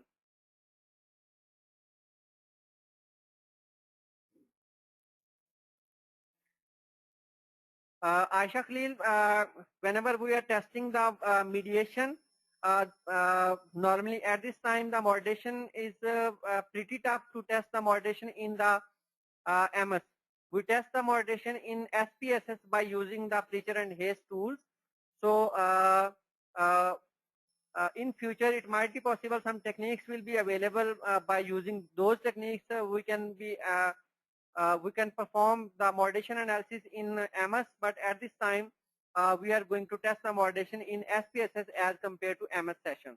So AMOS session is going to close here, and in today's session we learned conformative factor analysis, we learned path analysis, we learned structural regression modeling and regression model, and we learned how to re-specify our model according to the different according to different ways.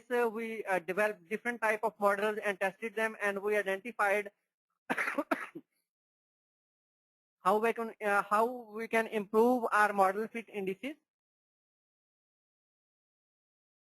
So now the AMOS session is going to complete. There are a lot of things. There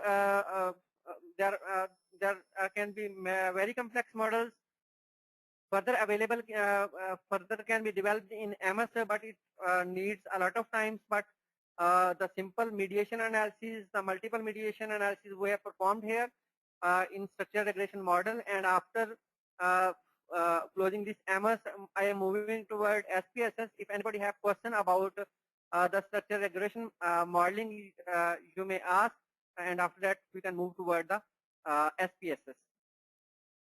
For the complex model testing for the moderation. Yes, Aisha, say.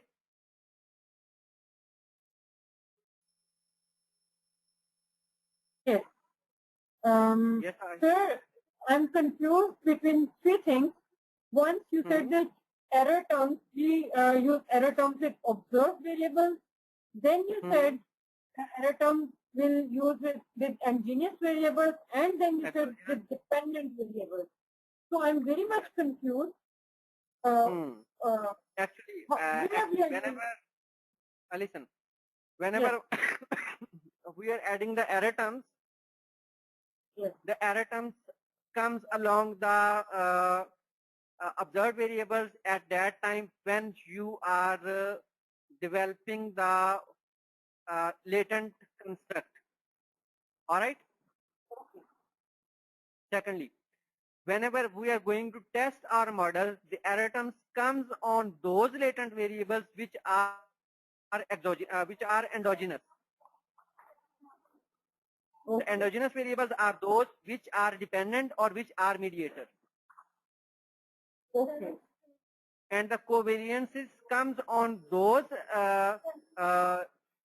independent variables, exogenous variables, which are playing their role as independent variables. That may be endogenous or exogenous, both covariances. Exogenous variables. Every time the independent variables will be the exogenous variables. The mediators and the dependent variable will be the endogenous variable. Okay, okay, okay. This was very much confusing for me. Yes, thank you very much. Thank you. Thank you, Aisha. Now the MS session is going to close. If anybody have question regarding the MS session, please say, and otherwise I'm moving toward the moderation analysis. We perform the moderation analysis in SPSS by using the Preacher and Hayes techniques, and there are a lot of models available in SPSS. Now, all the participants, please open the files of templates you have. The templates file.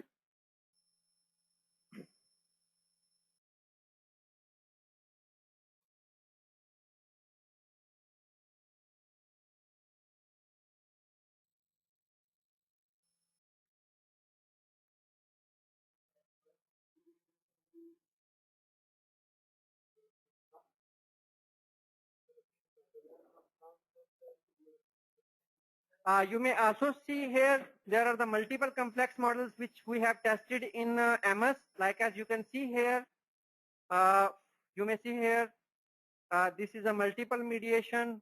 That is a multi-mediation another model, and that is another model that is providing the double mediation, in which the CB is affecting the purchase intention through CRM and CI. That is a double mediation. Now I'm moving toward the moderation effects.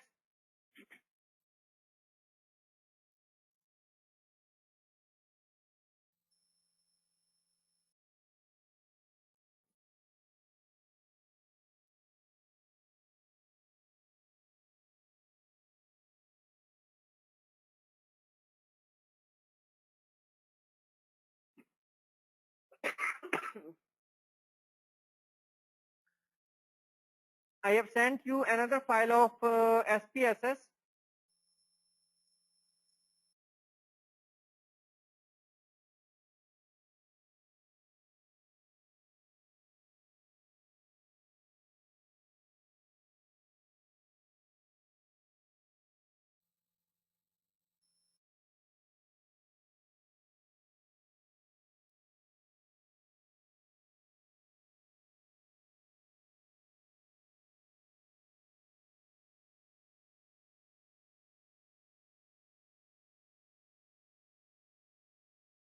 This is the exam file.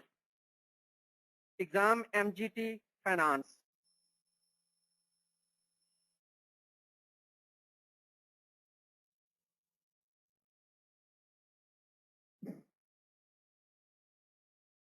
You have also another file, that is the assignment file. You can see here, that is the model.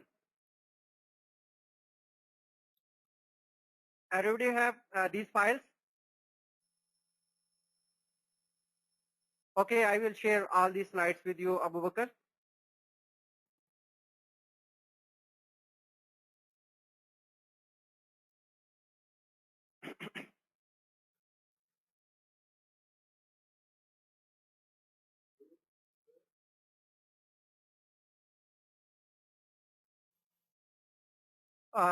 Anybody, all the persons have this file, assignment file?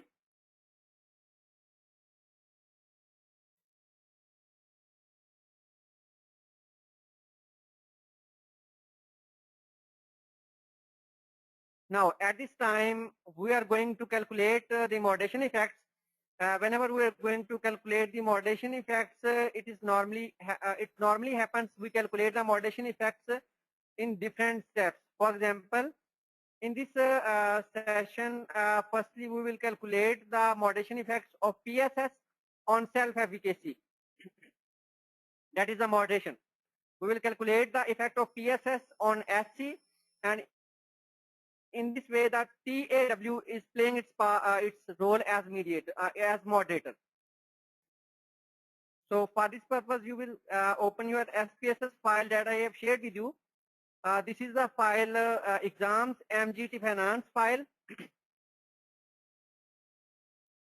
Firstly, you are to calculate the factors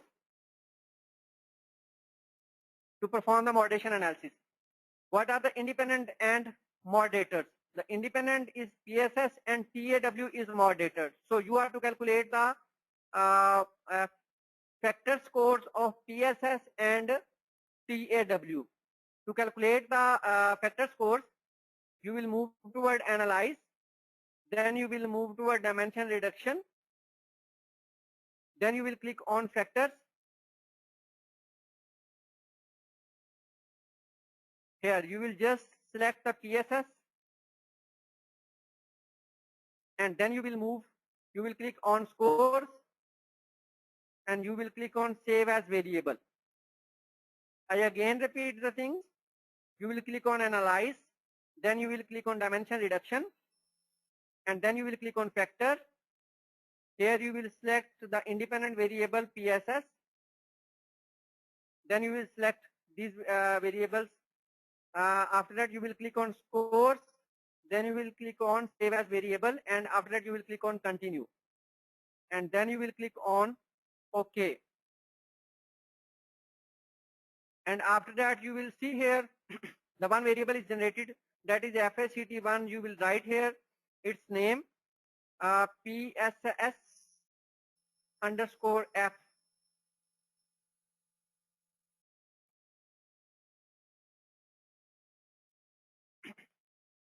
All right. Then you will again compute the factor score of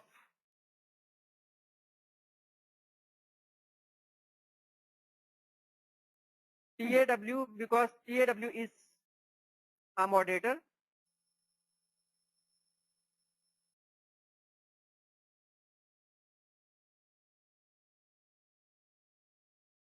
You will write its name TAW. All right. Then you will calculate the average of dependent variable. What is the dependent variable in this case?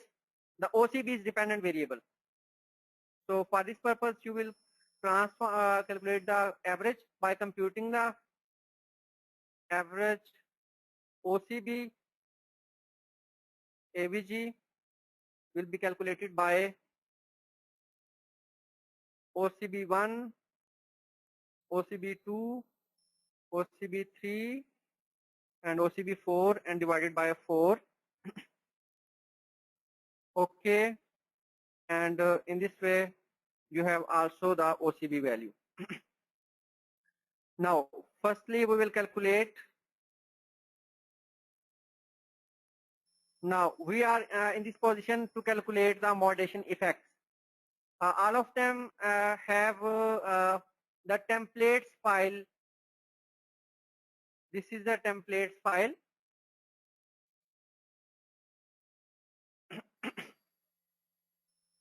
In this template file, you will find here the model number 1. This is a moderation model. All right. Now, to test this model, you will move toward analyze, regression, and process by Andrew F. Hayes. You will click here. Now just put the PSS as independent variable. TAW on M, because in this model it is proposed, the M is the moderator. So the OCV is the outcome variable, and what we will use here, the model number. Aisha, please say what we will use the model number here. So I'm not tracking actually with such a fast speed. I'm some steps behind you. Okay. I can again repeat where you are facing issue. Actually, I was working on it. जब बार बार screen change करनी पड़ती है ना, like मेरा दूसरा laptop क्योंकि बंद हो गया है, तो मैं एक के ऊपर आगे से मेरी पेस थोड़ा स्लो हो गया. I'm working with slow pace now. So I'm not tracking that what is how you are calculating the modulation. मैं इसको दोबारा प्रोसेस को करता हूँ. आप मेरे साथ रहें. For example, how to calculate the PSS factor score. You have opened this file? Yes, this is open with me. Now you will move toward analyze, and then you will move toward dimension reduction. Yes. All right? Yes. And you will click on factors. Here, first you will select the PSS files because the PSS are independent variable. Okay. All right. Okay. I have selected PSS files. Then I just click on scores and check this variable, save as variables. All right. All right. And then I click on continue, and then I click on OK. Click on OK. Yes. Now go to variable view. You find here the FACT1 variable.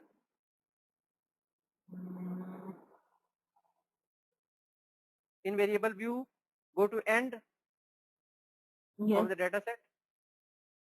Did you find it? No. At the end of all variables, in variable view, did you find a variable? No, I didn't. But how it is possible? I didn't. Again, sir, can I give a suggestion? Yeah. This is Zishan, sir. Sir, can you make Miss Aisha to see her screen? I think then it will help you understand what the problem is. But I have no idea how to share Aisha's screen here. Yes, we can make her presenter. Okay. Sir, please do it. With your permission. Yeah. Do it, sir.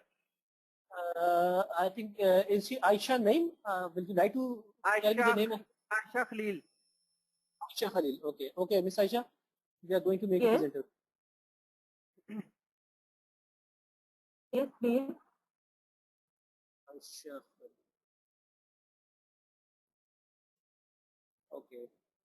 Okay. Now you can share your screen. Have you received the message of screen sharing at your end? Yes, I'm here. Yes, just click on it. Yes, analyze. Yes. Dimension reduction. Yeah, good. Factor. And now move to scores. Scores. The option scores. Okay. Yes. Now check this. Now move toward continue. Continue. Then click on OK.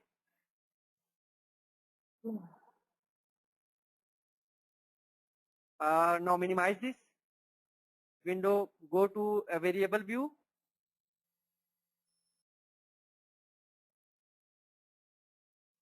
Go to at the end of now. This is the FACT1. Rename this variable as PSSF.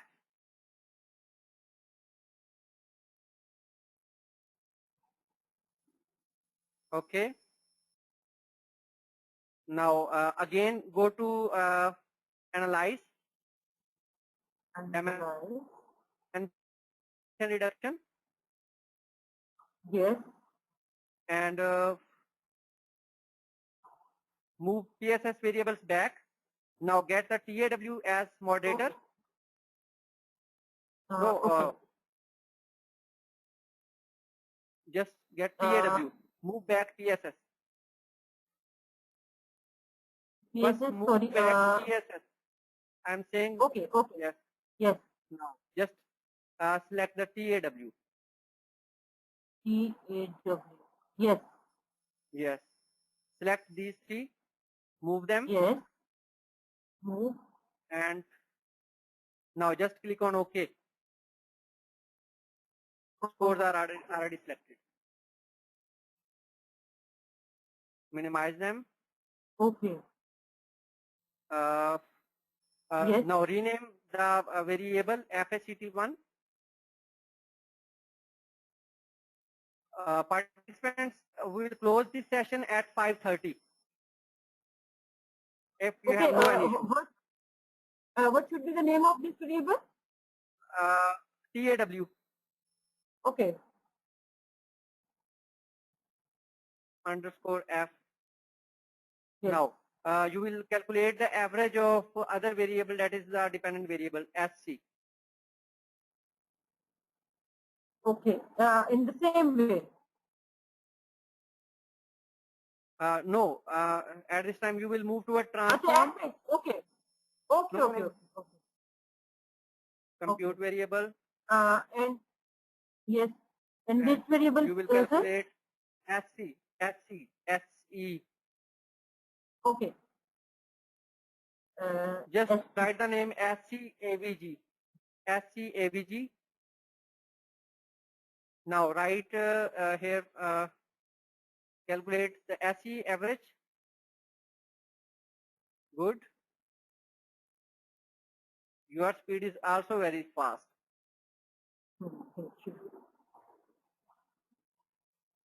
Good. Okay. Okay, that is been. Now that is done. Now you are to open template file. You have already opened template file. Go to down. In template file, Yes. move down. This was template file. Yeah, this template file. Move down. Yes. Yes, move down. Yes. Now stop at this. Yes. This is the model 1.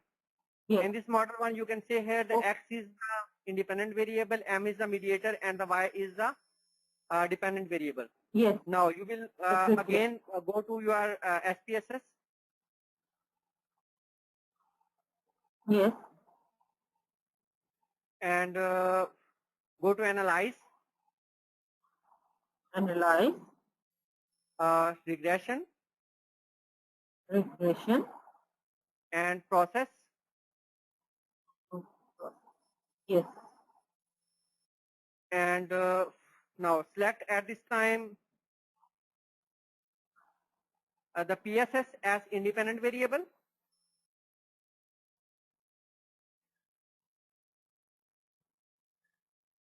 No. Okay.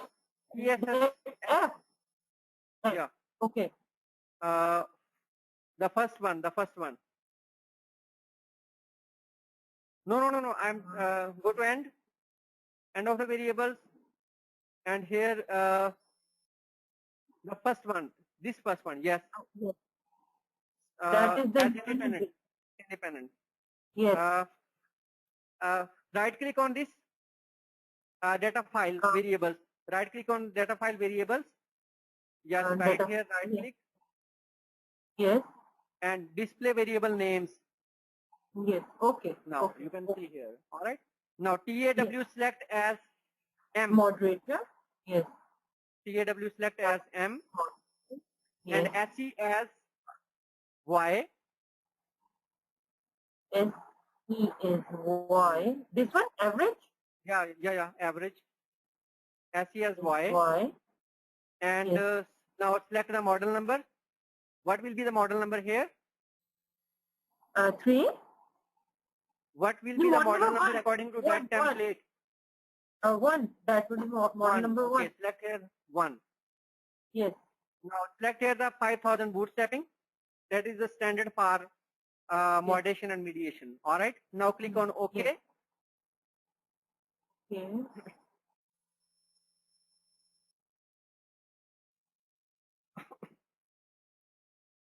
Yes. Now move down. Okay. Now you have done. Zishan, now please share my screen. I'm moving to toward the next analysis. Okay, okay, fine, sir.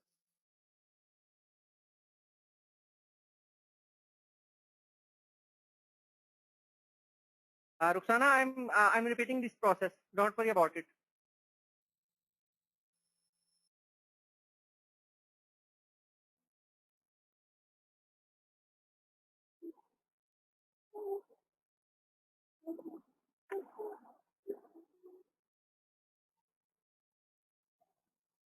My screen is shared. Zishan? Not yet, sir. Have you got the message? No, Screen sharing? I did not get any message.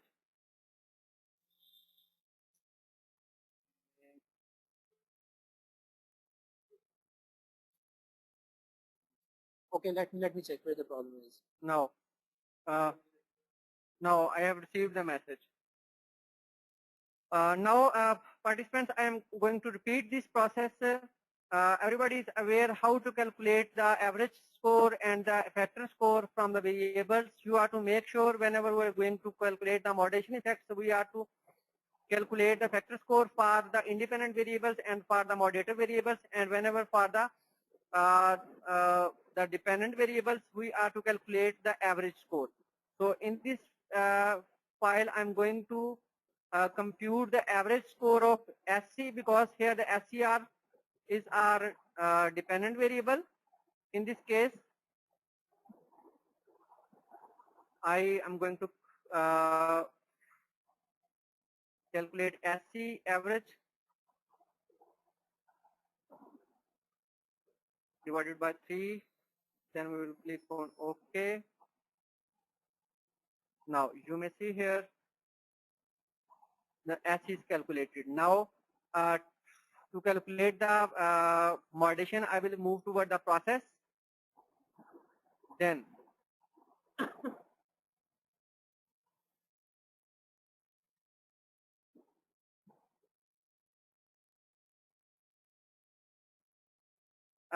Mehreen, we can also have the mediation on SPSS, but whenever we have the advanced techniques like as the structural equation modeling, in these positions we don't need to do just mediation analysis in SPSS, because it is recommended whenever you are going to, whenever you have the technique of structural equation modeling, you should test the mediation in AMOS as compared to SPSS.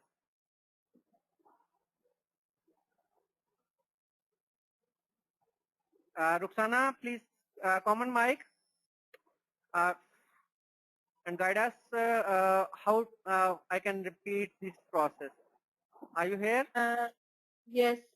I have got the average, SC average, but all right. the first variables which were created like SC, when we had all the have you calculated the factor score of PSS and TAW? yes, of yes, TAW and yeah, I didn't rename. Yeah, I didn't rename FCC. FC1. You can rename these variables.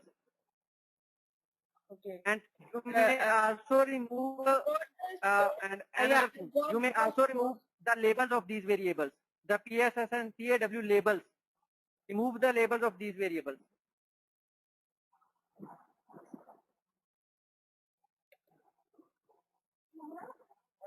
All right. FSC1. So what do I rename it to? You don't know how to rename your variables? No, I know what should be. It should be PSS. Yeah, it should be PSS. Okay, and then I have TAW. Yes. and then I have the average of SC. Okay, right. Now we are in position to perform the analysis. You will click on analyze. Yeah, I am there on the process procedure for SPSS, but I Yes, didn't know where okay. to put which variable. Yeah. Now you will move down. Select Yeah. PSSF as independent variable. Have you selected?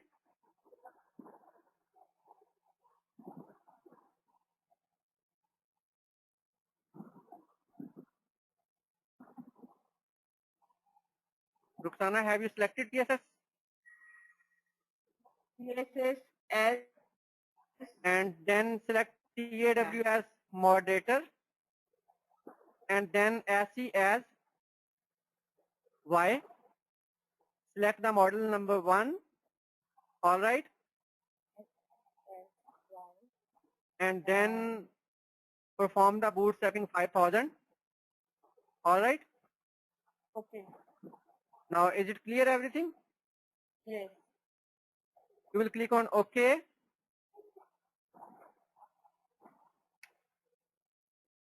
Now you may see here the output file of this value. Now what you are to find. Firstly, you are to get the interaction value. This is the INT1. If the p-value of interaction value is less than 0.10, so you may say that there is a moderation of TAW between the relationship of PSS and the SC. All right. So your hypothesis will be accepted if you find the p-value of interaction value, and that can become the 0. That is here 0.87, which is less than 0.10. Whenever we are going to test the direct and indirect effects part, direct and indirect effects, it is right at 0.05. But whenever we are going to test the moderation values, it can be the significance value can be the 0.10. And according to this standard, you can report that your moderation is significantly presenting here, and its beta value is 0.077 and its p value is 0.87. All right. Then we are to identify when TAW is low, the effect is 0.17. You can say that supervisor support has a positive effect on self-efficacy, but when the employees are considering they are thriving at workplace, they have more concern to their future, to their career-oriented learnings.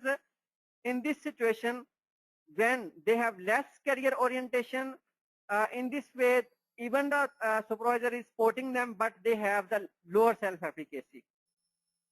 But when they have the higher thriving at workplace, when they have the higher thriving at workplace, and in this situation, the PSS effect will be greater. You can say here, you can see here that is the 0.33.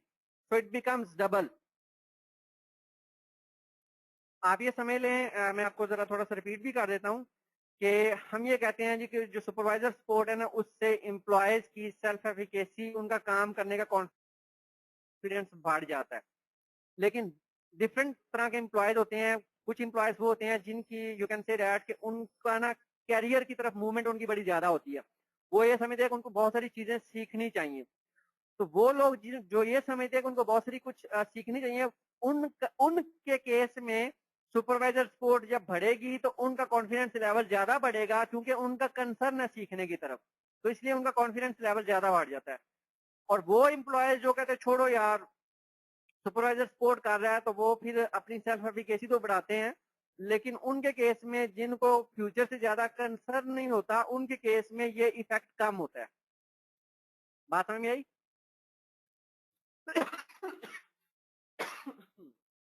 So anyway, that is the moderation.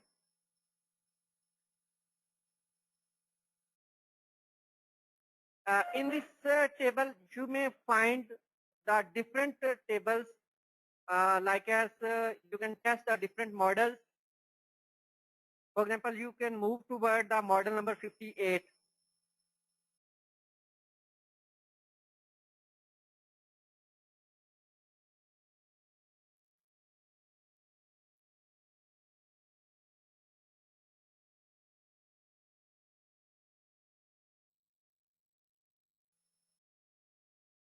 this is the model 58. And in this assignment, you may see here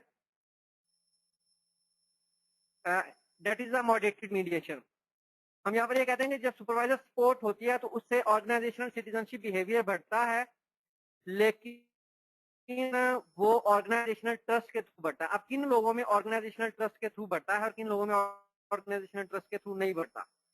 तो उसके लिए हमने propose यहाँ पर ये किया कि जो वर्क लाइफ बैलेंस है ना, वो लोग जिनका वर्क लाइफ बैलेंस ऑर्गेनाइजेशन में मैनेज हो रहा होता है, वो तो सुपरवाइजर सपोर्ट के बढ़ने से ऑर्गेनाइजेशन का ट्रस्ट महसूस करते हैं, फील करते हैं, और उसकी वजह से वो अपना सिटीजनशिप बिहेवियर को इंक्रीज कर लेते हैं, वो अपना एक्स्ट्रा रोल बिहेवियर को इंक्रीज कर लेते हैं. लेकिन वो लोग जो कि वर्क लाइफ बैलेंस फील नहीं करते, उन लोगों के केस में जो ऑर्गेनाइजेशनल ट्रस्ट का इनडायरेक्ट इफेक्ट है वो कम हो जाता है. ऑलराइट, अब हमने इसको टेस्ट कैसे करना है. इसको टेस्ट करने के लिए आप ये करेंगे कि आपको अब यहाँ पर ऑर्गेनाइजेशनल ट्रस्ट के वेरिएबल की भी जरूरत है. तो you will calculate the organisational trust OT AVG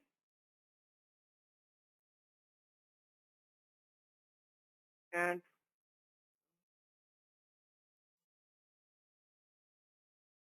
now 3 and divided by 3. All right, you will click on OK. Now we have also the organizational trust. Look at this. Now firstly, you are to go to your template and find here the X is independent variable, M is independent mediator, and the Y is the dependent variable, and W is moderator, and model is 58. At this case, you will move toward SPSS. Now, you will click on Analyze, Regression,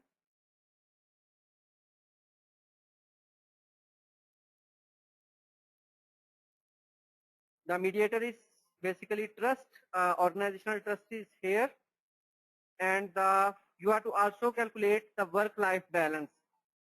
The work-life balance is basically moderator. What we should calculate here?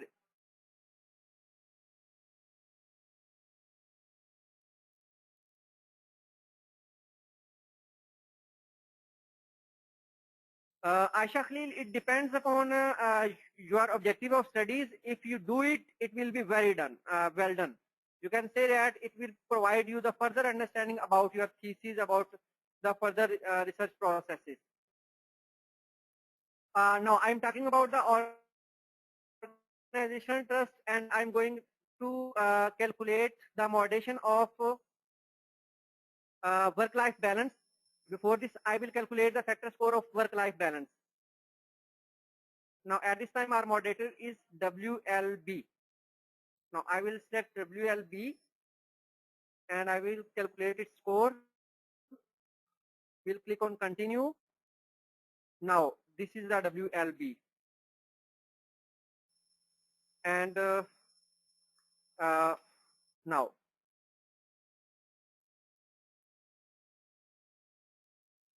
I will move toward Analyze and Process by Andrew Hayes.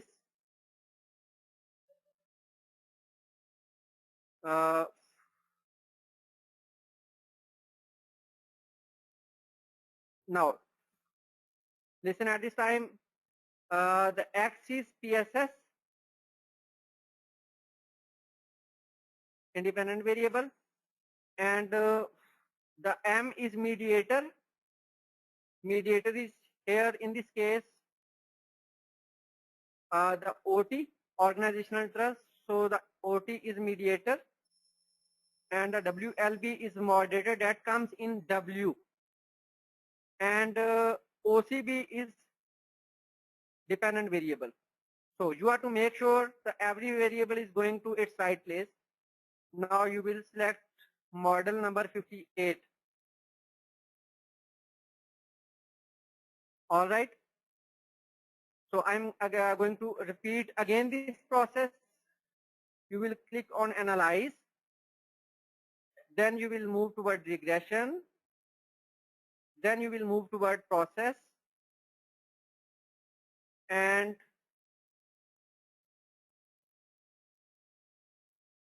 You will back all the variables. Now the independent variable is PSS, which will come in X. The mediator is organizational trust, which will come in M. WLB will be the moderator, which will come in W. And OCB is the dependent, which will come in outcome. And we will select the model number 58.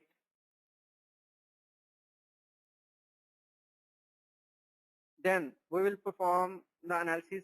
Okay, now it's done now.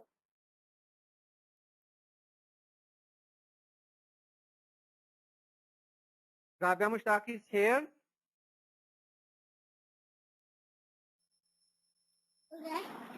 Hello. Rabia, are you here? Yes, I'm here. Can I ask any question?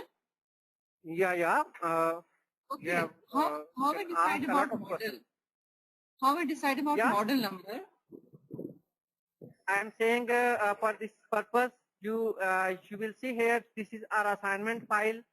This is a PSS, OT, and OCB, and this is a WLP.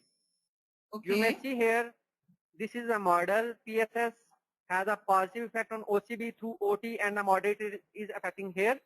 And by this, your model, you reach on this model. You can see here, the model 58 is explaining the same thing. Okay, but where it is? Okay, model. Yeah. I have got.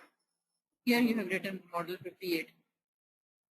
All right. Okay. Now, okay. I have performed the analysis. Now, okay. Ask your question. Yeah. I have gone through the whole analysis, but my question is that first of all, you went through data reduction process. You generate variables, no? When we enter data, if we add all the variables at once, is there any need to go through the data reduction process? If in start we generate a variable. We need every time whenever we are going to calculate the factor score. Basically, the factor score is also you can say that the average type score, but it is mean centered score. Okay. The factor score is also similar like as the average, and we just calculate the average. As we calculate the average, similarly we calculate the factor score.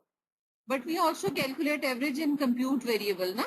Transformed in compute variable. But it is the condition of moderation. It is the condition of moderation. Whenever you are going to calculate the average of your variable, your independent and moderator should be the mean centered values, and the mean centered values comes from the factor score. Okay. Thank you. Now I'm clear. Now I'm going to interpret the results. We have the interaction one. Interaction one is explaining the effect of PSS and WLB. The interaction comes basically the multiplication of PSS with WLB. And now you can see here the its value is 0.13 and P value is 0.0018. So it means the moderated mediation is occurring here at first pass. All right. Okay. And then we also see the interaction term of second pass, that is 0.036 at p-value 0.27. Although this moderation is insignificant, you can say here in this model WLB is moderating at this path, but WLB is less moderating at this path. All right. Okay. Now we have the indirect effect of through OT.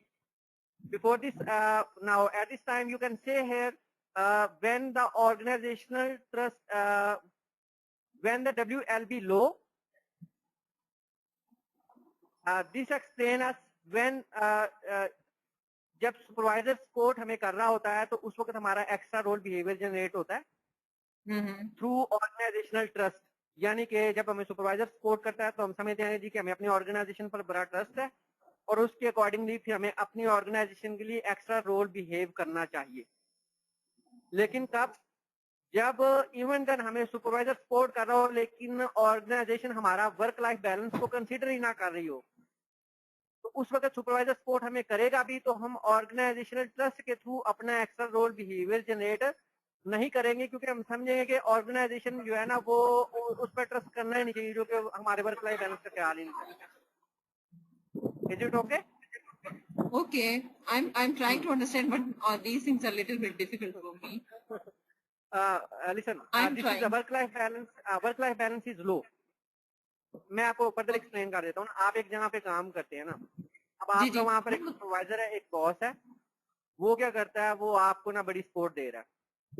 अच्छा, अब आप कहते हैं जी कि इस organisation में हमें बड़ी सपोर्ट मिलती है, तो आपका ना अपनी ऑर्गेनाइजेशन पे ट्रस्ट डेवलप हो गया. ठीक है, फिर आपने वहां पर एक्स्ट्रा रोल भी बिहेव करना शुरू कर दिया, लोगों को हेल्प आउट करना शुरू कर दिया, ऑर्गेनाइजेशन के काम में मदद करना शुरू कर दी, क्योंकि आपको अपनी ऑर्गेनाइजेशन पे ट्रस्ट है due to your supervisor support. Okay, बात समझ आई? अच्छा, अब केस थोड़ा सा डिफरेंट हो गया. हुआ ये कि आपको किसी शादी के मौके पर या कहीं जाना था, तो आपको ऑर्गेनाइजेशन ने छुट्टी नहीं दी, सुपरवाइजर छुट्टी दे रहा था, ऑर्गेनाइजेशन ने छुट्टी नहीं दी है. ठीक है, इसी तरह से कोई और ऐसी आ गई जिसकी वजह से आपको ना सुबह 9 बजे से लेके 5 बजे तक वहां पर रहना ही रहना है. फिर एक और पॉलिसी आ गई जिसमें ये कह दिया गया कि अगर कोई बंदा जो है ना 1 घंटा भी यहाँ से गायब हुआ, तो उस बंदे के लिए ये है कि जी कि वो बंदा जो है ना उसकी हाफ उसकी लीव कंसिडर होगी. अच्छा, अब these are the activities which are influencing your work life balance. Understand? Okay. अच्छा, अब आप ये बताएं कि आप सुपरवाइजर आपको सपोर्ट कर रहा है, क्या आपका अपनी ऑर्गेनाइजेशन में ट्रस्ट डेवलप होगा? डेफिनेटली. ये जो बीच में ये जो है ना मीडिएटर्स या इट मींस कि वो जो वर्क लाइफ बैलेंस है ना, उसने वो जो ऑर्गेनाइजेशन ट्रस्ट का जो इफेक्ट है ना, वो उसने रिड्यूस कर दिया. हाँ, they are going to effect my performance. My performance. That is the thing. Here the indirect effect of supervisor support reduced due to the organizational policies which are influencing your work-life balance. Okay. So that is the thing. The things are some very complex at this stage, but I'm trying to make you understand. You have tried very well, and most of the part I think I have got the understanding. Okay, thank you. But this was the first exposure regarding moderation and mediation, and I think that I'm very much quite bit clear about the things. Thank you. Okay, Allah Hafiz. Thank you, sir. Now the things are done. Aisha Naeem, what you say about it? Sir, I want to ask a question. The negative sign of work-life balance shows that if that work-life balance reduces the level of trust when the organization influence on their work-life balance. Yeah. Basically, the organizational policies are considered as the organization is concerned toward your work-life balance or not. And the negative sign reduce shows the reduction and the positive enhancement level. Actually, I told you the -1 explains there is no work-life balance in your organization. The one explains there is great work-life balance in your organization. And when there is a great work-life balance in your organization, you can see here the effect is 0.07. When there is a very low work-life balance, the effect is 0.014. Okay, and this effect is on your trust level. This is basically indirect effect of trust. You can say that perceived supervisor support की वजह से जो आप indirect effect feel कर रही है ना organizational trust के through जो आप अपने ऊपर यानी कि effect feel कर रही है उसका है. और वो जो वर्क लाइफ बैलेंस है ना वो आपके उस इनडायरेक्ट इफेक्ट को बेसिकली इफेक्ट कर रहा है. Okay, sir, thank you. Any question? Yes, sir, thank you. Now ji, the things have done, the things were very complex.